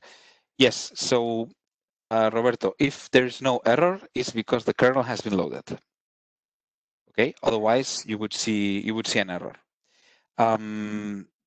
The only way to then check things would be to try to retrieve the variables that are defined in the kernel. But for example, let me show you. So you all see my screen, I assume. Huh? So here I'm importing SpicyPy. So this is working, no? Imagine that I am to load, so I have this time conversion activity, and I know that I have to load the libsecond kernel. No? So there's going to be a very stupid example because I'm gonna do a very stupid error. I know that the kernel is called like this, right? If I run this, of course, it's gonna fail, and basically it's gonna tell me the attempt to load this file by the routine failed because it could not be located. Okay. If I load the file appropriately, which is basically accessing the kernels, which are here. Okay. As you can see, this is the directory structure that I have. Then basically you have no message. So that's the indication that the kernel has been properly loaded. Okay. This is a bit that Roberta, actually, that's a good question because this is sometimes a bit confusing. I'm going to go into muddy water here. So if for those of you who have tried to download the kernels using Bitbucket, you have to have for BepiColombo git lfs installed. That's indicated in the instructions. If you don't have git LFS installed, what happens is that the binary files are downloaded, but they are empty. They only have a reference to a link. And if you load them with Furnish, they don't throw out an error because that's not a problem for Spice. But the data is not there. Okay, and then you will realize later on that you'll have coverage issues, or simply that there's no data, and you might get crazy. Okay. I am tempted to give you 5 more minutes before I answer this question. Okay, and then we move on to the next one, which starts to add a little bit of more juice.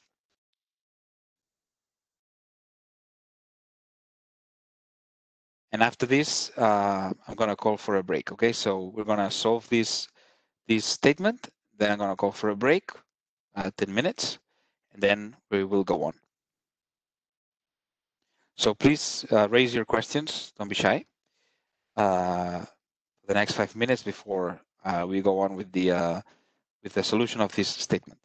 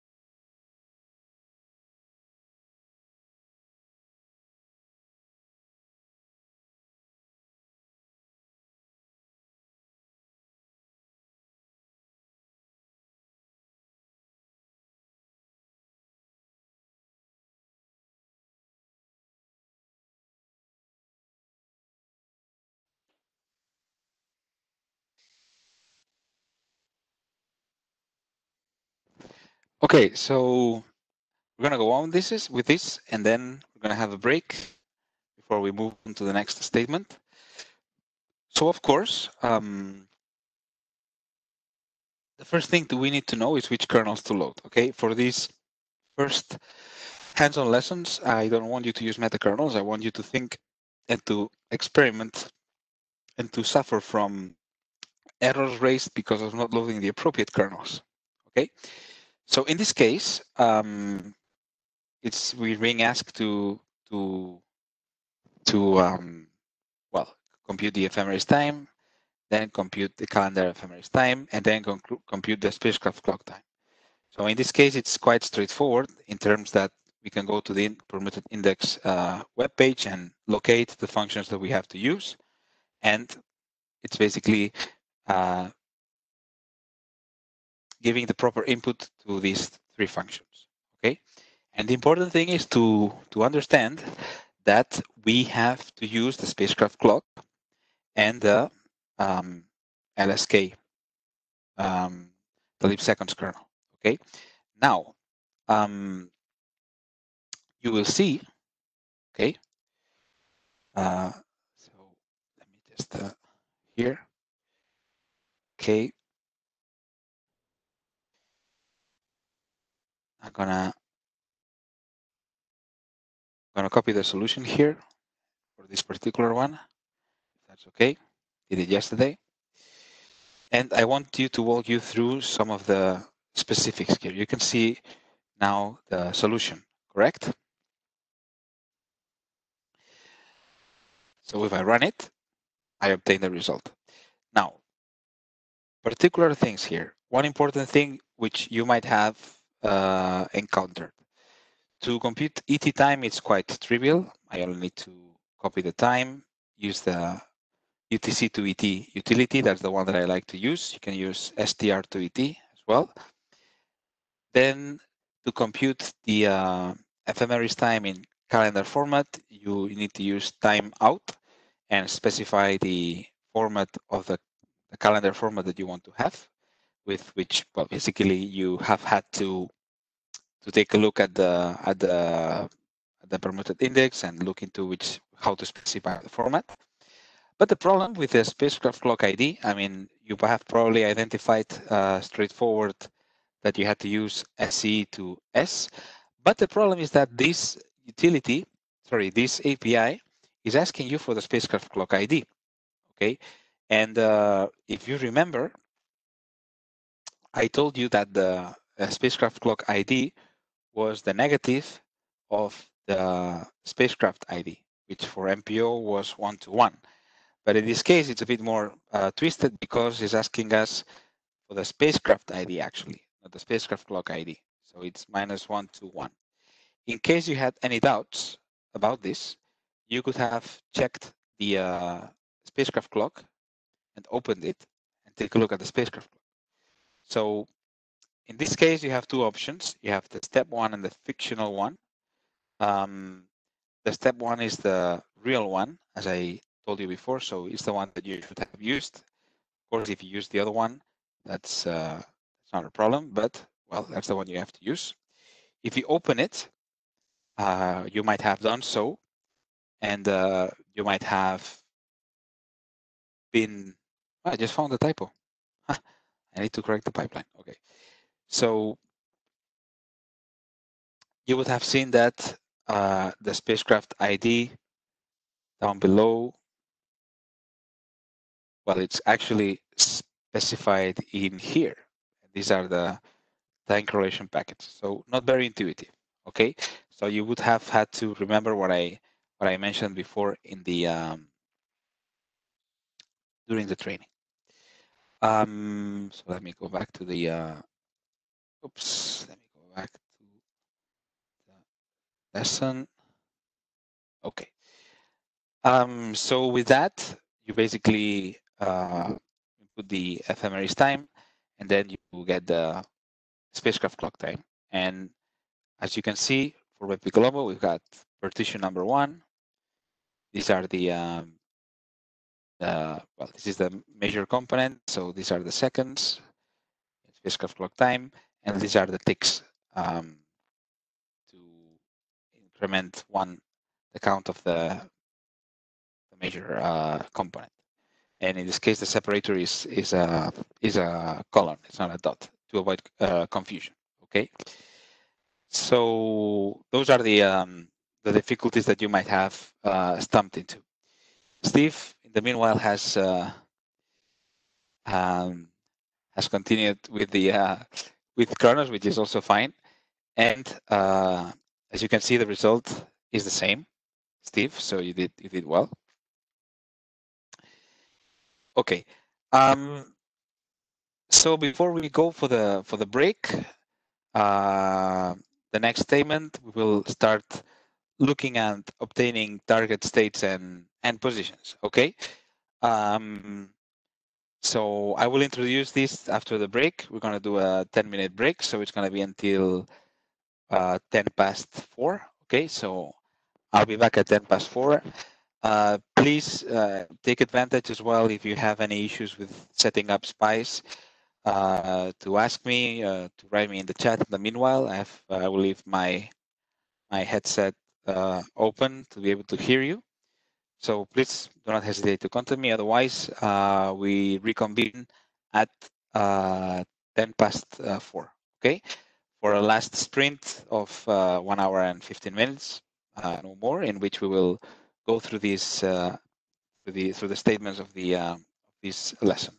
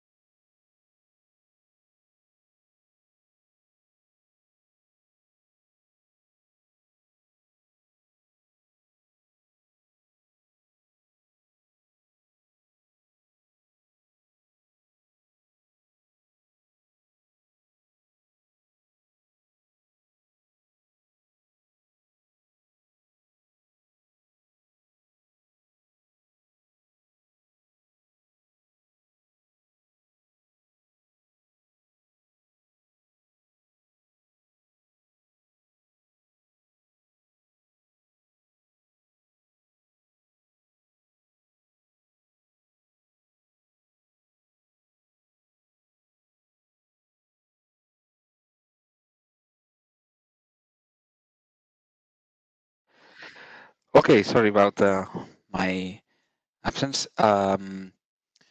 So Roberto, yes, I will tonight. I will upload the version with the solution that I have. So I didn't upload it now to avoid that you are tempted to copy the result. Okay, so yes, so I will provide you the lesson with the results. And Steve, so it's complaining about the spacecraft clock data type. So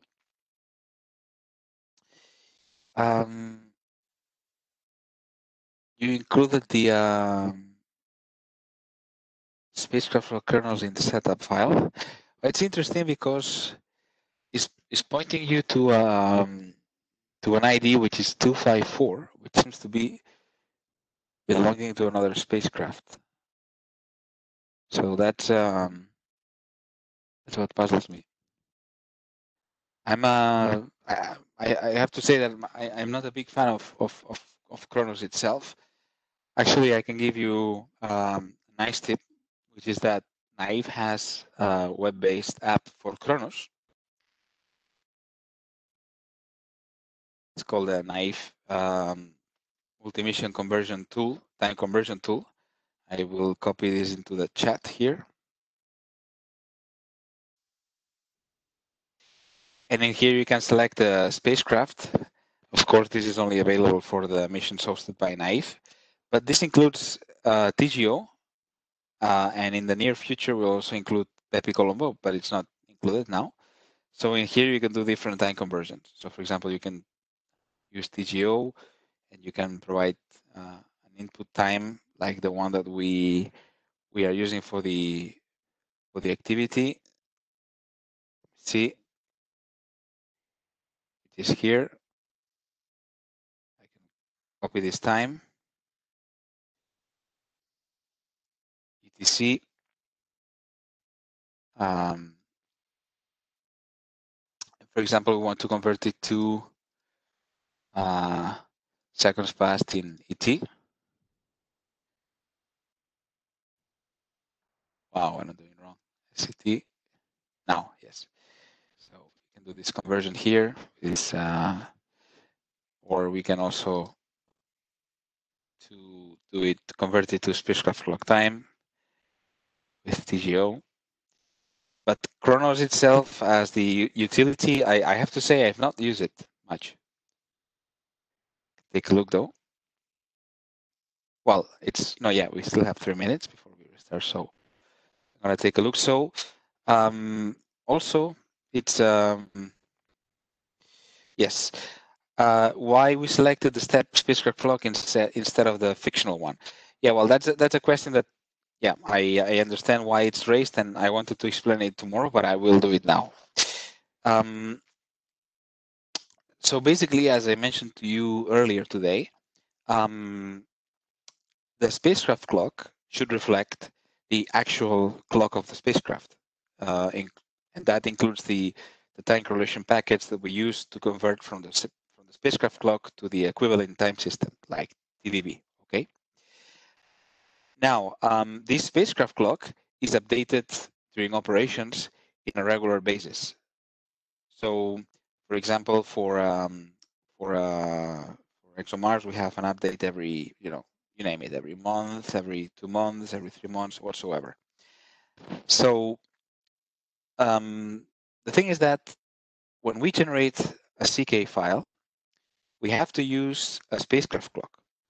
So what happens when we generate a test attitude file for the future, or an attitude file that covers the future?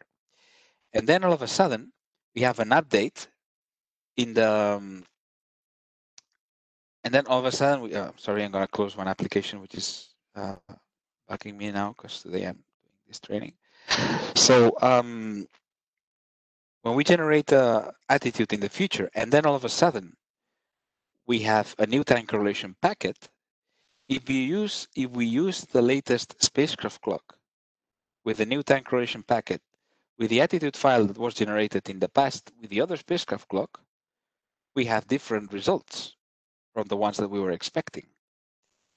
So that's why we typically have two spacecraft clocks.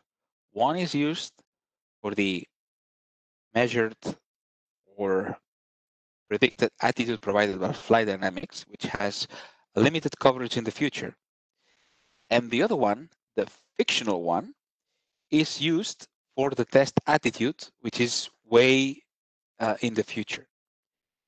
And if we always use the fictional clock with this test attitude in the future, the result doesn't change because the clock is always the same. Whereas if we use the step clock, which includes the time correlation packets and it's regularly updated, using different spacecraft clocks will change the result of the attitude information from that file that was generated with another spacecraft clock. We found, we use a workaround for BepiColombo and ExoMars, which is that we implement an artificial segment in predicted attitude in such a way that by loading both clocks, we ensure that you will always get the same attitude in the future, regardless of the latest step or real spacecraft clock that you use. So the idea is that if you are a BepiColombo or an ExoMars user, you don't have to be worried about this. But for the training, I want you to learn about it. This is all explained in the frames kernel, by the way. Maybe you need to be a bit more knowledgeable to understand how, but this is explained in the frames kernel. So the reason why we have this is because, as I mentioned to you, we need a spacecraft clock to generate any kind of attitude. So before even before the mission was launched, we needed to have a fictional spacecraft clock to be able to generate attitude of any kind. And that's why we have both of them.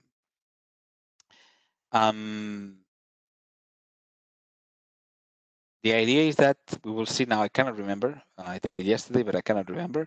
I don't think we're going to have any kind of issue with this in this particular remote sensing lesson.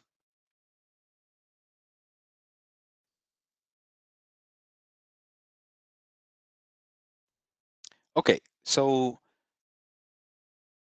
the next statement. So if you all come, sorry, I have this WebEx thing screening my. Okay, so this next section is asking us to write a program to compute the following quantities at a given epoch. Okay. First of all, it's asking us to compute the apparent state, not the geometrical state, but the apparent state of Venus as seen from MPO in the J2000 frame, okay, in kilometers and kilometers per second. So, well, this is not really of interest, but okay, it's just an exercise, no? Then the second question is to compute the one-way light time in between MPO and the apparent position of the Earth in seconds. Remember that the units provided by SPICE are kilometers per second, and seconds. So you don't have to do any kind of conversion then. And then it's asking us the geometric distance between the Sun and Venus in astronomical units. So there you have to do a conversion, okay? And then that you display the results. So the snapshot that you have here is obtained by Cosmographia, and it's basically trying to outline a little bit these vectors that you are being called to, you're being asked to obtain. So on the one side, you've got the apparent state of Venus as seen from BepiColombo. So that is this vector here, you see? This vector here in kilometers and kilometers per second. So this is, of course, this is only the position components of the state vector. Then you're being asked the one-way light time between MPO and the position of the Earth. So we are computing this vector. If you remember, some of the SPICE routines that were computing state vectors were also providing us the light time. Okay, so that's what you're going to have to use. And then the other one is to compute the distance between Sun and Venus. So we will have to compute this vector and then get the norm of this vector and convert that to astronomical units. This snapshot was generated with Cosmographia that I will introduce you to it tomorrow. Okay, so please go on. I'm gonna give you around 20 minutes in such a way that we can advance to the next task before we wrap up. Okay, so you've got now 20 minutes.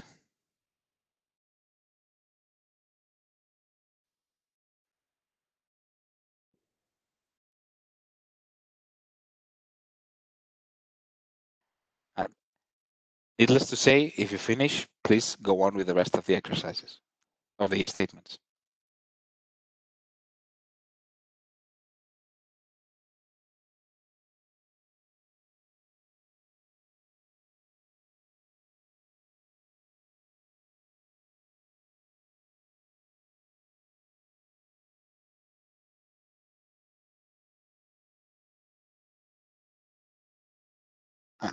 Sorry, I'm really a pain in the ass. So for this particular statement, we will need to load the SPK that will give us the position of Venus with respect to the solar system barycenter, the position of MPO with respect to whatever. So I suggest that you use the utilities, brief maybe, on the kernels that you have to learn which ones you should use, also taking into account the coverage. Okay.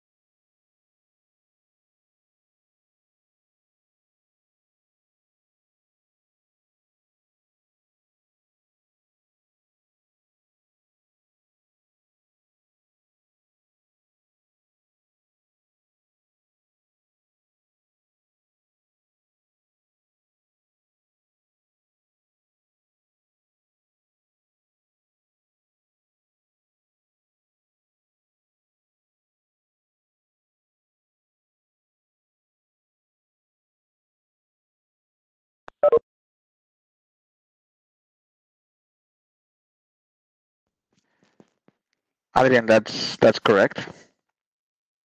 Very good. So, well, I'm still gonna give you 2 more minutes. The results are correct.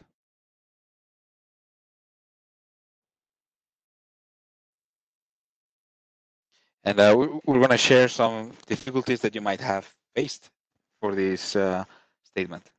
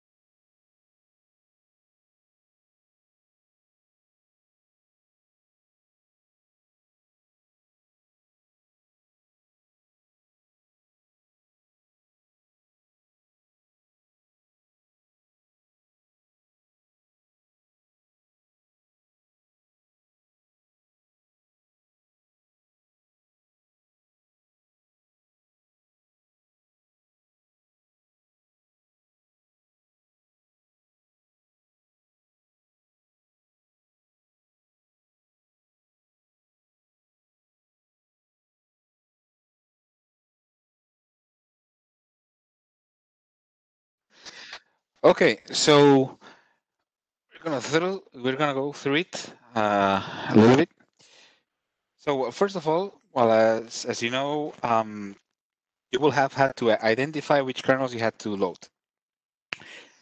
Well, maybe the one that is indicating that there's an SPK for the Venus swing by can already give you some hints, but then you might have noticed that you also need to load the ephemeris of the Sun and of Venus. And that comes with this the E432S file, which actually has been subsetted specifically for this training, and also actually the one for the Venus swing by as well. So you need to load those files, otherwise you will get an error telling you that there's no state vector is not available. So basically, it's calling using an API that gives you the state vector. The most appropriate one, but not the only one to be used, is SPK EZR. Okay. There's other functions which might ask you for the ID instead of the name. So I'd rather avoid those. And it's also asking us the apparent position, so we need to correct for the light time and also maybe for the stellar aberration. You can print out the results any way you want. It doesn't have to be a fancy way. Then it's asking us the same thing for the Earth. And in this case, I've used SPK POS. But anyway, using SPK EZR would have been also valid, because in this case, we are being asked to provide the light time in between the Earth and MPO. And the only consideration is that most of these APIs also gives us the light time, so it's already straightforward. Now, the only thing, please take into account that there's some of these APIs which will allow us to choose whether if it's the light time from the observer or from the target. Okay, something to have in mind.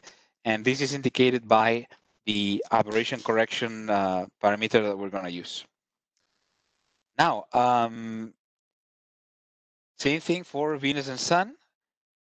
We will have to compute the norm of the resulting position vector. So the best one is to use the application vnorm. Okay, so we're gonna use specify vnorm.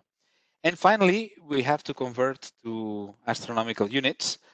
Of course, there's many different ways in which you can do that. You can do the conversion manually by the conversion factor between kilometers and astronomical units. You can use AstroPy, the unit module of AstroPy, which is very useful. But you can also use this Spice API called convert, in which you only need to specify the unit from to the unit to that we want to convert, and that's what's going to give us. So another, and this is the output. So Adrian, you were completely right. So this is the result. One thing which I mentioned before, which is important, is that you should clear the kernel pool every time that you execute a script or a piece of code, especially if you're using Python, because you don't want to overload your memory. So it's interesting to always include this kclear. So you have two applications. You have, sorry, two APIs. You have kclear, which will clear the kernel pool, but you also have the API unload, which will unload a particular kernel. You can also do that. Unload one particular kernel or clear the whole kernel pool. Okay, so let's move on to the next exercise. In this one, we are starting with orientation and reference frames. Okay, so this is getting things a bit more complicated. So in this case, to begin with, it's quite straightforward. Okay, for a given time, note that we were in the Venus flyby. We're not going to be in the Venus flyby anymore now. Okay, it's telling us it's asking us the angular separation between the apparent position of MIO or MMO as seen from MPO and the nominal instrument view direction. So we have to discover which is the nominal MPO instrument field of view direction and compute the angular separation between the position of MMO as seen from MPO and MPO's nominal instrument view direction. So as I'm saying here, the nominal instrument view direction is not provided by any kernel variable, but is indicated in the MPO frames kernel. So the suggestion that I give you is that you expose yourself to the MPO frame kernel, which is a hellish file, and you browse it a little bit, look into it. You will recognize things that we discussed today. We will go through it a bit more in detail tomorrow, but anyway, I encourage you to do so. Then in this case, we're using a time in which it's for the science phase. So it's 11th of June, 2027. So maybe the solar system natural bodies ephemeris that you've loaded before do not work here anymore. And in here, I just provide you with a schematic view using Cosmographia of this scenario. So here on the left, it's barely visible, but you have Mercury here. You have MPO, and you have the body fixed frame in MPO. That's the spacecraft frame. You see Z, X, and Y. And then you've got MMO over there, and you've got the vector from MPO. Well, this is only is giving us the direction. Of course, the magnitude is not there. Huh?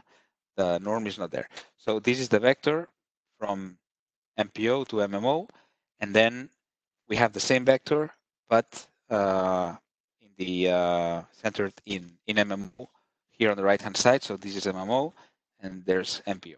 Okay, so this is done with Cosmographia. Tomorrow I'll show you how to use it. So we only need the angular separation in between those two vectors. Okay, of course now we need the orientation of MPO, not the one for MMO, but we need the orientation for MPO. Okay, so please go on. I'm gonna give you until I'm gonna give you 20 more minutes. Okay, and I'm gonna tell you something. If you finish with this exercise and if you go on, if you finish the next one, I mean, you can go on. We have gone through all the tutorials that will allow you to go through this exercise. One thing that I suggest you is that you can try to replicate the results that we have here by using WebGeoCalc. Okay, because those of you who will have gone through all the hands-ons and our WebGeoCalc, you will not need me to give you any indications. You will find your way through, because I am only going to explain how what WebGeoCalc is and how it works tomorrow. But those of you who have finished all the statements of these hands-on lessons, you can go to WebGeoCalc and try to replicate these results. You will see that there's two different meta-kernels to be loaded in WebGeoCalc. I wanted to upload a meta-kernel for this particular hands-on lessons, but I forgot that it's the same data that is available in the operational and the planning meta-kernel of BepiColombo. So you can replicate these results with WebGeoCalc if you wish. But only do this if you have gone through all the hands-on lesson. Okay. And again, if you have any question, please unmute yourselves, speak out loud. I'm going to keep an eye on the chat, but I am moving a little bit in the room. But anyway, so I will get back to you at 5:10. Okay. So please, you might want to use CK-brief to assess which kernels you will have to use from the CK kernels. And again, I recommend you to take a look at the MPO frames kernel to understand which is the nominal instrument view of direction, and also to look at the frames chain, look at the IDs, at the assignment of names, NAIF names and NAIF IDs for each of the bodies defined in the frames kernel, and so on. So take your time to make yourselves familiar with the frames kernel as well. And now I'm going to shut up.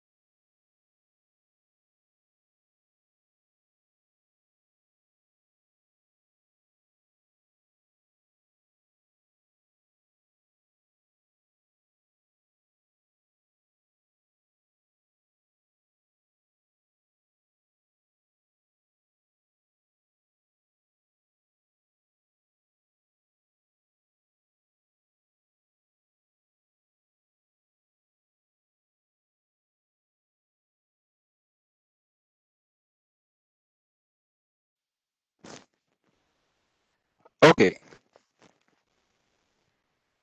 So I think that for this particular statement, I will guide you through the solution because there are some tricks and there's some basic important concepts that you have to understand. Okay.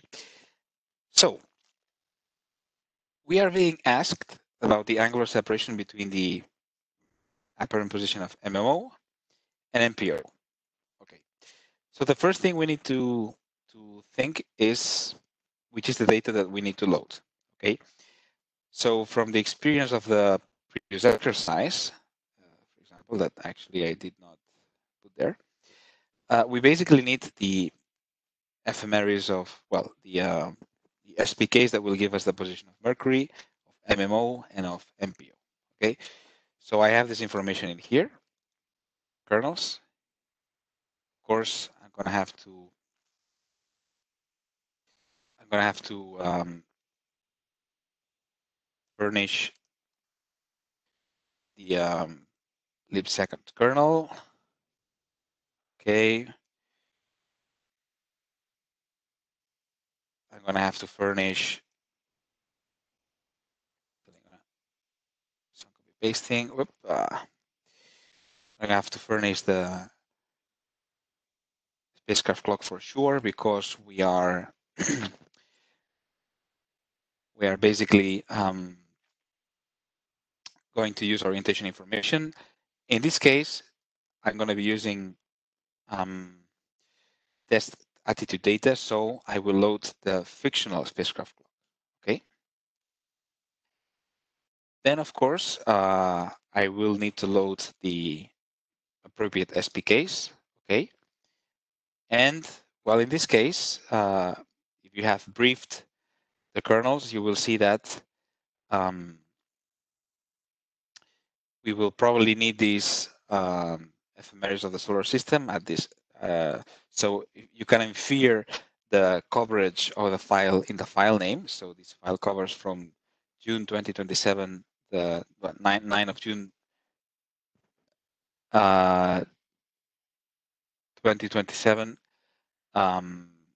to the 14th of June 2027. So I'm gonna copy this file name here. I'm gonna put it here. I'm being told that the screen is not properly visible. No, that's because of no. Sorry, just a second. Now. Okay, now. Sorry about that. So I'm gonna continue here. So I'm gonna furnish this kernel now. Okay. I'm also gonna need the position of MPO for that time, which is provided by this kernel. So I'm gonna furnish this one as well. Yeah, I feel a bit clumsy today. Maybe it's because I'm a little bit tired.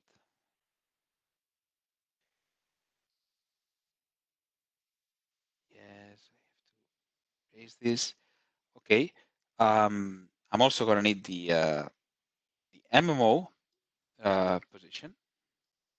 So that's given there. Actually, I can do it like this as well. Okay.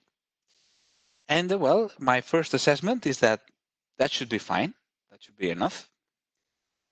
I also need orientation information.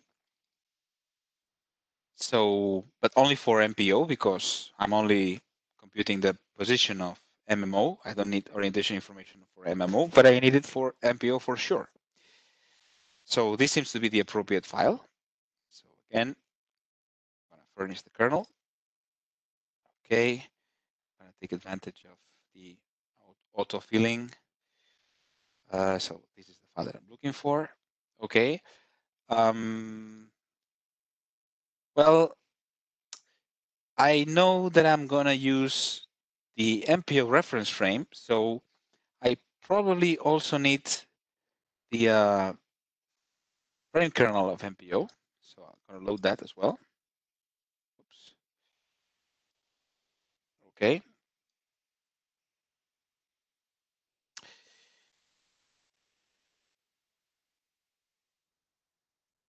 So let's see if I have that that seems to be all right. Okay, so it's asking me the angular separation in between the apparent position of MMO as seen from MPO and the nominal instrument view direction. So the key here is not to overcomplicate things. And what do I mean by that? So if I'm being asked the angular separation in between those two vectors, so I need to put those two vectors, to express those two vectors in the same reference frame. One of the vectors I'm being told is the nominal instrument view direction of MPO.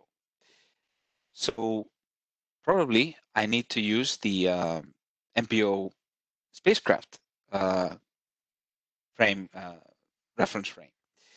And which is that direction? Well, the best thing that I can do is that I can open the frames kernel and try to find out. So that's what I'm going to do.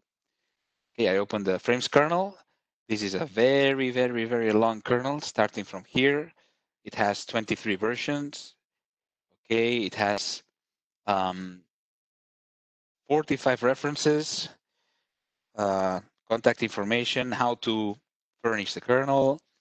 Oh, and there's, look, there's a list of NAIF ID codes here, so names and IDs.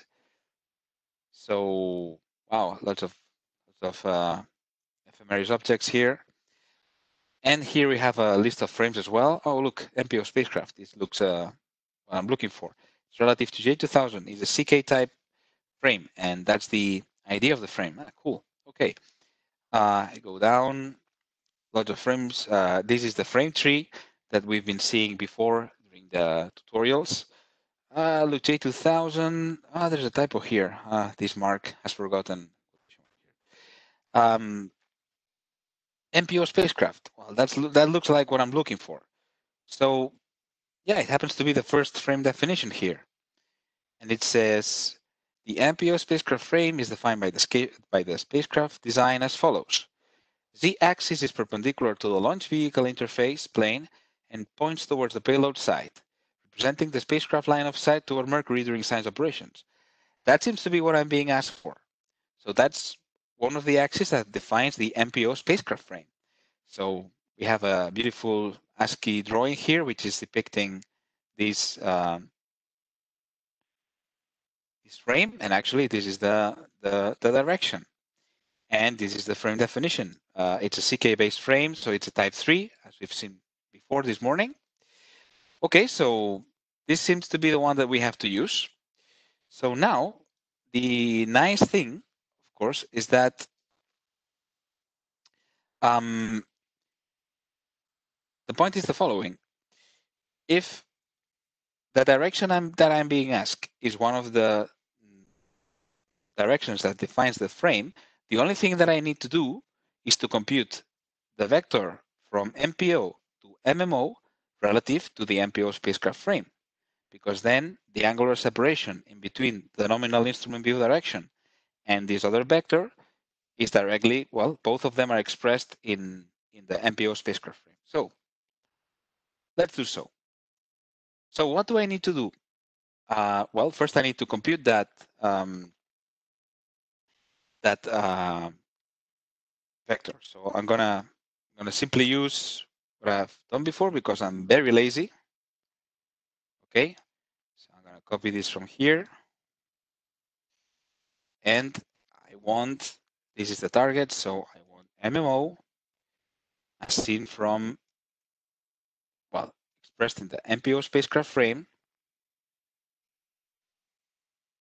It's the apparent position, so I'm gonna use light time correction and stellar aberration correction. Forgotten, very forgetful. It is times LT plus S, of course. Okay, and MPO. Okay, I'm gonna get a vector. So let's give it a try. Let's see. Maybe you can even print the position. Whoa, get an error. So why is that? Insufficient ephemeris data has been loaded to compute the state of MPO relative to the solar system barycenter. Well, how can that be? I mean, you know, I've loaded the SPKs.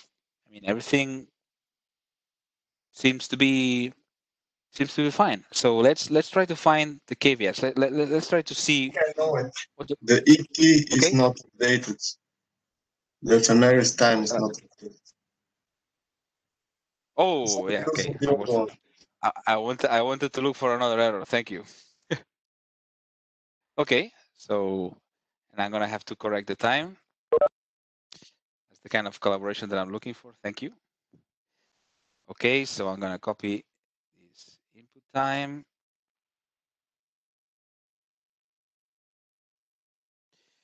Okay. I still have a problem. Does anybody know what is going on?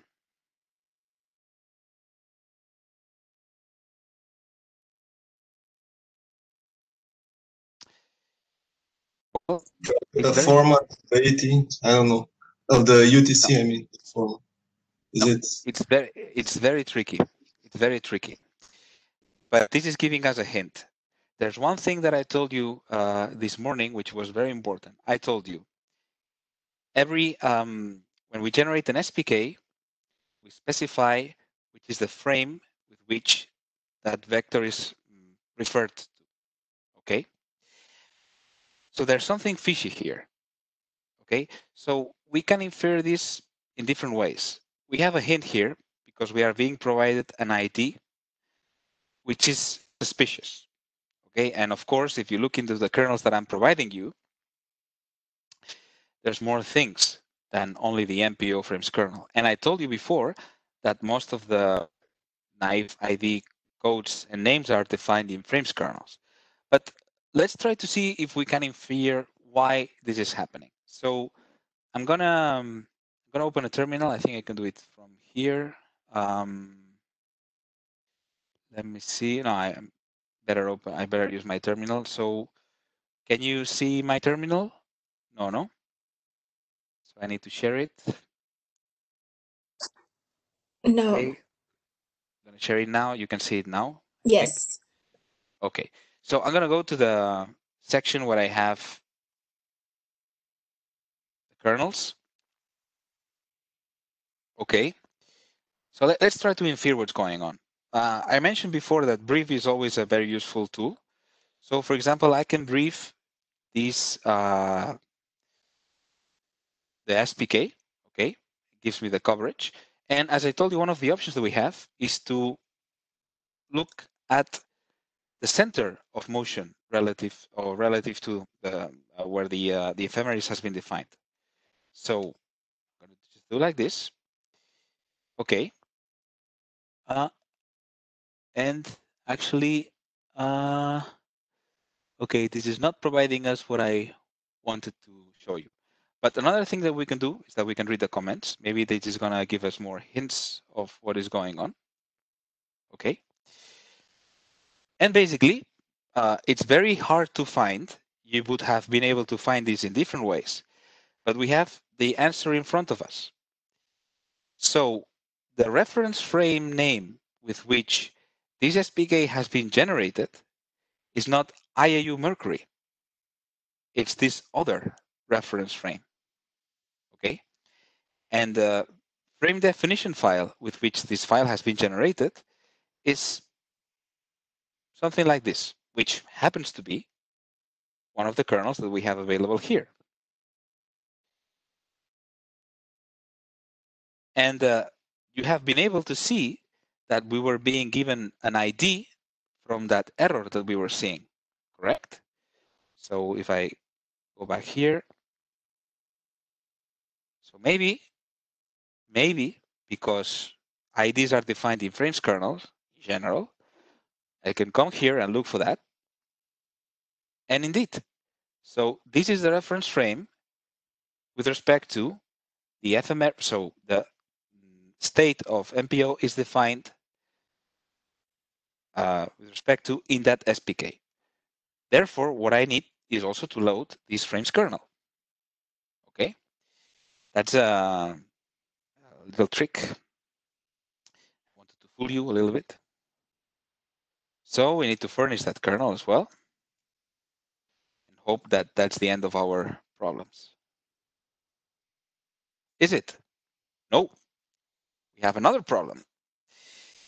Now it's complaining about that it doesn't have the position of the MPO spacecraft relative to the Solar System Barycenter. And actually, I told you this morning. I told you that by somehow, so to speak, by convention.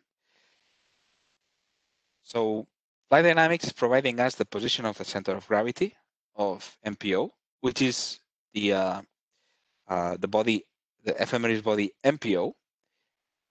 But we also have another ephemeris body, which is the mechanical origin of the reference frame of the spacecraft, which is called MPO spacecraft. So we don't seem to have the complete state vector SPK chain. And of course, the answer is basically, we can do a brief and you would be able to see that, but it's similar to what we did before, but the answer is here. So this COG file is providing us the position of the MPO ephemeris object with respect to the MPO spacecraft ephemeris object. That's a dirty trick. I'm sorry about that. So let's see what happens if we load this. Okay. What's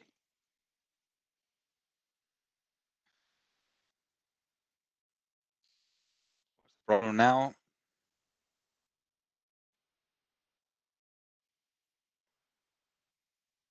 Now it's telling us, okay, am I loading the CK? Am I loading the CK? Yes.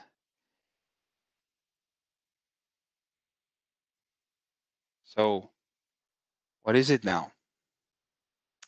Are we missing something? Maybe something much more basic? Any hint? Anybody? No? We're all falling asleep. We want to be released.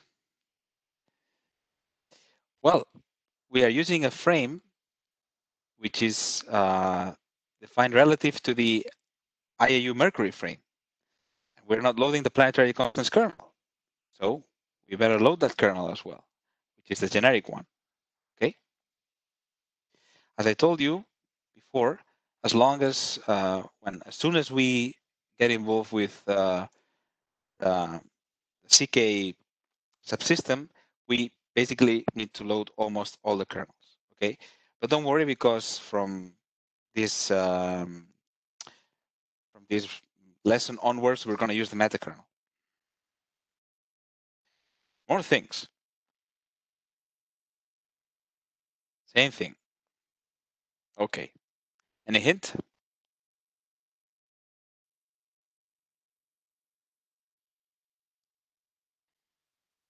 So I'm really behaving in an evil way, aren't I?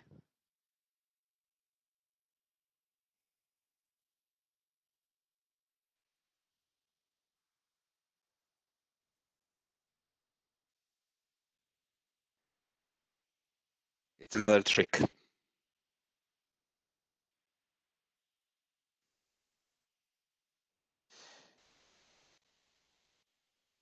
This is another very dirty trick from my side. Okay, it's about the spacecraft clock. So I'm loading the fictional spacecraft clock, and actually, I told you that when we use test data, we should use the fictional spacecraft clock. But what's the problem here? Well, one thing that we usually do is that we indicate the spacecraft clock with which one file has been generated, and that's in the file name. But you can also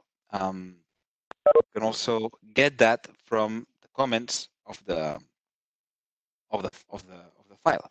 So in this particular case, okay, for this file, as you can see, this part of the file name, and you don't have to know this. Okay, this is completely I wanted to hurt you. This is computed. This file has been generated using the step spacecraft clock with this, well, this is the date of the latest correlation, and that's the spacecraft clock that we have here. You will be able to see. The STEP spacecraft clock has this name.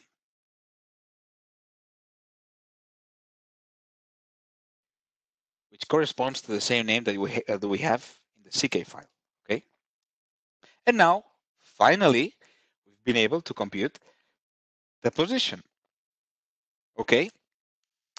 Realize that we had the problem of the fact that the SPK was not defined relative to the IAU Mercury frame, but to a frame that we had defined in another frame's kernel, and the fact that we didn't have the full chain of connection of the required ephemeris from the SPK files.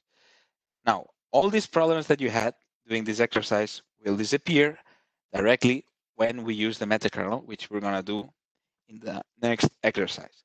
Then, of course, after you have sorted out this issue, and because we are actually running out of time, although we are on schedule, the rest of the exercise is looking the appropriate API to be used, okay?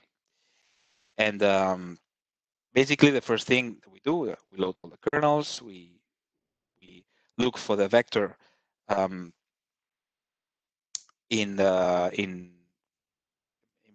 the vector from MMO to from MPO to MMO. In this case, I overcomplicated things by expressing it in the J2000 frame. We know that the instrument view nominal direction is the plus Z axis because we've checked the frame's kernel. So that's simply 001. And we look for the rotation matrix from MPO spacecraft to J2000. When we have that rotation matrix, we use the API matrix multiplied, well, the matrix transformation with multiplying the vector. So we use the matrix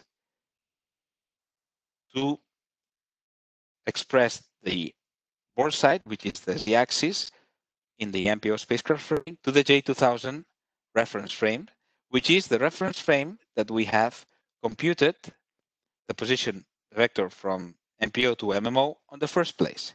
And after that, we basically compute the angular separation with this API, VSEP, and then we convert it from radians to degrees, okay? So if I execute this, you'll see that we have a result. The result is 79.75 degrees. But if instead of doing all this stuff, the only thing that I should have done, and I will correct it right here, is that I could have computed this position in the MPO spacecraft frame. Okay. And I could have simply, let me see, I want to, yes. So I'm not doing this anymore now. And basically, I could have just, well, it's actually there. This will give me the same result. You see? So I could have avoided all this fuss in here by expressing this first vector in the MPO spacecraft frame, because then the board side is simply the Z-axis. Okay. So we're arriving at the end of the first day. So the next activity, it's already dealing with well, not this one. No, this is one is dealing with intersection, and then the next one is with derived quantities. Okay. Yes, the next one is with derived quantities. So we are on schedule. As usual, we took more time to go through the hands-on lessons, which is I think it's the most interesting part of the training. So I encourage you, well, actually to do nothing, just to be on time tomorrow morning. Okay. So tomorrow morning we will go through the Geometry Finder tutorial. We will finish this exercise, okay? And let me put the agenda here. So I'm gonna put it here. You go. Should be it. Yes. So tomorrow morning, again, as I told you, we're ahead of time in terms of tutorials. So we only have one remaining. Then we're gonna continue and we're gonna finish this tutorial. Then I'm gonna introduce you to WebGeoCalc and Cosmographia. This is a typo, sorry here. I'm gonna introduce you to Spice for BepiColombo and the way that it's set up on our site and how do the kernels look like, although you have already had an insight today. And then in the afternoon, we will dedicate the whole afternoon to work on a more interesting hands-on lesson with the Venus swing by. We'll encourage you to use Cosmographia, to use WebGeoCalc, and then we will wrap up. So again, don't worry, tomorrow morning we'll finish the two exercises that we have to finish. Later today, I will upload the solution to the hands-on that we've done today. Maybe I will not include. I will not include the solution of the two remaining statements that we have, okay, because we're going to do them tomorrow. And I am also going to upload the statement for tomorrow's the second hands-on lesson on the Venus swing by, and the presentation for, I'm going to give a brief presentation for Spice for BepiColombo as well, and then we're going to navigate through the kernels a little bit. So I hope that this was not, well, this is long, it's hard, it's a lot of things, I know, it's very dense, but while we have the time that we have the resources that we have, and I hope that you enjoyed the day, that you learned lots of things, and I hope that you join me tomorrow, 9:30 again. I will also send a reminder of the WebEx session. And again, if you have any questions, feel free to ask them now. Feel free to ask them tomorrow. Send me an email, and otherwise, I'll see you tomorrow, 9:30. I think. Oh, sorry. No. Yeah. Oof. No. 9:30. 9:30. Yes. It's 9:30. No, it's not 9. 9:30. Sorry about that.